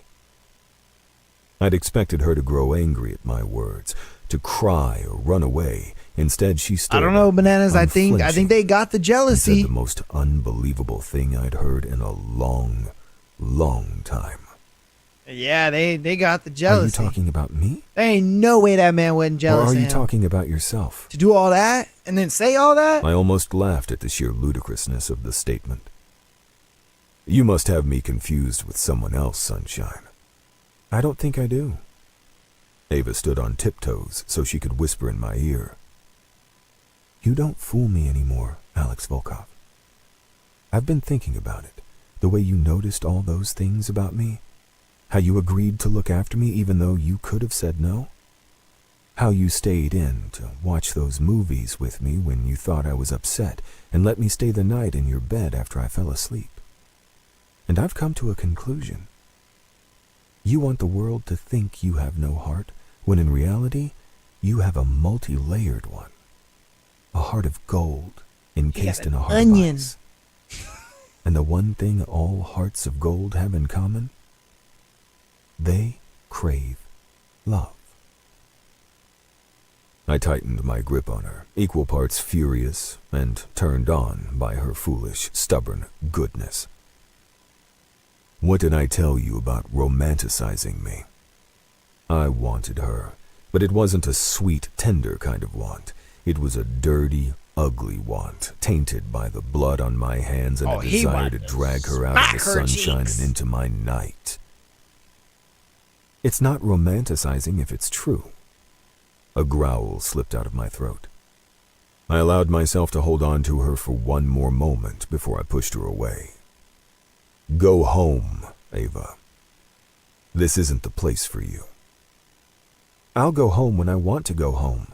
Stop being difficult. Stop being a jerk. I thought I had a heart of gold, I mocked. Choose a side and stick to it, sunshine. Even gold can tarnish if you don't take care of it. Ava stepped back, and I tamped down the ridiculous urge to follow her. I paid for my ticket, and I'm staying here until I decide I want to leave. Thank you for the dance. She walked away, leaving me fuming in silence. I made a concerted effort to ignore Ava for the rest of the night, though she hovered in my peripheral vision like a golden spark that wouldn't go away. Luckily for every man in the room, she didn't dance with anyone else. She spent most of her time chatting and laughing with alumni. Yeah, 'cause they saw what I happened. spent mine Homeboy. gathering intel, information about congressmen I'd need if I wanted to expand Archer into a conglomerate, tidbits about competitors, interesting nuggets about friends and foes. I'd just wrapped up an enlightening conversation with the head of a major consulting company when I lost sight of Ava. One minute she was there, the next she was gone. She was still gone 20 minutes later, far too long for a bathroom break. It was getting late, perhaps she'd left. We hadn't parted on the best note, but I'd check on her to make sure she got home safely, just in case. I was already on my way out when I heard a thump from the small room by the ballroom, which served as an overflow space for guests' bags and jackets. "Get off me!" I froze, my blood icing over. I opened the door, and the ice erupted into scalding flames. Ava's soon-to-be-dead ex, Liam, had her pinned against the wall with her wrists above her head. They were so focused on each other, they didn't notice me enter. "You told me you didn't have a new man," Liam slurred. "But I saw you dancing and watching him. You lied, Ava. Why did you lie? Oh, the ex-boyfriend. You're crazy." Even from here, I saw That her eyes ex-boyfriend, mad flashing as hell. fire. "Let go of me, I mean it. Or do you want a repeat of last week?" Last week? What the hell happened last week? Uh-oh. "But I love you." I love how we said that His at the voice same time. turned plaintive. "Why don't you love me back? It was one mistake, babe." He pressed his body against hers, preventing her legs from moving. Fire scorched my veins Alex as I about to stalked fuck over, this my nigga approach up. muffled by the plush carpet beneath my feet. "You do still love me. I know it. I'm giving you 3 seconds to move, or I can't be held accountable for my actions." A burst of pride shot through me at Ava's flinty tone. Atta girl. 1, 2, 3. I'd just reached them when she headbutted him. A howl ripped out of his throat. He stumbled back, clutching his nose, which now gushed blood. "You broke my nose!" he spat. "You asked for it, you slut!" He lunged for her, but he only made it halfway before I closed my fist around the back of his shirt and yanked him back. It was only then that Ava noticed me. "Alex, what? Mind if I join the fun?" I hauled Liam up by his collar, my lips curling at the sight of his watering eyes and bleeding nose, and socked him in the gut. That's for calling her a Hundreds. slut. Alex is about to Another cut blow to that the jaw. ex-boyfriend's hand off. That's for holding Liam's her hand's about against to her be gone, will. bruh. A third They're gonna be hit to put his in a already box suffering nose. and in front of Ava's That's door. for cheating on her. Oh! I continued my blows, letting the fire wash over me until Liam was unconscious, and Ava had to drag me off him. Alex, stop. You'll I kill told him. you.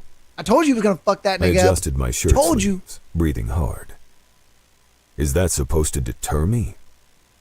I could go all night and not stop until the bastard was nothing more than a pile of bloodied flesh and broken bones. Damn. A film of red tinted my vision, and my knuckles were bruised from the force of my blows. The image of him pinning Ava against the wall flashed through my mind, and my anger erupted anew. Let's just go. He learned his lesson, and if someone sees you, you'll get in trouble. Ava's face was the color of porcelain.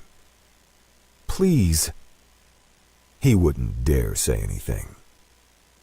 Nevertheless, I relented because of how bad she was trembling. Despite her toughness earlier, Ava was shaken up over the incident. Plus, she was right. We were lucky no one had stumbled in on us yet. I didn't give a shit if they did, but there was no need to drag out an already unpleasant evening. We should call an ambulance. She eyed Liam's prone Yeah, form facts. with unease. That What if he's motherfucker gonna seriously need hurt? one.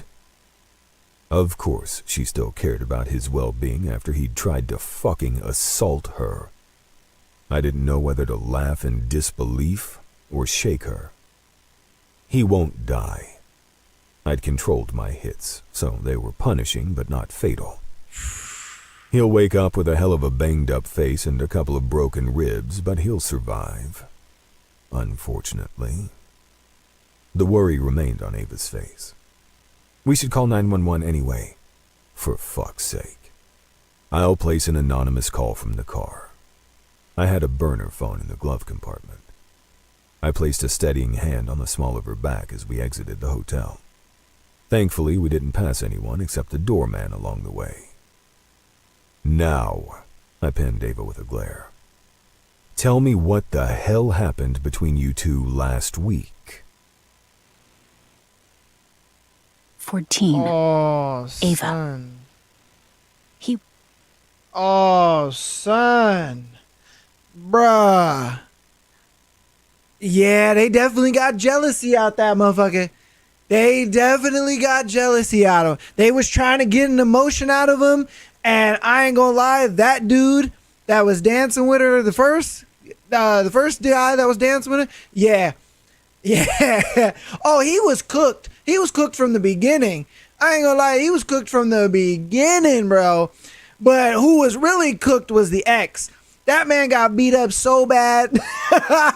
Oh, man. And then once she tells Alex about what had happened when they were on the college grounds, oh, bro, how he was grabbing on her and all that kind of shit. Nah, man, Alex really about to go ballistic, son. He really about to go ballistic. He's going to go back and be like, I got to finish the job. I ain't going to control my hits this time. I'm about to pound this nigga into the ground more than he's already pounded into the ground, man. The other guy, he got off.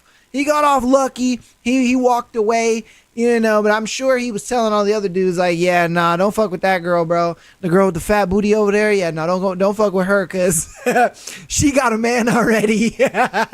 Oh shit. And then the way he was talking to her, bro, there ain't no way he wasn't jealous after he was gripping on her chin, lifting her, you know, face to like face his and all that kind of stuff, saying all that stuff. And then she's like, oh, you don't know me. Bro, I've known you for 8 years. Get the fuck out of here with that bullshit. Like, come on, man. Like, you act like we just met a couple months ago or something. Like, no, bruh. No, we've known each other for a long ass time. 8 years to be exact. It's crazy. But yeah, man, I'm excited. This is next chapter is gonna be from Ava's point of view. I'm sure she's gonna be telling Alex about what had happened with, I think his name was Liam, about, you know, what happened with Liam on the campus grounds and all that kind of stuff. I guarantee he's gonna want to go back and fuck that dude up. I guarantee you. Nartan, I see you watching, brother. Hey, man, let me know what you think about the book so far, dog. I know you hopped in kind of like in the middle of this bitch, you know, but let me know what you think, man. If you need to get caught up on some shit, let me know. I'll get you caught up. But yeah, man. Yeah. We're going to get into this next chapter, though. was furious. He was alive with it, pulsing with it. One hand clutched the steering wheel, knuckles white, while the other rested on the gear shift, flexing and unflexing like he wanted to strangle someone. The glow from passing He wanted to streetlights strangle that ex-boyfriend. illuminated That's the what he wanted to beautifully strangle. carved planes of his face as we sped down the dark streets, throwing into sharp relief the tense set of his mouth and the way his brows bunched over his eyes. When I told him about the incident with Liam outside the crypt, I almost disintegrated from the force of his fury. "I'm okay," I said, wrapping my arms around my torso. My voice sounded scratchy and unsure. "Really?" That only made him more furious. "If you'd attended Krav Maga lessons like I'd asked, he wouldn't have been able to corner you like that." Alex's voice was soft, deadly. I remembered his face when he'd pounded Liam's face into a pulp, and a shiver skated down my spine. I wasn't afraid of Alex hurting me, but the sight of all that coiled strength unleashed was unnerving. "You have to learn to protect yourself if anything happened to you." I defended myself fine. I pressed my lips together. I hadn't seen Liam at the gala, but there had been so many people it would have been impossible for me to pick him out in the crowd. Bridget had finagled me an invite to the ball so I could connect with an alumnus who'd been a WYP fellow a few years ago. We'd had a great conversation, but I tired of the small talk with the rest of the gala's guests and had been on my way out when Liam cornered me in the coat room. He'd been high tonight, too. I'd seen it in his dilated pupils and manic energy. He never used drugs when we were together, at least not that I knew of, but whatever he was on, it made him swing between bouts of rage and sadness. Despite what he did and things he'd said, I couldn't help feeling sorry for him. "This time," Alex's jaw flexed. "Who knows what might happen the next time you're alone?" I opened my mouth to respond, but before I could get the words out, images and sounds slammed into my brain, rendering me mute. I threw a stone into the lake and giggled at the ripples that spread over the smooth surface. The lake was my favorite part of our backyard.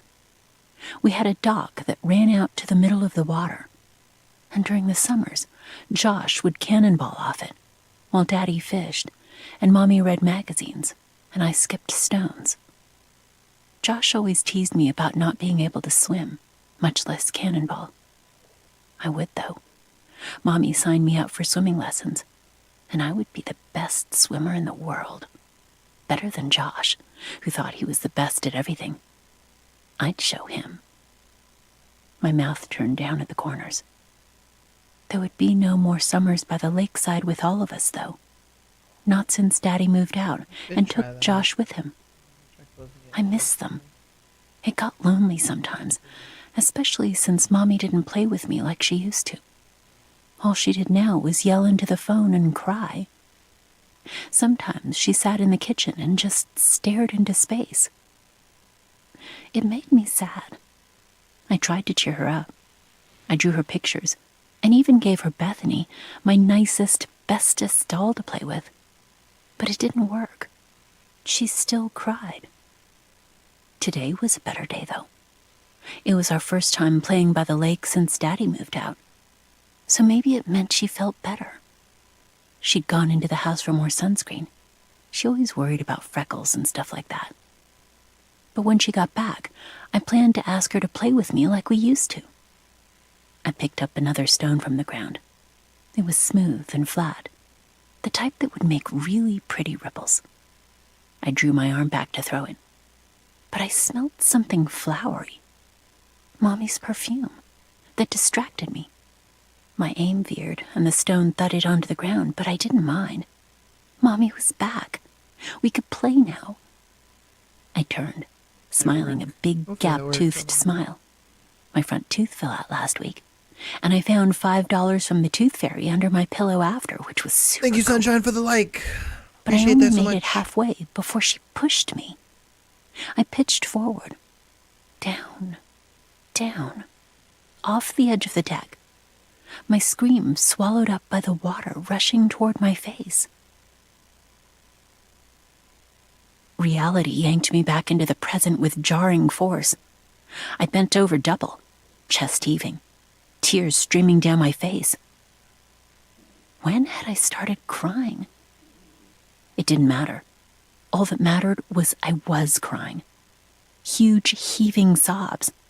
The kind that made my nose all snotty and my stomach hurt.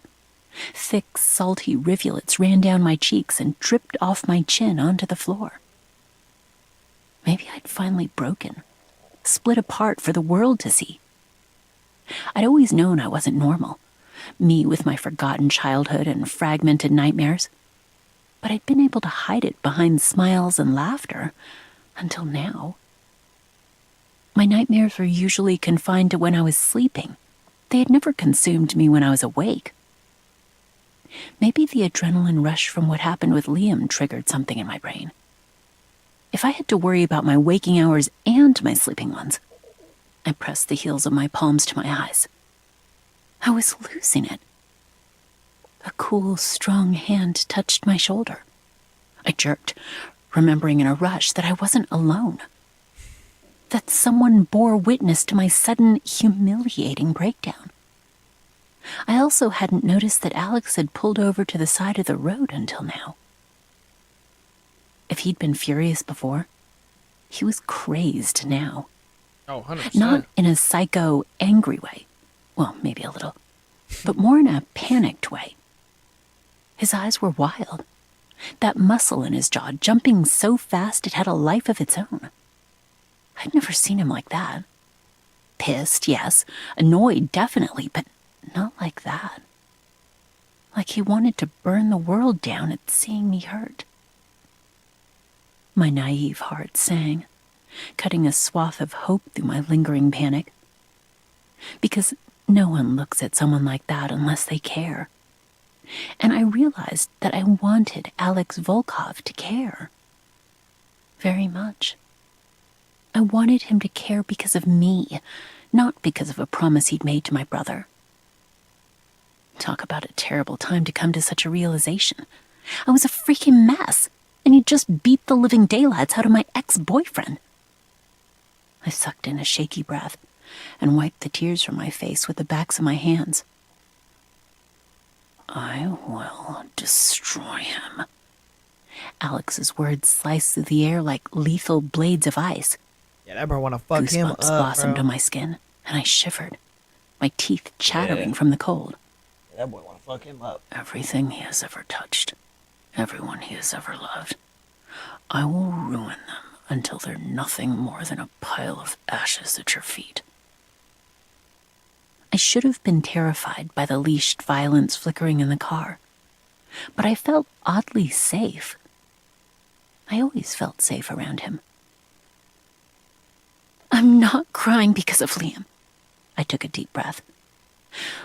Let's not talk or think about him anymore, okay? Let's salvage the rest of the night, please. I needed to take my mind off everything that happened tonight, or I'd scream.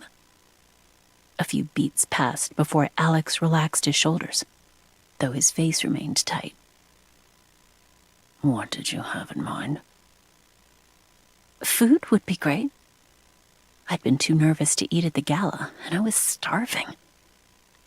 Something greasy and bad for you? You're not one of those health nuts, are you? His body was so cut, he looked like he subsisted on lean protein and green shakes. Disbelief shadowed his eyes before he let out a short laugh. No, sunshine. I'm not one of those health nuts. 10 minutes later, we pulled up in front of a diner that looked like it served nothing but food that was bad for you. Perfect. Heads swiveled in our direction when we walked into the diner. I couldn't blame them. It isn't every day you see a duo in black tie enter a roadside diner. I tried my best to fix myself so I was presentable before I left the car, but there's only so much a girl can do without her makeup bag. Something warm and silky enveloped me, and I realized Alex had taken off his jacket and draped it over my shoulders. It's cold, he said when I shot him a questioning look. He glared at a group of guys who were ogling me, or rather, my breasts, from a nearby table. I didn't protest. It was cold, and my gown didn't cover much. I also didn't protest when Alex insisted we sit in the back and positioned me in the booth facing the wall, so I was out of the other diner's sight. We placed our orders, and I shifted beneath the weight of his stare. Tell me what happened in the car. For once, his tone was gentle, not commanding. If not Liam, what made you? Freak out. I fiddled with a loose strand of hair. No one knew about my lost memories or nightmares, except my family and closest friends. But I had a strange urge to spill the truth to Alex. I had a flashback of something that happened when I was young. I'd been in denial all these years, telling myself they were fictional nightmares instead of fragmented flashbacks, but I couldn't lie any longer. I swallowed hard before I told Alex, in halting sentences, about my past, or what I remembered of it. It wasn't the light-hearted conversation I'd envisioned when I'd suggested we salvage the rest of the night, but I felt 10 times lighter by the time I finished.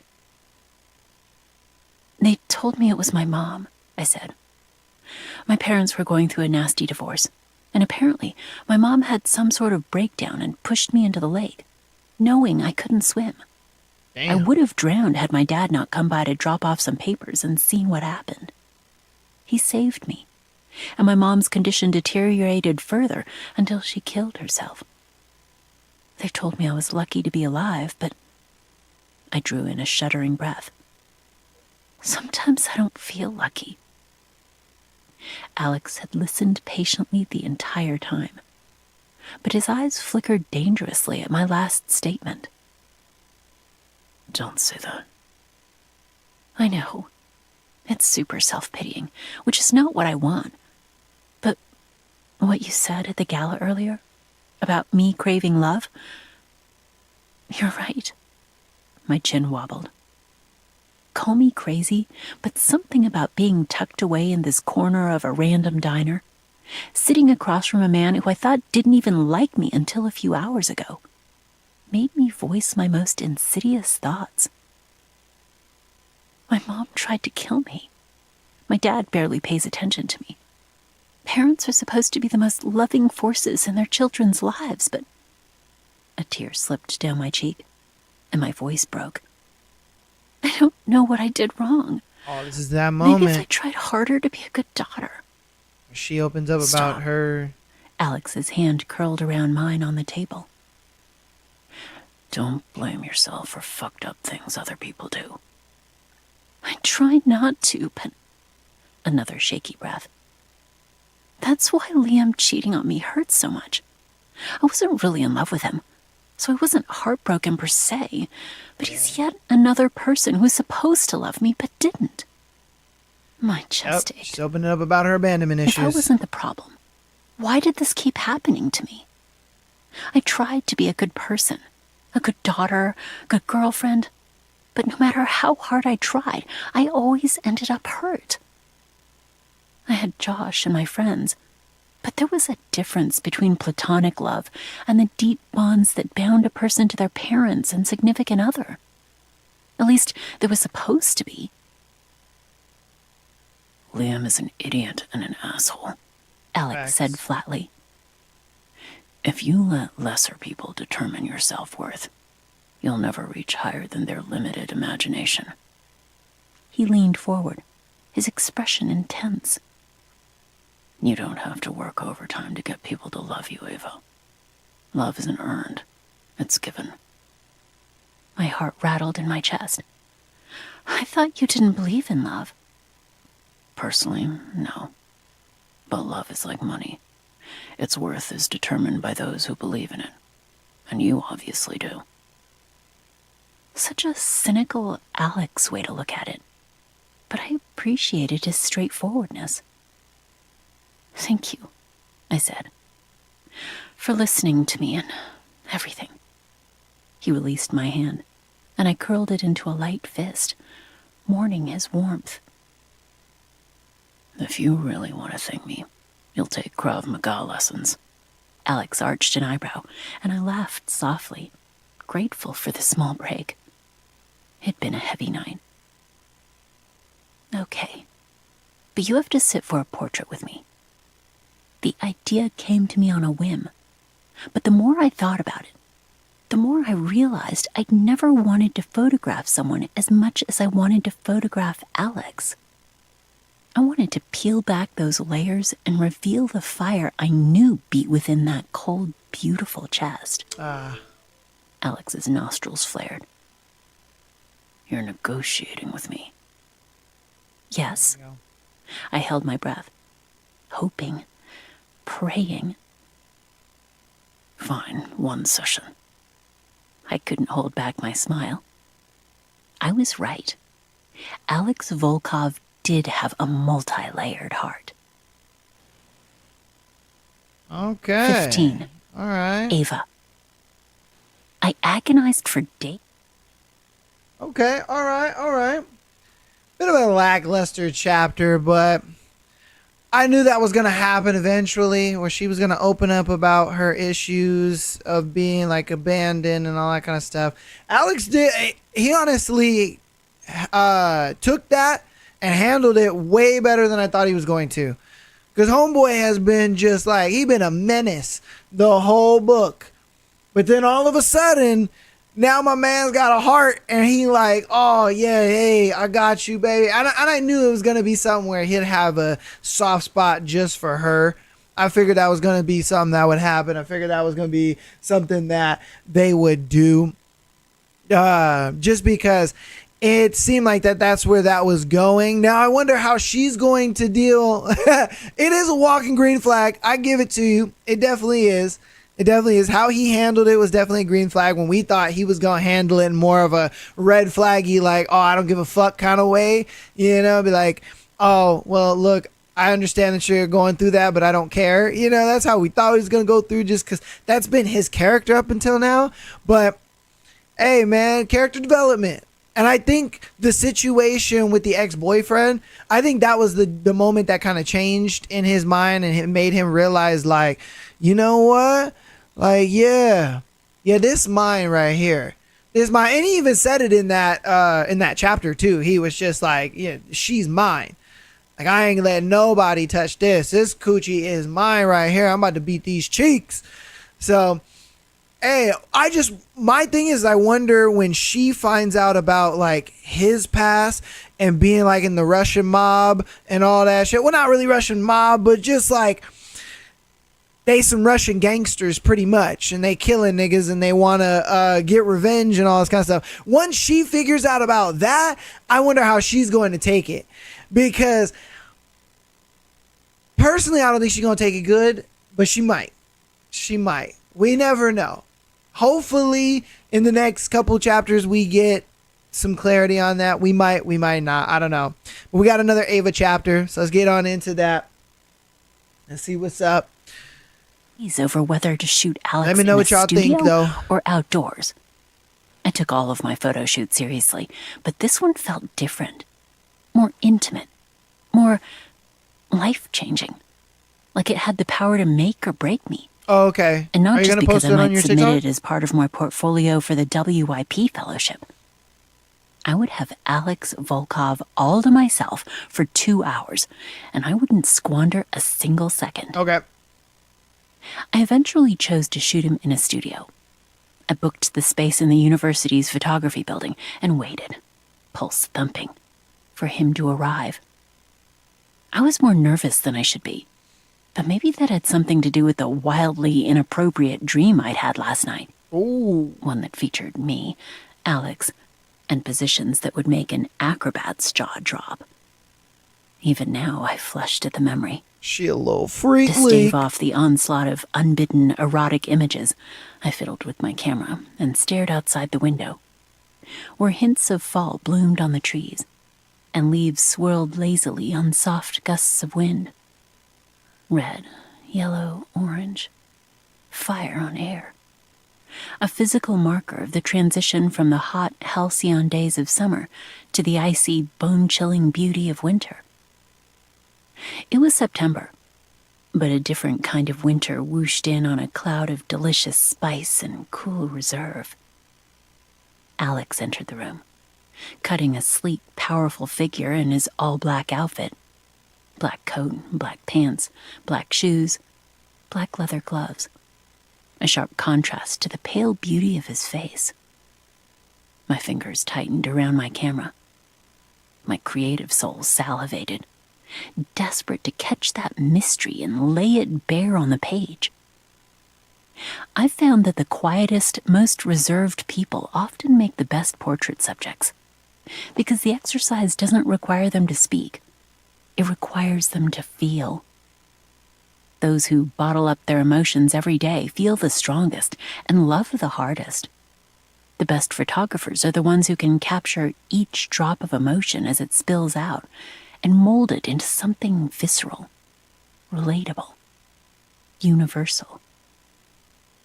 Alex and I didn't greet each other. No words, not so much as a nod. Instead, the air hummed with silence as he divested himself of his coat and gloves. It wasn't overtly sexual, but everything about the man was sexual. The way his strong, deft fingers slid each button from its hole without so much as a pause or stumble. The way his shoulders and arms flexed beneath his shirt as he hung his coat on the hook by the door. The way he moved toward me like a panther stalking its prey. Oh, okay. I'll go right now and His see eyes it. bright with scorching intensity. The velvety tips of butterfly wings brushed my heart, and I clutched my camera tighter, willing myself not to step back or tremble. Liquid warmth pooled in my stomach, and every inch of my body became a nerve ending, hypersensitized and throbbing with arousal. He hadn't touched me, and I was already so turned on I trembled. I hadn't thought that was possible outside romance novels and movies.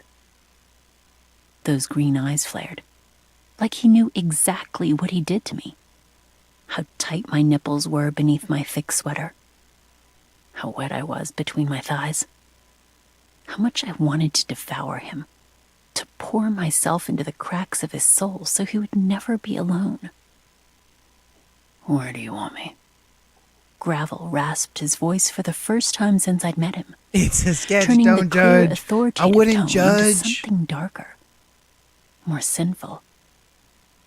Where did I want him? Just a sketch. Everywhere. That's good as Over fuck. me, beneath me, and What you mean? I licked What my you mean just a suddenly dry sketch? lips. Yo, Alex's that- gaze dropped to my that's mouth, good as fuck. and my entire body That pulsed. looked just like the little nigga.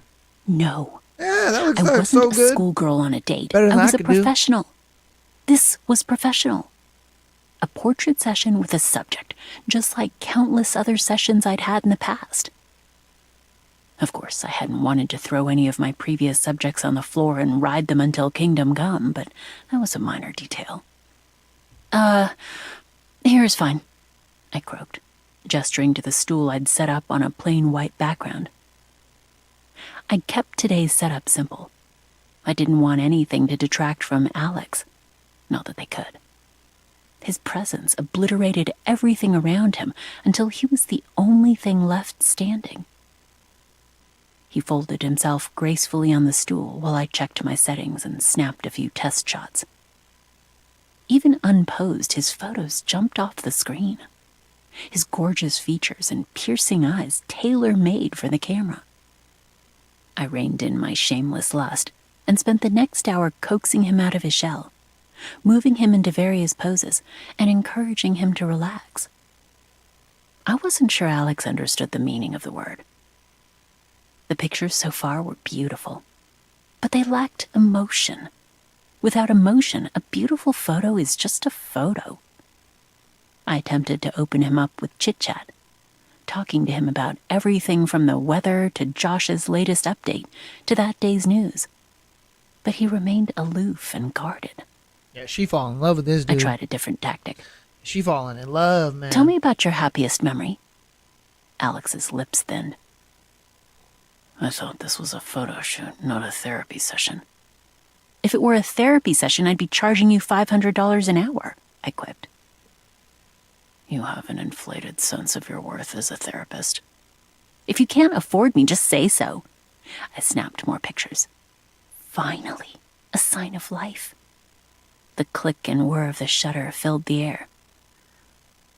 Sweetheart, I could get you with the snap of my fingers, and I wouldn't have to shell out a single penny. I lowered my camera and glared at him. What the hell is that supposed to mean? A tiny smirk tugged at the corner of Alex's mouth. It means you want me. You wear your emotions all over your face. My thighs clenched. Even he knew and it. my skin burned. Come on, until I bruh. thought I'd collapse into a pile of ashes on the ground. Now who's the one with an inflated sense of self-worth? I managed, my heart racing. Alex had never said anything so direct to me before. He usually shut down any hint of attraction between us, but here he was, talking about me wanting him.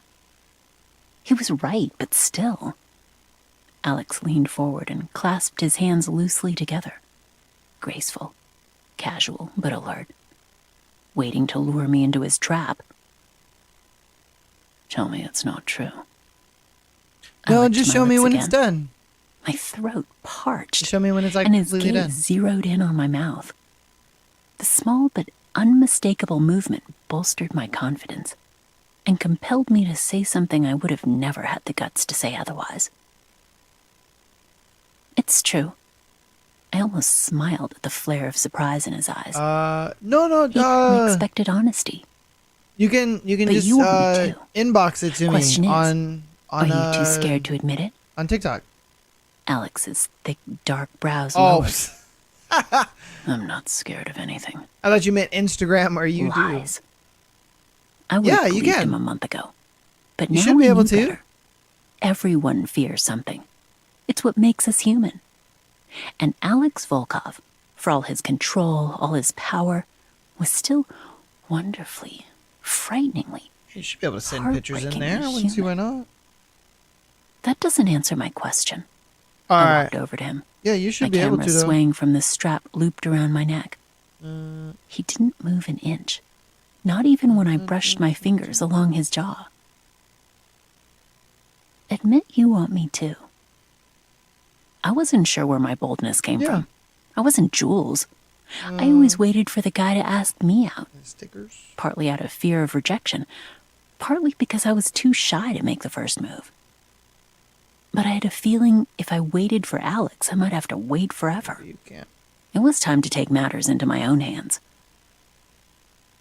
If I wanted you, I would have taken you already, Alex said, Ooh. with lethal softness. Unless you're too scared.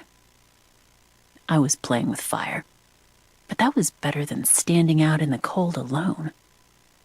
I stiffened when Alex trailed his fingers down my neck and over my shoulder. His lips curved into a smirk. Nervous? I thought this was what you wanted, he taunted. His hand dipped lower, Maybe not. closer to the curve of my breast. There's stickers, but there's The not ice like pools a- in his eyes melted, revealing a blazing inferno that heated me from head to toe. My head spun. My nipples tightened into firm beads, and my pulse throbbed through every inch of my body. Somehow it was worse that he wasn't touching me where I ached most. The anticipation heightened my senses, and my skin tingled with phantom caresses. That's not what I said, I wheezed. Oh, God, this was embarrassing. What had I been thinking? I wasn't a femme fatale or a whatever else was like a femme fatale. I couldn't think straight. Alex grazed his thumb over my breast, and I moaned. Uh-oh. Moaned. From a touch that They lasted less finally than bought 2 the seconds. book. I wanted to die.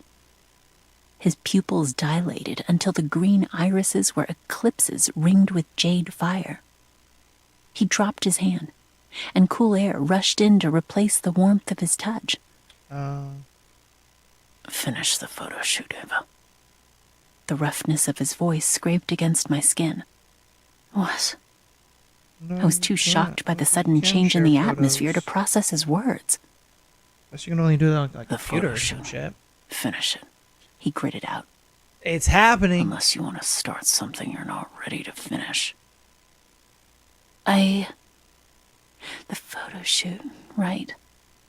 I backed away on unsteady legs and tried to refocus on the task at hand. Oh, come on, girl. Alex sat straight-backed, his face hard, while I circled him and captured every angle I could think of. The low hum of the heater was the only sound breaking the silence. Okay, we're done, I said after 20 minutes of excruciating quiet. Thanks. Alex stood, grabbed his coat, and walked out without another word. For doing this, I finished, my words echoing It's not in the empty happening. room. It's not happening. I exhaled False a alarm, long-held guys. breath. False alarm. Alex was the most mercurial person I knew. One minute he was gentle and protective. The next, he was closed off and distant. I scrolled through the photos, curious as to how they'd turned out. Oh, wow.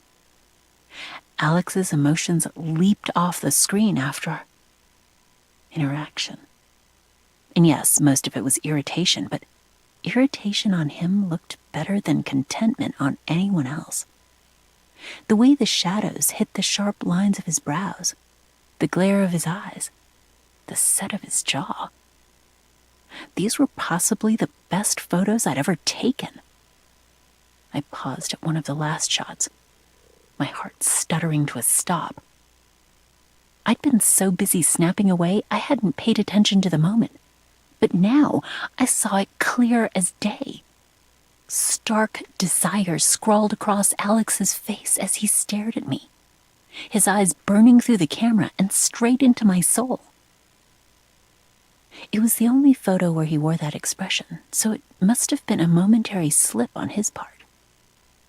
A stripping of his mask, if only for a few seconds. But here's the thing. Even a few seconds can change someone's life. And as I turned off the camera and packed up my equipment with shaky hands, I couldn't shake the feeling that mine had been altered forever. 16. Oh, man. Bruh. I said it earlier in the stream. I wouldn't be surprised if we get through the whole book and they don't fuck, bro. I wouldn't be surprised if we get through the whole book and they don't fuck. It is aggravating. Oh my, like, I love the tension, but like, bro, I don't think I'm a colorist, so I'm just gonna show you the, okay, no, that's fine. Yeah, I know there's 5 books, and I think that's the reason why, you know, they're just, they're teasing it so much, and it's like, come on, man. Like, how in the hell do you have the perfect moment? And I'm talking perfect moment. Like, you just saved her from her ex. You took her to go get some comfort food. So much to the point where she opened up to you about her abandonment issues. Then she wanted to take pictures of you. Now that's like her opening up in a different way. She's like showing you her more like artsy side, showing her more like vulnerable side in her work, all that good stuff. And then she's like, yo, if you are trying to fuck, I'm open for business. And homeboy is like, nah, I'm good. Bruh, knowing damn well if it was any of us, man, we would have done clap them cheeks already. Man, what is he waiting for? I kind of think it's a thing where he gets close and then I think he thinks about her brother. And he's like, nah, I can't do this to her brother. That wouldn't be cool. How would he feel about this? Like, Josh wouldn't like this. Josh is my boy. He wouldn't like this at all. damn, son. I think that's what's going on. I think that's what's holding him back, because we get ever so close to that final. It's like we get to the climax and then it goes back down. Then we get to the climax and then it goes back down. Oh man. If I remember earlier in the book, I think Josh said it actually was okay because they're talking about because earlier in the book, you're right. Earlier in the book, when they talked, he was like, oh, he was like, oh man, you're thinking about my sister. And he was like, oh yeah, you want to fuck her? And he is just like, no, it's not that. And Josh was like, look, bro, it is what it is. Like, if that's what you're thinking about, that's what you're thinking about. Like, we're men, He practically gave you the go ahead because he know what time it is. He knows what time it is. Come on, man. It's like, you need to stop pussyfooting around, bro. But this next chapter is Alex. We'll see if homeboy stops pussyfooting around and he maybe gets something done. It's shit, man. At least by this point in the book, Zaid was doing something. You know what I mean? Zaid was playing with her coochie. He was doing something, man. He was giving her something. But this dude is giving her nothing at all. And we're 16 chapters into this bitch. Like, god damn, man. All right. Let's get into the next one, man. This is chapter 16, Alex. Oh, shoot. Alex. It'll be over in a few months. I leaned back in my chair and rolled my whiskey glass in my hands, watching dust motes dance in the air before me. My uncle rubbed his jaw, his eyes sharp as he examined me through the screen. I turned the guest room into my home office, as I preferred to work from home on the days I didn't have to be in the office. Fewer tiresome interactions that way. You don't seem excited for someone who's been working toward this since you were 10. Excitement is overrated. All I care about is that it'll be done. Despite my words, my chest pinched, because my uncle was right. I should feel excited. Vengeance was so close I could taste it. But instead of sweet relief, it coated my tongue with bitterness and turned my stomach sour. What came after vengeance? Every other purpose I could have paled in comparison to the force that had driven me all these years. It had held me together while I shattered on the inside. It had revived me as I lay bleeding, comatose in a pool of guilt and horror. It had created the chessboard on which I'd painstakingly lined up all the pieces one by one, year over year, until the moment came for me to topple the king. I didn't fear much, but I feared what would happen after I lost my purpose. Speaking of done, I set my glass on the table. I assume you signed the papers for the Grutman deal today? Ivan smiled. Congratulations. You're one step closer to world domination. Me. Because Archer Group had always been mine. I'd funded its inception with my money, and the company had flourished under my guidance over the years. My father had started his own successful construction company after immigrating to the U.S., and it had been his dream to see me take it over one day. The company had collapsed in the wake of his death. I'd been too young to prevent its demise, but I'd built upon his legacy and created something new, something bigger. All my parents had wanted was for me to grow up happy and successful. While the happy part may be a reach, I could damn well work on the successful part. After my uncle and I wrapped up our weekly check-in, I opened my burner laptop and pulled up the encrypted folder where I kept all the documents detailing my enemy's finances, business dealings, both legal and illegal, and upcoming contracts. I'd chipped away at his empire over the years, slow enough that he thought he was just going through a long string of shitty luck. Now I needed just one more piece of evidence before I felled him for good. I stared at the screen, the numbers blurring before my eyes as I envisioned my end game. The prospect didn't excite me as much as it used to. At least I'd taken satisfaction in the fall of Liam Brooks. A few well-placed calls and he'd been fired and blacklisted from every company that mattered in the northeastern United States. It looks good. A few whispers in the right ears. It looks a lot better with landed the on outline. DC Society's blacklist. Honestly, I'd just sped up his inevitable fall from grace. According to the information my people dug up, Liam had picked up a nasty habit and several DUIs What? You got a wall of since art? graduating. Oh shit! Yeah, I It want was to see only it. a matter of time before he fucked up at his job or pissed off the wrong people on his own. He was a man who'd had everything handed to him on a silver platter, and he threw it away for a temporary high. Yeah, I want to see it. Excuse me while I cry a Wish I had a wall of non-existent art. river. Then again, he'd cheated on Ava, so he clearly lacked the good judgment gene. Exactly. My phone pinged with a social media notification. I despised social media, Okay. but it was the world's biggest gold mine of information. It's a basement It was amazing tour. how much personal information people shared online with little to no regard for who might be watching. I tapped on the notification so it would go away and accidentally clicked into the app, where a shaky video of two people arguing auto-played. I was about to exit when I paused, looked closer. Fuck. The video was still playing when I left and sped toward Madeline's house. 17.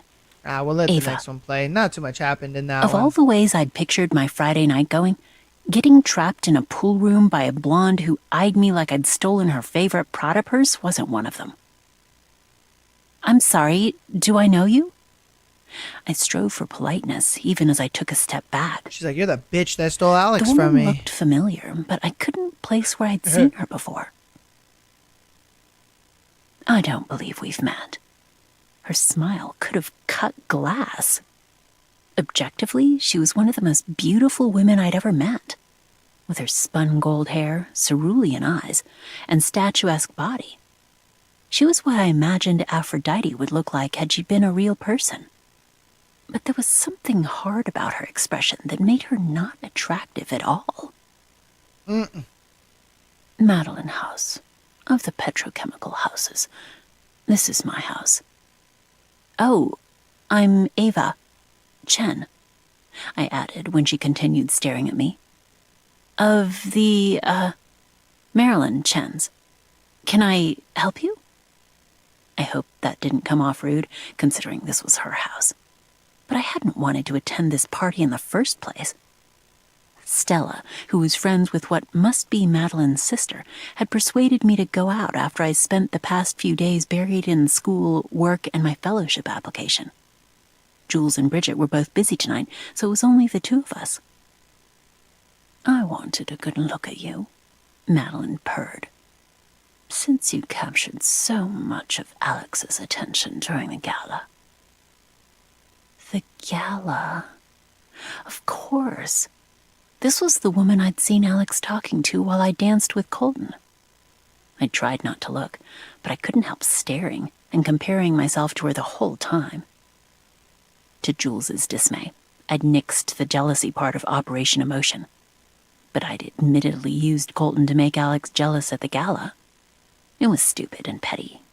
But Colton had shown up around the same time I saw Alex with Madeline. So she used Colton. And I'd been so to make him consumed with jealous jealousy instead of myself, I using went Liam. for it.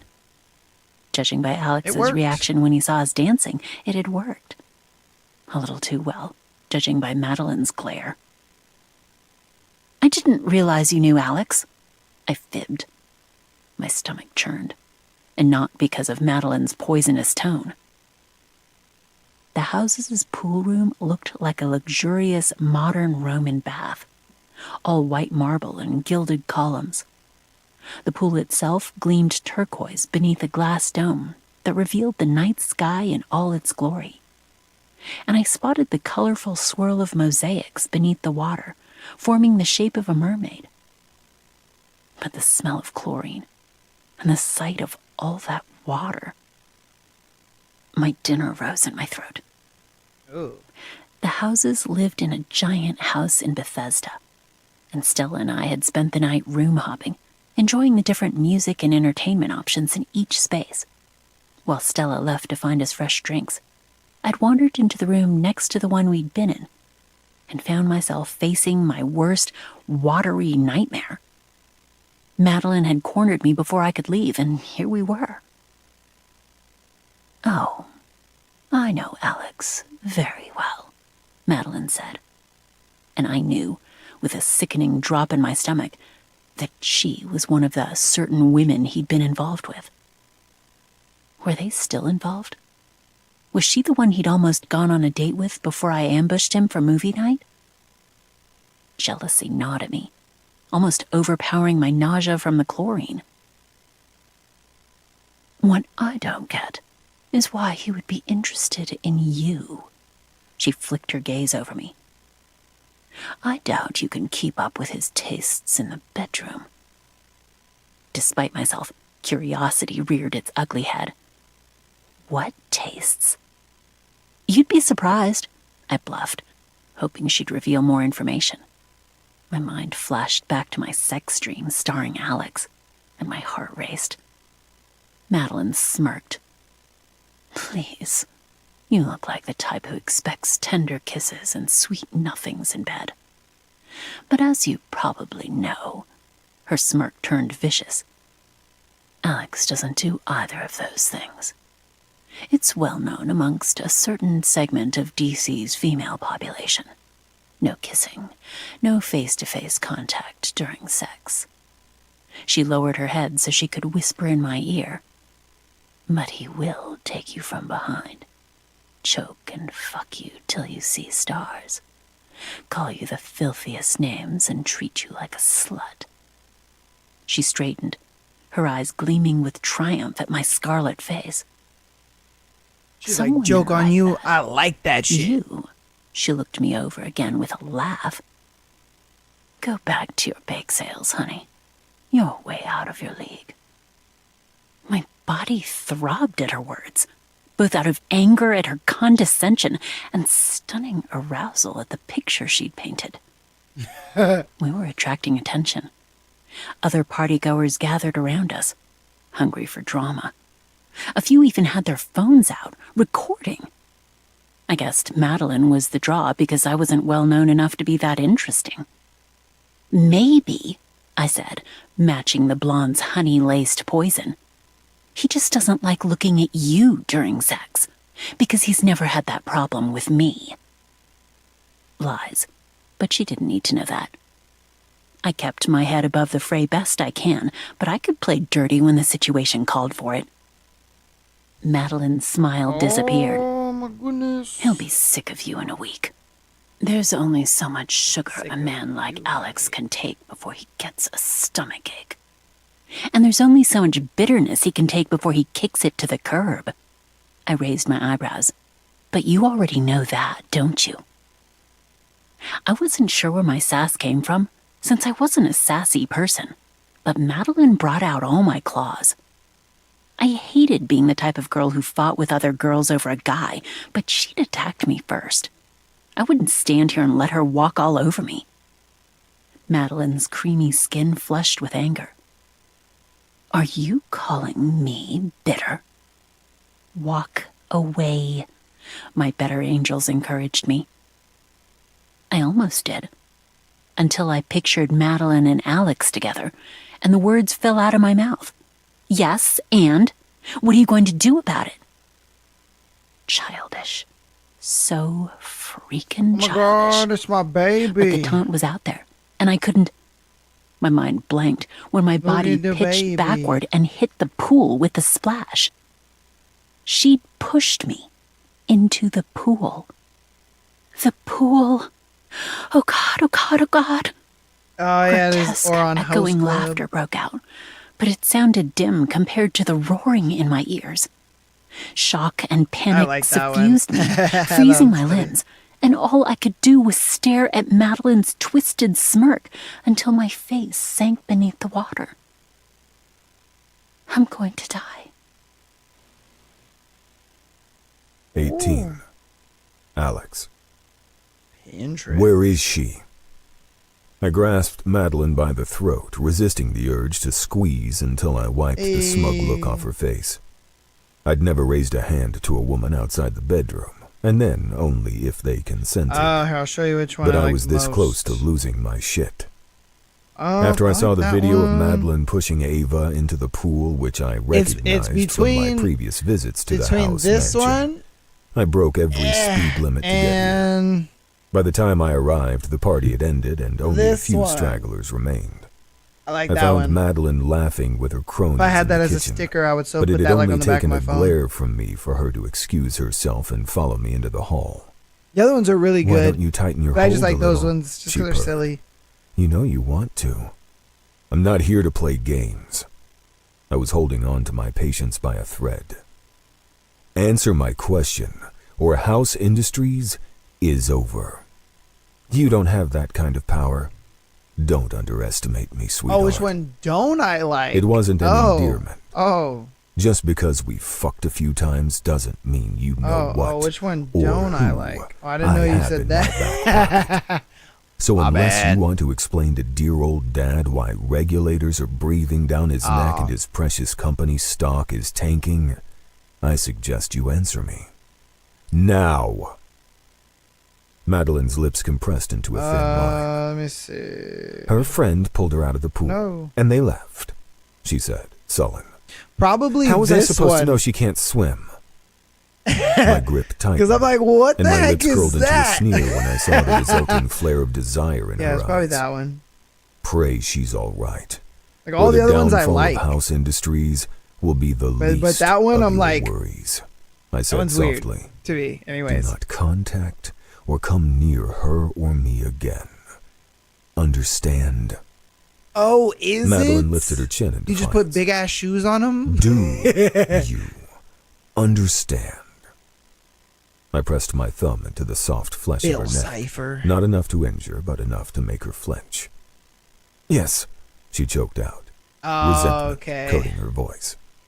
Well, I'm not hip to the Good. maymays, you know? I released her and walked away, keeping Not my hip to the steps calm maymays. when all I wanted was to race to Ava's house and check if she was okay.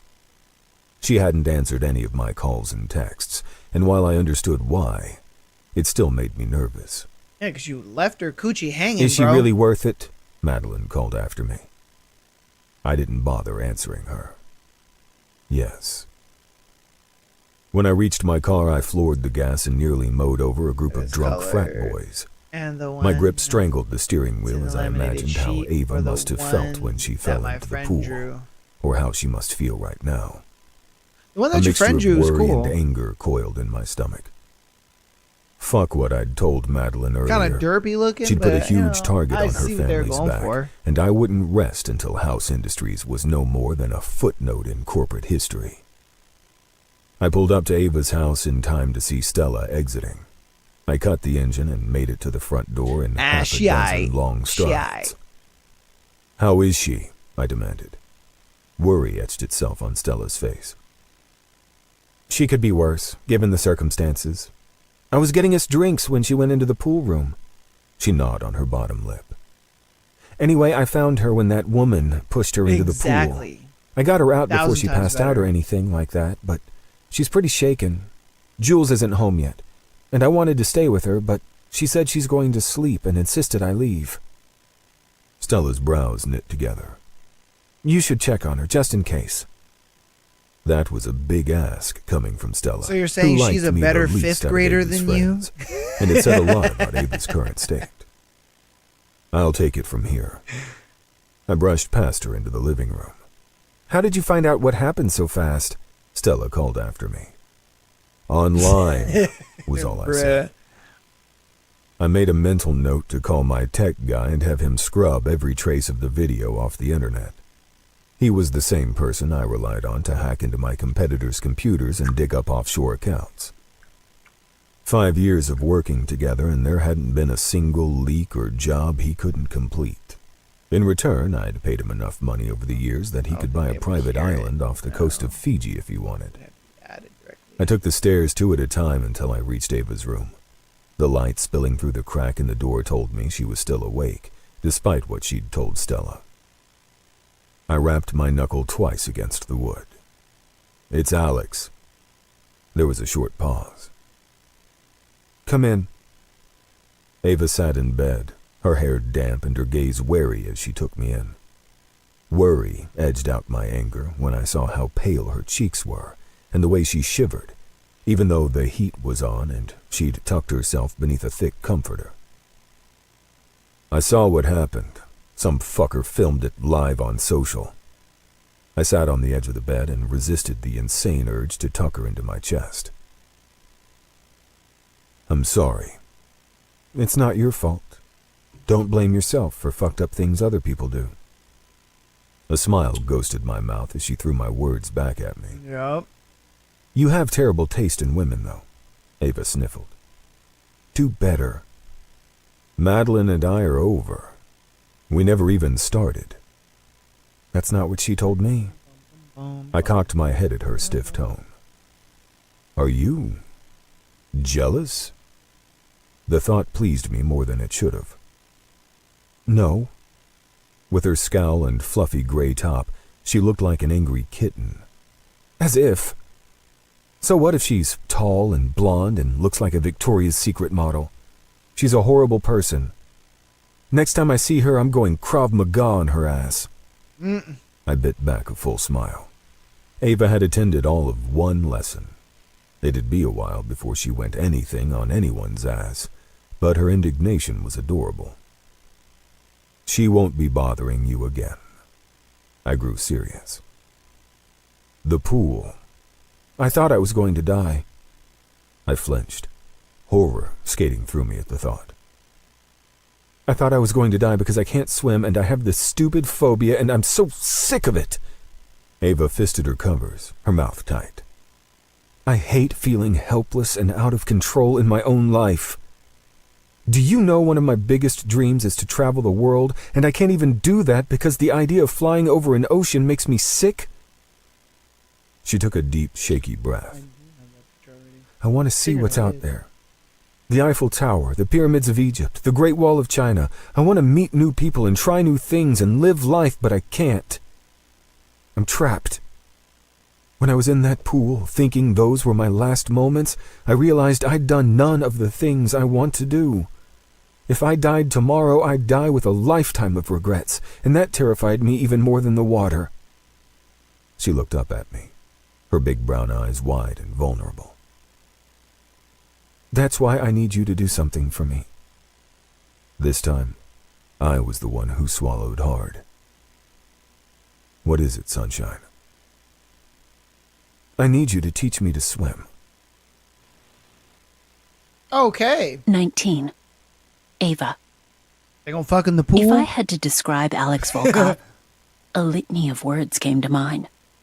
Cold, beautiful, ruthless, genius. Patient wasn't one of them. It wasn't even in the top 1,000. But over the past few weeks, I had to admit I might have to bump it up on the list. Because he'd been nothing but patient as he guided me through a series of visualization and meditation exercises to prepare me for my first real swimming session. If you'd told me 2 months ago that I would be visualizing and meditating with Alex freaking Volkov, I would have laughed my ass off. But sometimes reality is stranger than fiction. And you know what?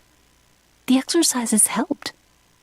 I'd visualize myself standing near a body of water, then use deep breathing and relaxation techniques to calm myself. I started small, with pools and ponds, and worked my way up to lakes. Alex also started taking me to bodies of water so I could get more comfortable near them. I even dipped my toe into a pool. I wasn't cured of my fear of water, but I could think about it now without having a panic attack. Most of the time. The thought of flying over an ocean still made me sick to my stomach, but we'd get there. The most important thing was, Girl, I had hope. Get you an aisle If I worked seat and long and suck hard it up. enough, then maybe What the one fuck? day I would finally conquer the fear that had haunted me for as long as I could remember. But that wasn't the only seismic change in my life. Something had shifted in my relationship with Alex. He was no longer just my brother's best friend, but my friend, too. Though some of the thoughts I had toward him were less than platonic. What I'd felt during our photo shoot was nothing compared to the fantasies running through my mind now. He will take you from behind, choke and fuck you till you see stars, call you the filthiest names and treat you like a slut. Told you she liked that shit. That was the one snippet from my horrible conversation with Madeline I couldn't that forget. was gonna be something like to deter. Every time I thought about it, hey, come my on, thighs bruh. clenched. She wasn't gonna deter from that. Body. She's like, I was like also that. ashamed to admit I want that. Yes, I'd masturbated to fantasies of Alex doing those things to me more than once. So has Bananas. Not that he would. He'd been frustratingly composed since my pool incident. No heated gazes, no lingering touches, no trace of the desire I'd seen on his face in that photo from our shoot. Oh, baby. I hoped that would change tonight. I'm nervous. Stella crouched behind the couch. She was so tall she had to bend all the way so her dark curls didn't peek out from the top. Are you nervous? No. Yeah, I need to get that lied. sound effect. Just I was definitely nervous. It was Alex's birthday, you can even and I was throwing him a surprise party. There was every chance he hated both surprises and parties, but I felt compelled to do something for him. Besides, no one should be alone on their birthday. I'd asked Alex what his plans for tonight were, not letting on that I remembered it was his birthday, and he said he had business documents to look over. Business documents? On his birthday? I didn't think so. Since I didn't know any of his friends except Ralph, our Krav Maga instructor, I'd kept the guest list small. Jules, Stella, Bridget, Booth, and a few other students from the KM Academy hid in Ralph's living room. Yeah, you can't add Ralph had agreed to host the shindig and trick Alex into thinking it was a casual Halloween get-together for Academy regulars. He and Alex should arrive any minute now. I'd nixed the costume party idea. Alex didn't strike me as a costume sort of guy, but I hoped the party itself was a good idea. Most people liked parties, but he wasn't most people. A car door slammed, and my stomach tightened with anticipation. Shh, they're here, I said in a loud whisper. The lingering murmurs in the dark room quieted. Help me sit up, Ralph said, opening the door and flipping on the light. We all jumped up. Surprise! I wish I'd had my camera ready, because the expression on Alex's face, priceless.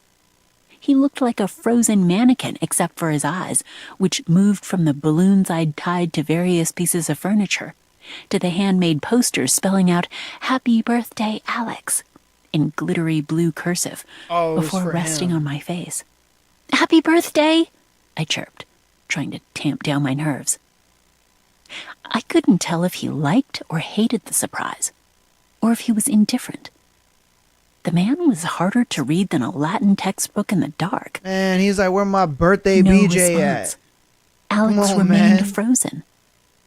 Jules came to the rescue, turning on the music and encouraging people to eat and mingle. While the rest of the party scattered, I edged my way toward him and pasted on a bright smile. Fooled you, huh? How did you know it was my birthday? Alex peeled off his jacket and tossed it over the back of the couch. At least that meant he was staying. I shrugged, feeling self-conscious. You're Josh's best friend, of course I know. He frowned. You've never celebrated my birthday before.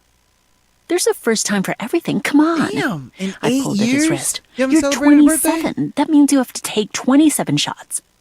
His frown deepened. Damn, bro's 27 and a millionaire.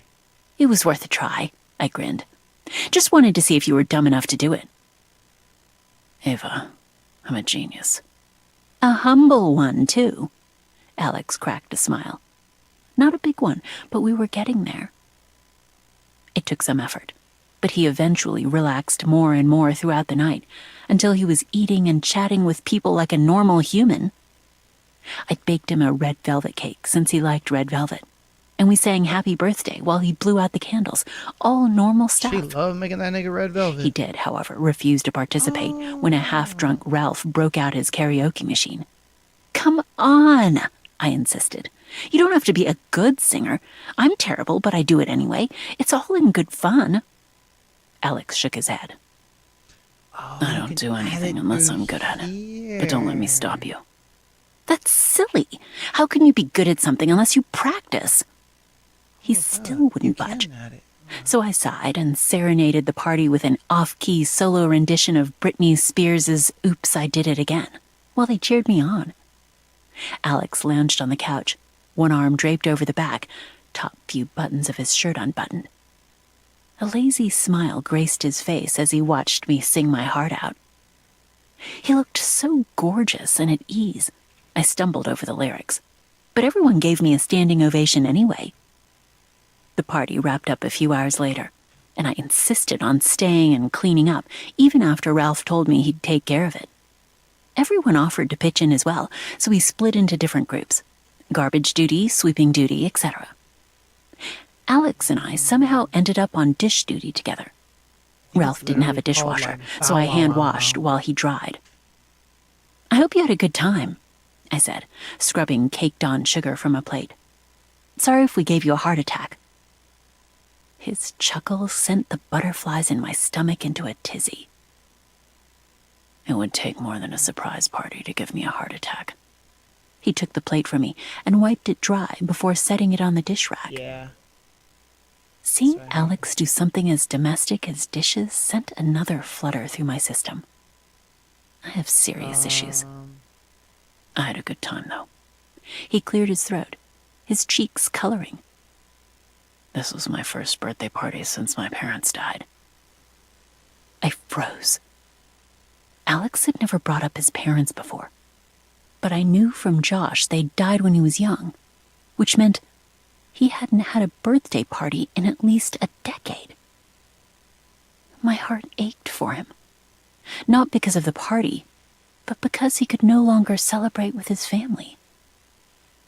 For the first time, I realized how lonely Alex must be with no relatives left in the world except for his uncle.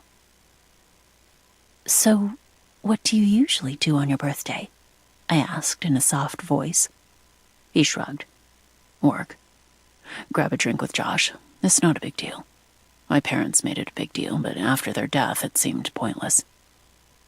How did... I stopped myself before I finished the question. A guy's birthday was not the right time to bring up the method of his family's death. Alex answered anyway. They were murdered. After a beat of hesitation, he added, My father's business rival ordered the hit. And made it look like a home invasion gone wrong.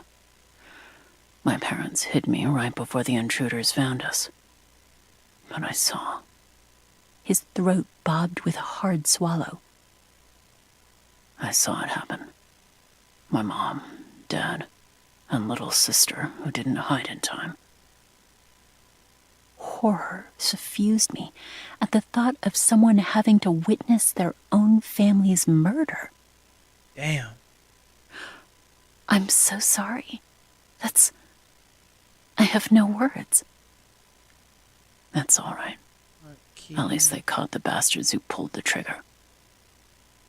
And the business rival? I asked softly. His eye twitched. Karma will get him. My heart weighed heavily in my chest.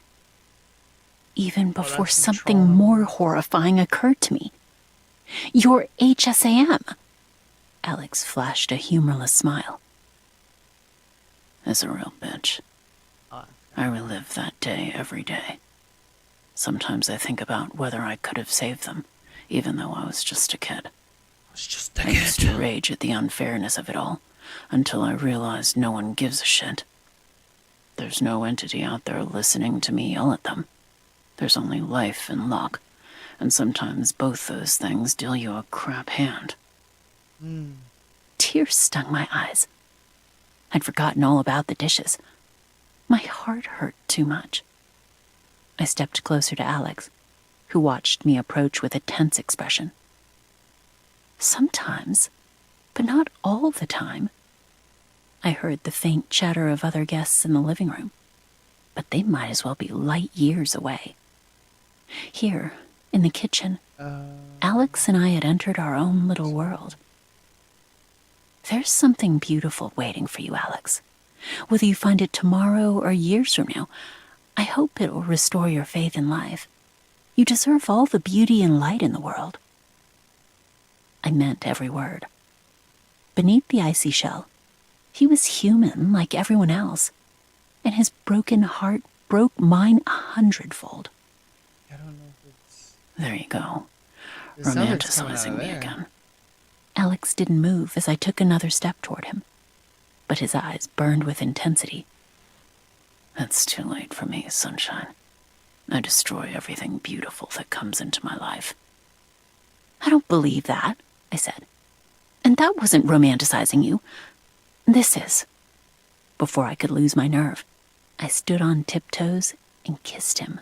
Ooh! It was a soft, chaste kiss, but the effect was the same as a full-on makeout session. I bet. Sparks consumed my skin, and the heat in my stomach flared to life.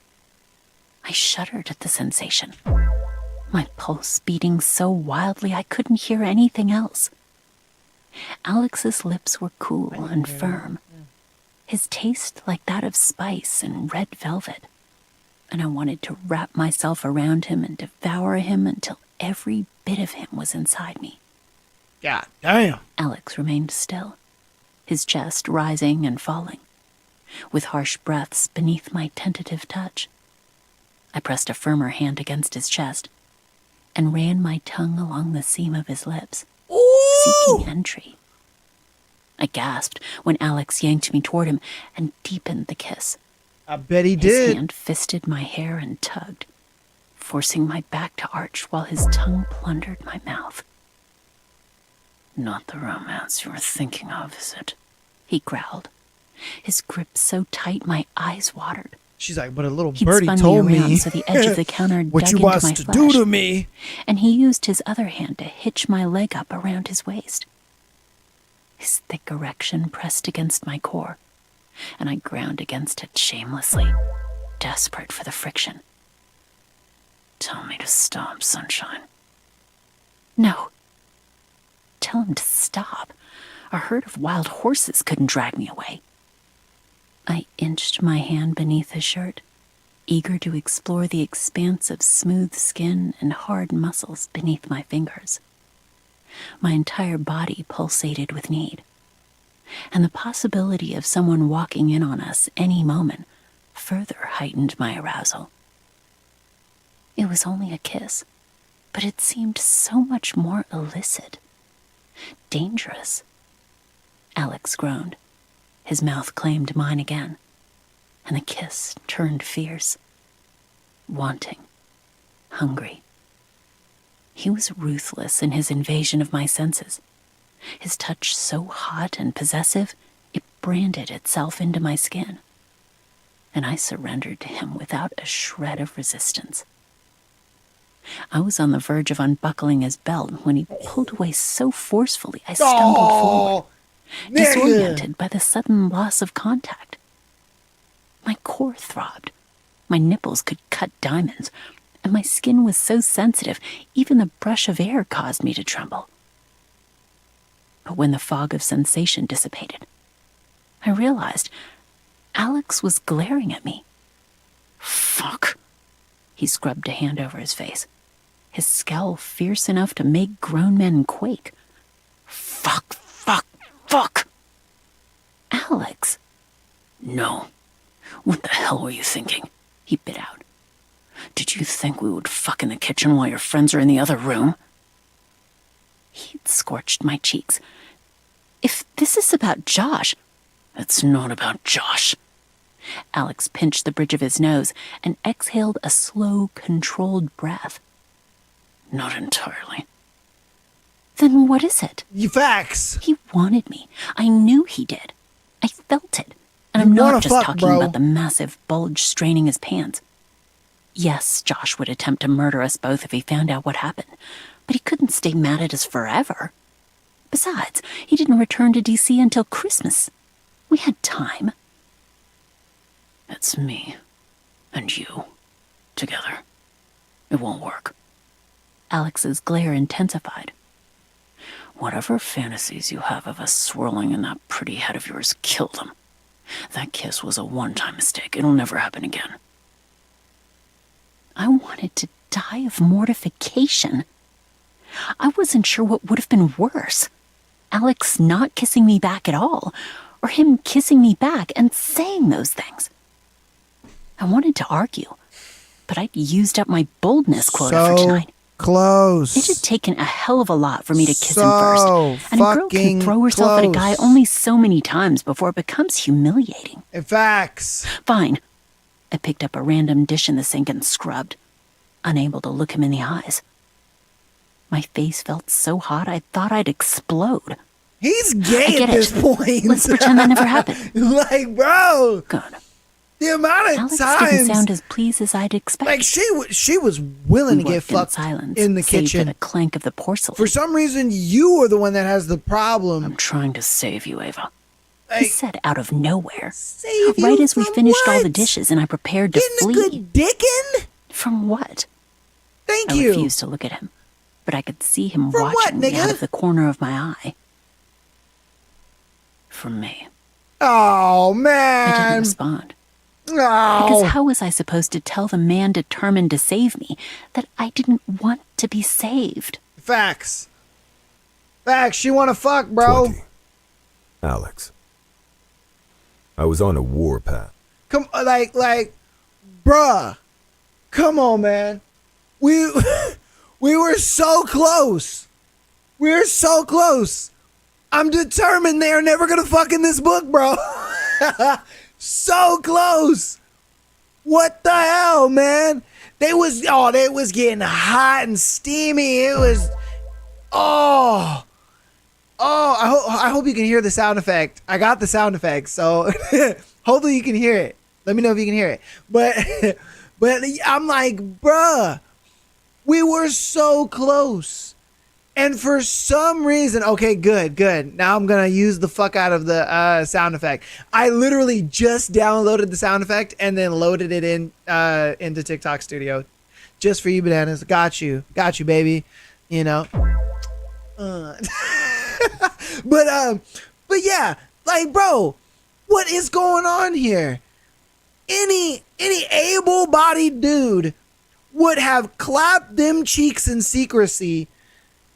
Because and it's funny because I talked about this on a podcast episode where I was like, my theory on a reason why a lot of adults, kind of cheat on their partners and stuff like that is because when you were younger, there was that thrill of like, oh man, I'm over at my girl's house, we canoodling and doing our thing, and like her parents could come home at any time, and like the thrill of almost getting caught kind of like excites you and puts you in that mood. And then, I think a lot of adults, since they don't really have that type of thrill, they use the thrill of like, oh my God, my partner could catch me at any time. And so, but for them, they have that thrill. They have that thrill of like, oh my God, we touching and feeling on each other, and like anybody could walk up in this motherfucker, you know what I mean? I slip my little thing in there and I'd be like, oh, but he backs up and then proceeds to give the most bitch-made line you could ever give somebody, talking about, I'm trying to save you. Oh, brother. Trash, man. Trash, bro. Come on. Any able-bodied man would have clapped them cheeks, bro. God damn. And she's willing. She's willing. It's not like she's not. She's like, yo, I'll let you take it from behind. Choke me and all that good. Like, me too. Fuck this Alex dude, bro. Trash. Just trash. All right, let's get into chapter 20. Well, let's hear his mental fucking gymnastics on why he didn't fuck this girl that he clearly wants to fuck. Like, come on, bro. And everyone gave me wide berth as He's I on the stalked down warpath. hall Get the toward fuck out of here, bro. elevators. My new assistant, who I'd hired after firing the There's a word I want to congressman's call him, insipid but daughter TikTok for would leaking ban my me. cell number to the Grupman CEO, I can't call him that, but it's cool. pretended to be on the phone when I passed. and the rest of the staff kept their eyes glued to their Here, I computer can get another screens like sound their effect lives on here. depended Hold on on. it. I don't blame them. I'd been Get biting another people's one. heads off left and right for the past week. Incompetent, every single one of them. I refused to entertain any other reason I'd been so cranky since my birthday, especially if that other reason happened to be 5'5" with black hair and lips that tasted sweeter than sin. I ignored the two people who scrambled off the elevator when they saw me enter and jabbed the button for the lobby. Perfect. That fucking kiss. It had tattooed itself onto my mind, and I found myself thinking about it. About the way Ava tasted and felt in my arms, far more than I should. See, look at him. Now he's Thanks reminiscing to the about it like, gift I should have did of it. my memory, I relived Loser. those few minutes in Ralph's kitchen like they were real every night in the shower. My fist wrapped tight around my cock and my So chest you beat burning your with meat to self-loathing. that when you could have had the I real hadn't thing. seen or heard from Ava since that night. She'd skipped our swimming Come prep on, sessions bruh. this week, and I didn't even hear from her directly. Jules was the one who texted saying Ava was busy. Her absence chafed more than I Jules cared is to that admit. bitch's name. I keep forgetting her fucking I got name, into bro. my car and deliberated. 1, Dude over here two, beating his meat in the 3, shower. 4. Come on, man. I tapped my fingers against the steering wheel, That's torn, crazy. before I finally gritted my teeth and set the GPS for the McCann Gallery in Hazelburg. 19 minutes later, I strode into the I gallery. wouldn't be surprised if this my dude's like a eyes virgin flitting or over some the shit. pale wood floors, the framed prints hanging on the stark white walls, and the half-dozen well-dressed patrons wandering the space, before I zeroed in on the brunette behind the counter. Ava rang up a customer, her face animated and her smile bright as she said something that caused the woman to smile in return. She had a knack for doing that, bringing Oh, out fuck, the joy what in others. She hadn't noticed me Thanks. yet, and for a while I simply watched her, letting her light creep into the shadowed corners of my soul. Once the customer left, I walked over, my Maybe I hit the wrong custom-made button. loafers silent against the polished floors. It wasn't until my shadow enveloped her that Ava looked up with a polite, professional smile that wilted the second she saw me. Yeah, facts. Because she's like, bro, She you didn't swallowed fuck me. hard, She and the feels sight of that so, small throat bob like sent an unwelcome jolt of desire straight to my dick. denied. You know what I mean? I hadn't fucked anyone except my right hand in months, and the celibacy was addling my brain. Hell. Hi. She sounded wary. Here. I placed a brand new phone, Thank the you. latest model, which wasn't available on the market yet and cost me several grand, on the counter. Her brow knit in confusion. Your current phone is clearly broken since I haven't received so much as a text from you in the past 5 days, I said icily. The confusion lingered for a beat before it melted into a teasing expression, and my heart kicked like a damn rocket at Radio City Music Hall. I made a mental note to discuss this with my doctor during my annual checkup. You miss me, she said. My hands curled around the edge of the counter. I do not. You showed up at my work and brought me a new phone because I didn't text you for a few days. Ava's eyes gleamed Called with out. mischief. I think that amounts to missing me. You Facts. think wrong. I bought you the phone in case you needed a new one for emergencies. Why you In that capping? case, she pushed the box toward me. I don't need it. My phone works fine. I've just been busy. Doing what? Ignoring Attending you, a nigga. silent ashram in the middle of the desert? That's for me to know, and for you to never find out. A vein throbbed at my burned. temple. Damn it, Ava, this isn't funny. I never said it was. It's hilarious. She threw her hands in the air. I don't know what you want me to say. I kissed you, you kissed me back, then you said it was a mistake and we agreed to never do it again. I thought you wanted space and I gave it to you. Facts, I'm not bro. one of those girls who chases after guys who don't want them. Come on, man. Ava pressed her lips together. I know everything's been messed up between us since Saturday. Maybe we need to not spend as much time together. I can do the visualizations on my own, and when the time comes, I can find another swim instructor. My blood pressure hit a record high. The hell you will, I snapped. You asked me to teach you how to swim. I'm the one who worked with you all these weeks. If you think I'm going to let some fucker swoop in and take what's mine, you don't know me at all." Ava stared at me, her eyes wide with shock. Bruh. "We're resuming lessons this weekend. Don't even think of trying to find someone else." All right, I got the Fine. sound effect No need nice to and yell. loaded up. I'm not yelling. I never raised my voice. Period. "Then why is everyone staring at us?" Period. Poo. Ava winced. "Shit, including my manager. He's looking right at us." She busied herself with papers behind the counter. "I promise only to learn swimming with you, okay? Now leave before I get in trouble." I turned and saw an older male with an unfortunate toupee glowering at us. "Do you get sales commission?" I asked Ava without taking my eyes off her manager, who marched toward us, his paunch jiggling over his belt with each step. "Yes, why?" "I'd like to buy a piece from the gallery." I turned back to Ava when her manager reached us. His name tag read, Fred. Figured. He was a Fred if I ever saw one. "The most expensive one you have." Her jaw dropped. "Alex, the most expensive piece in the gallery is perfect for your needs, I'm sure," Fred cut in. He'd lost his scowl and now beamed at me like I was the second coming of Jesus. "Ava, why don't you ring this gentleman up for the Richard Angus Moonlight piece?" She looked uneasy. "But now." My smile cut across my face with the precision of a honed knife. "Careful with the tone, Fred. Ava is your best employee. You wouldn't want to alienate her or any customers who value her opinion very highly, would you?"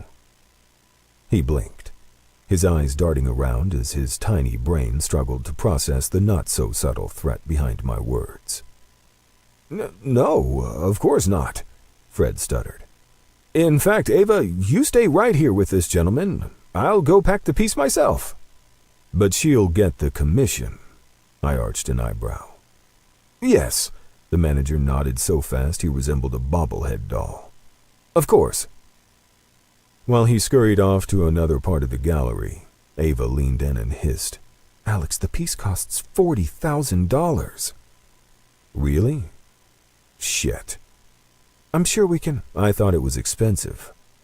Damn. I allowed myself a soft laugh at her stunned That nigga expression. said 40 grand is cheap. "It's not a big deal. I'll own a new piece of art, you'll receive a hefty commission, and your manager will kiss your ass until the end of days. Win-win." Fred returned with a large black and white print. 15 minutes later, the print had been packaged with the same care one would use to handle a newborn baby, and my bank account was $40,000 lighter. "This weekend, our usual time, That nigga said Z $40,000 Hotel," lighter, bro. I told Ava That's after crazy. dismissing Fred. Her eyebrows shot up. We usually practiced at one of our houses or near a lake or Thayer's pool so she could get more comfortable near water. "It has the best indoor pool in D.C., I explained. "You're ready for actual swimming lessons." She'd been ready for a while, but I'd wanted to make sure before throwing her into the deep end, so to speak. Ava sucked in a breath. "Really?" "Yeah."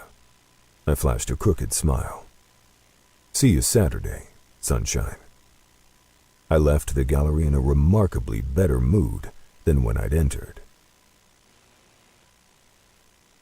21. Ava. All right. The day had finally come.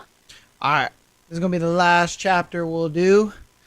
And then your boy is going to get off stream. After this chapter, I'll probably be streaming for like 6 hours, maybe 6.5 hours. So we'll do this last one. We'll do chapter 21.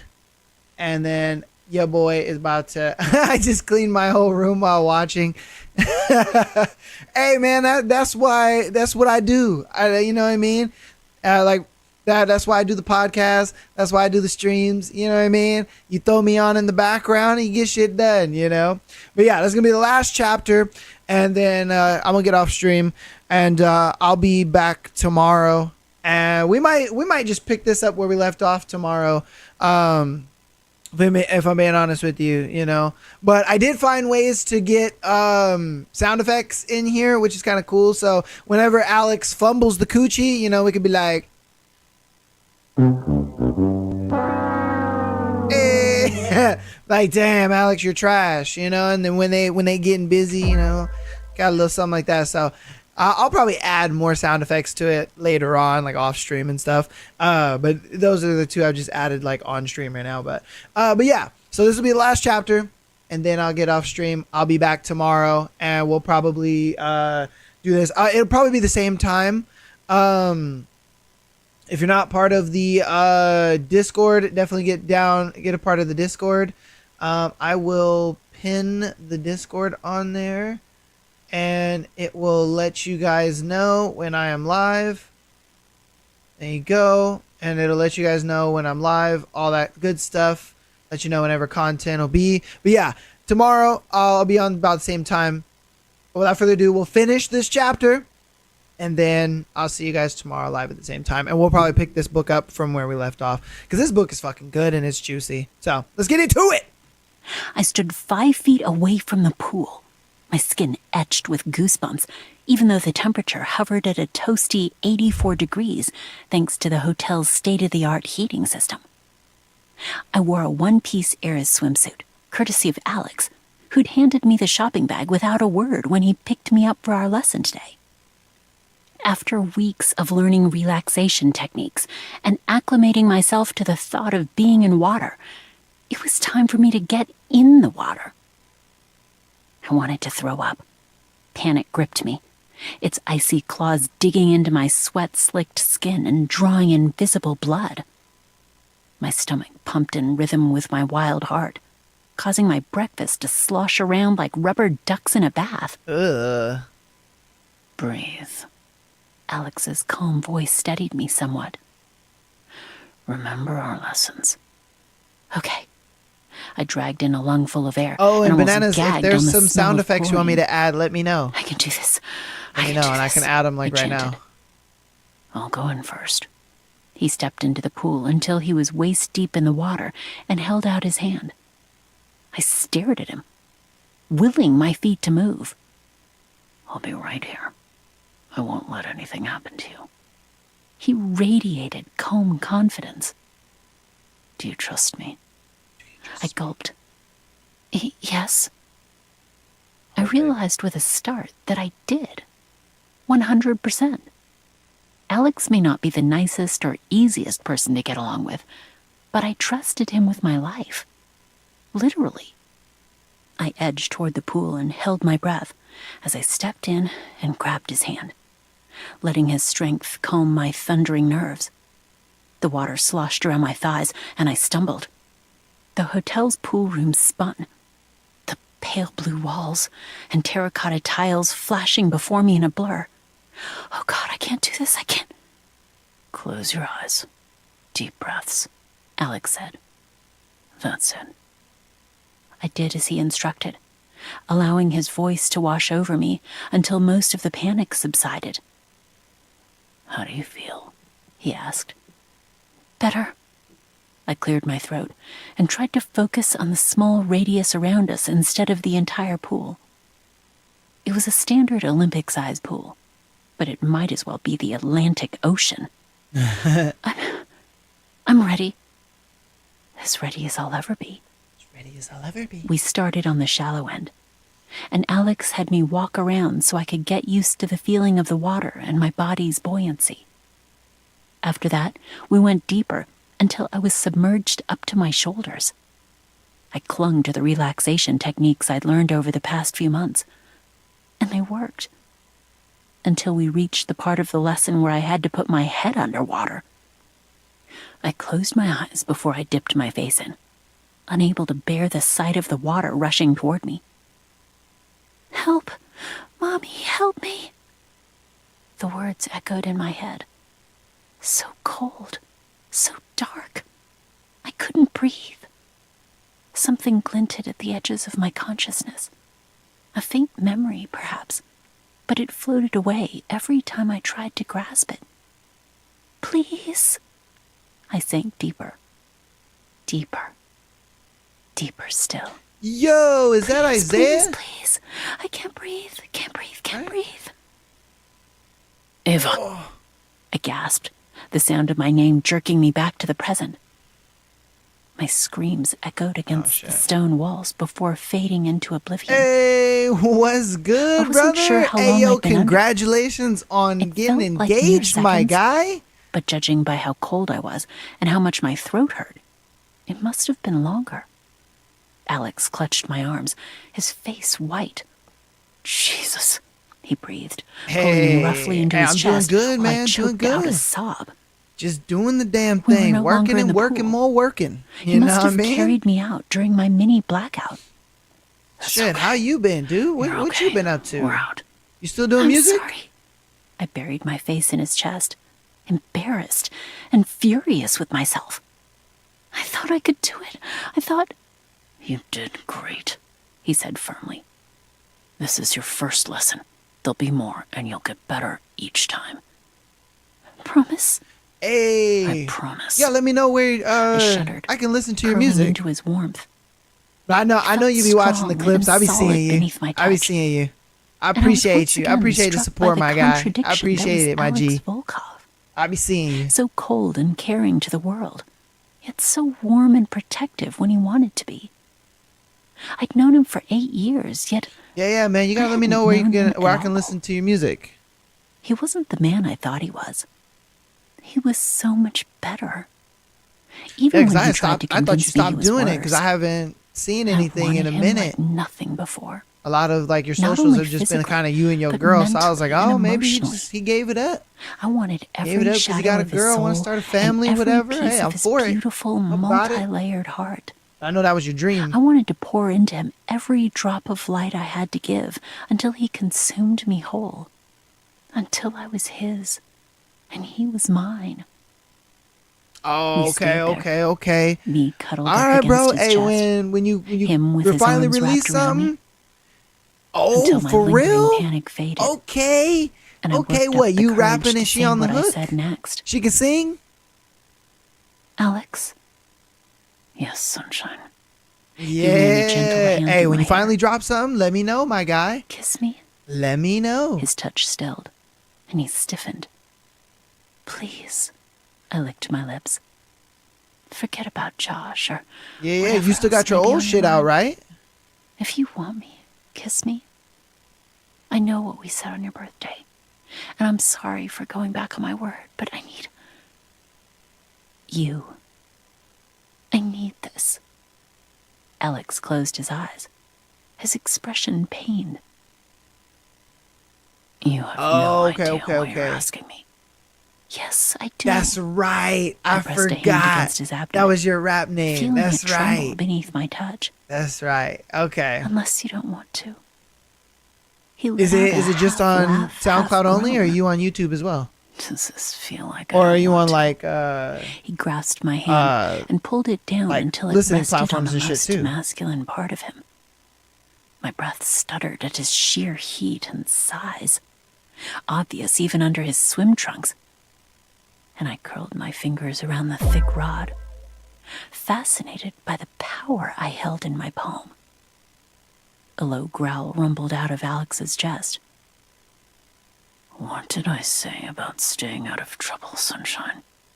Keep doing that, and you'll be in a world of trouble. Maybe For I sure. like Hey, trouble. my DMs are always I open, tightened bro. my Let me grip, know when and he you hissed out a start curse. releasing some shit. Maybe I want to stay there. I know, bananas. I I'm know. beginning to It think might you're happen. the trouble I need to stay away from, he muttered. It might He pinned my happen. wrist to my side. And it'll be on A Apple jolt of Music and Spotify excitement for flashed sure. through For me. sure. But we can't. You just... He gestured Oh, toward the do pool you? with his free hand. Are we friends on PlayStation? I just... What? I don't even remember. Had a panic Honestly, I don't attack? even touch that thing. I get those all the time when I'm near water. But I'll If that hop on, bothers you, for we're in a homies and hotel. stuff. I got you I on could that. find a room. It seemed like I'd recovered all the boldness I'd lost after kissing Alex on his birthday. Okay. His mouth I should have tightened you up. on there. I should have you When on there. did you If get not, so I'm going to write that feisty? shit down right now. That way I can got add sick you. of everyone treating just me in like case a I don't got fragile you. flower who'll break if someone breathes on me the wrong way. Just Let's because see. I have a phobia over one specific thing doesn't mean I'll freak out in other areas of my life. I paused, then added, Hold on. Madeline told me about what you like in bed. His expression darkened. All The right, air cool. turned I got you ominous. locked in just in case. My heart Just in gave case an I don't got anxious you on the thud. friends list, I got you locked in. Don't worry. What exactly did she I tell added you? you. I should have you on His there though. voice lowered to a dangerous decibel. She told me. All right, man. gulped. Hey, you enjoy your night too, brother. Congratulations told me on you on only getting do it for engaged, love. man. Best That to you don't and all like your kissing family, or brother. face-to-face contact Just during know, sex. still got love That for you- you. I appreciate your support. That I what? Alex asked silkily. You stay up, fam. That you like choking and calling women names in bed. The danger in the air thickened until I could almost taste it, and my bravado faltered. Maybe baiting the tiger wasn't the best idea.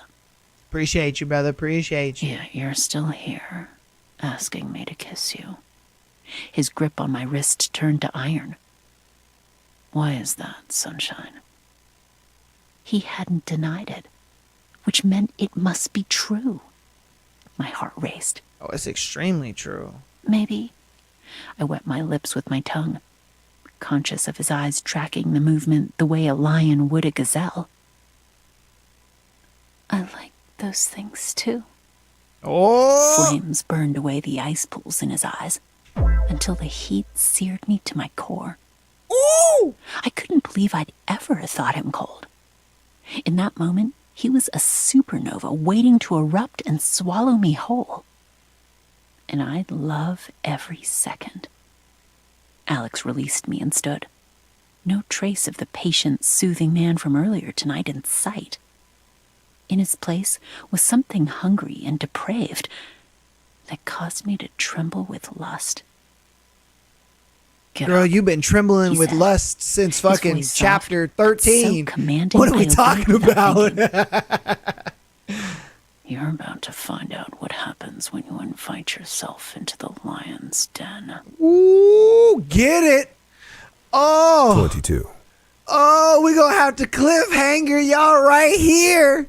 Oh, again, we gonna be live tomorrow.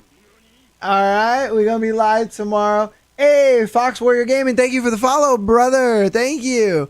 I know. Oh, Fox Warrior, bro, you came in so late, man. You came in so late, bro. Oh, bro. Okay, if Fox Warrior wants us to do one, you're very welcome for the follow, love, giving love to other streamers. Keep the good work, brother. W stream, happy Sunday. Hey, thank you, man. Thank you. Hey, Fox Warrior, if you want us to do one more chapter, we'll do another chapter. All right. The TikTok chat seems upset because we're leaving off on a cliffhanger. But since you just came in and you just dropped a follow and showed support, if you wanna go one more chapter, then we'll go another chapter.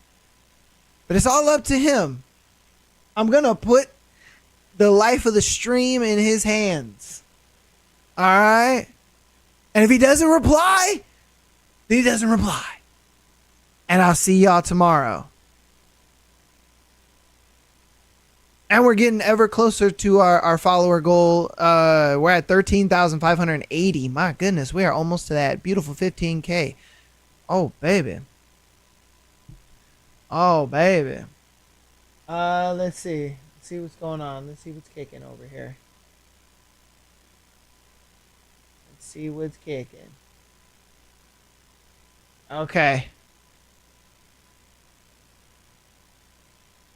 All right, he just dipped in to show some love and dipped out. All right, well, our boy Fox Warrior has spoken. I will see you guys tomorrow. You know I love you, bananas. Narton, appreciate you, bro, for hanging out, all that. Hey, thank you everybody for hanging out. We had a lot of fun. This was dope. Again, we'll be back tomorrow.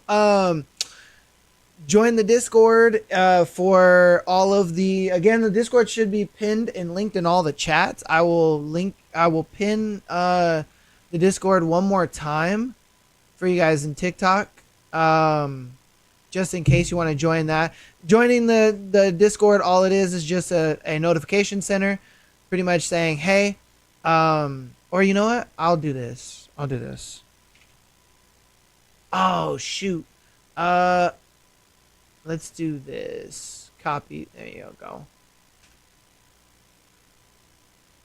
Oh, damn it.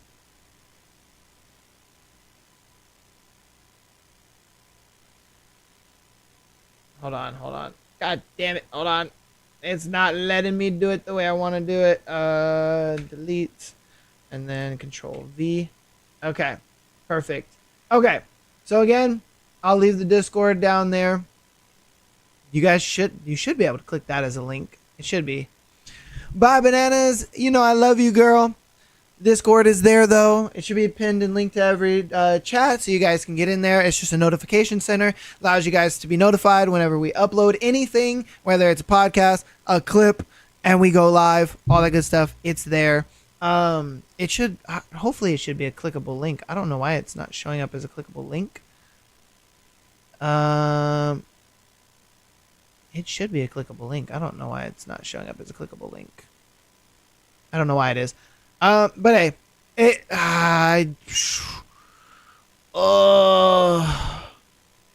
yeah, it's fine.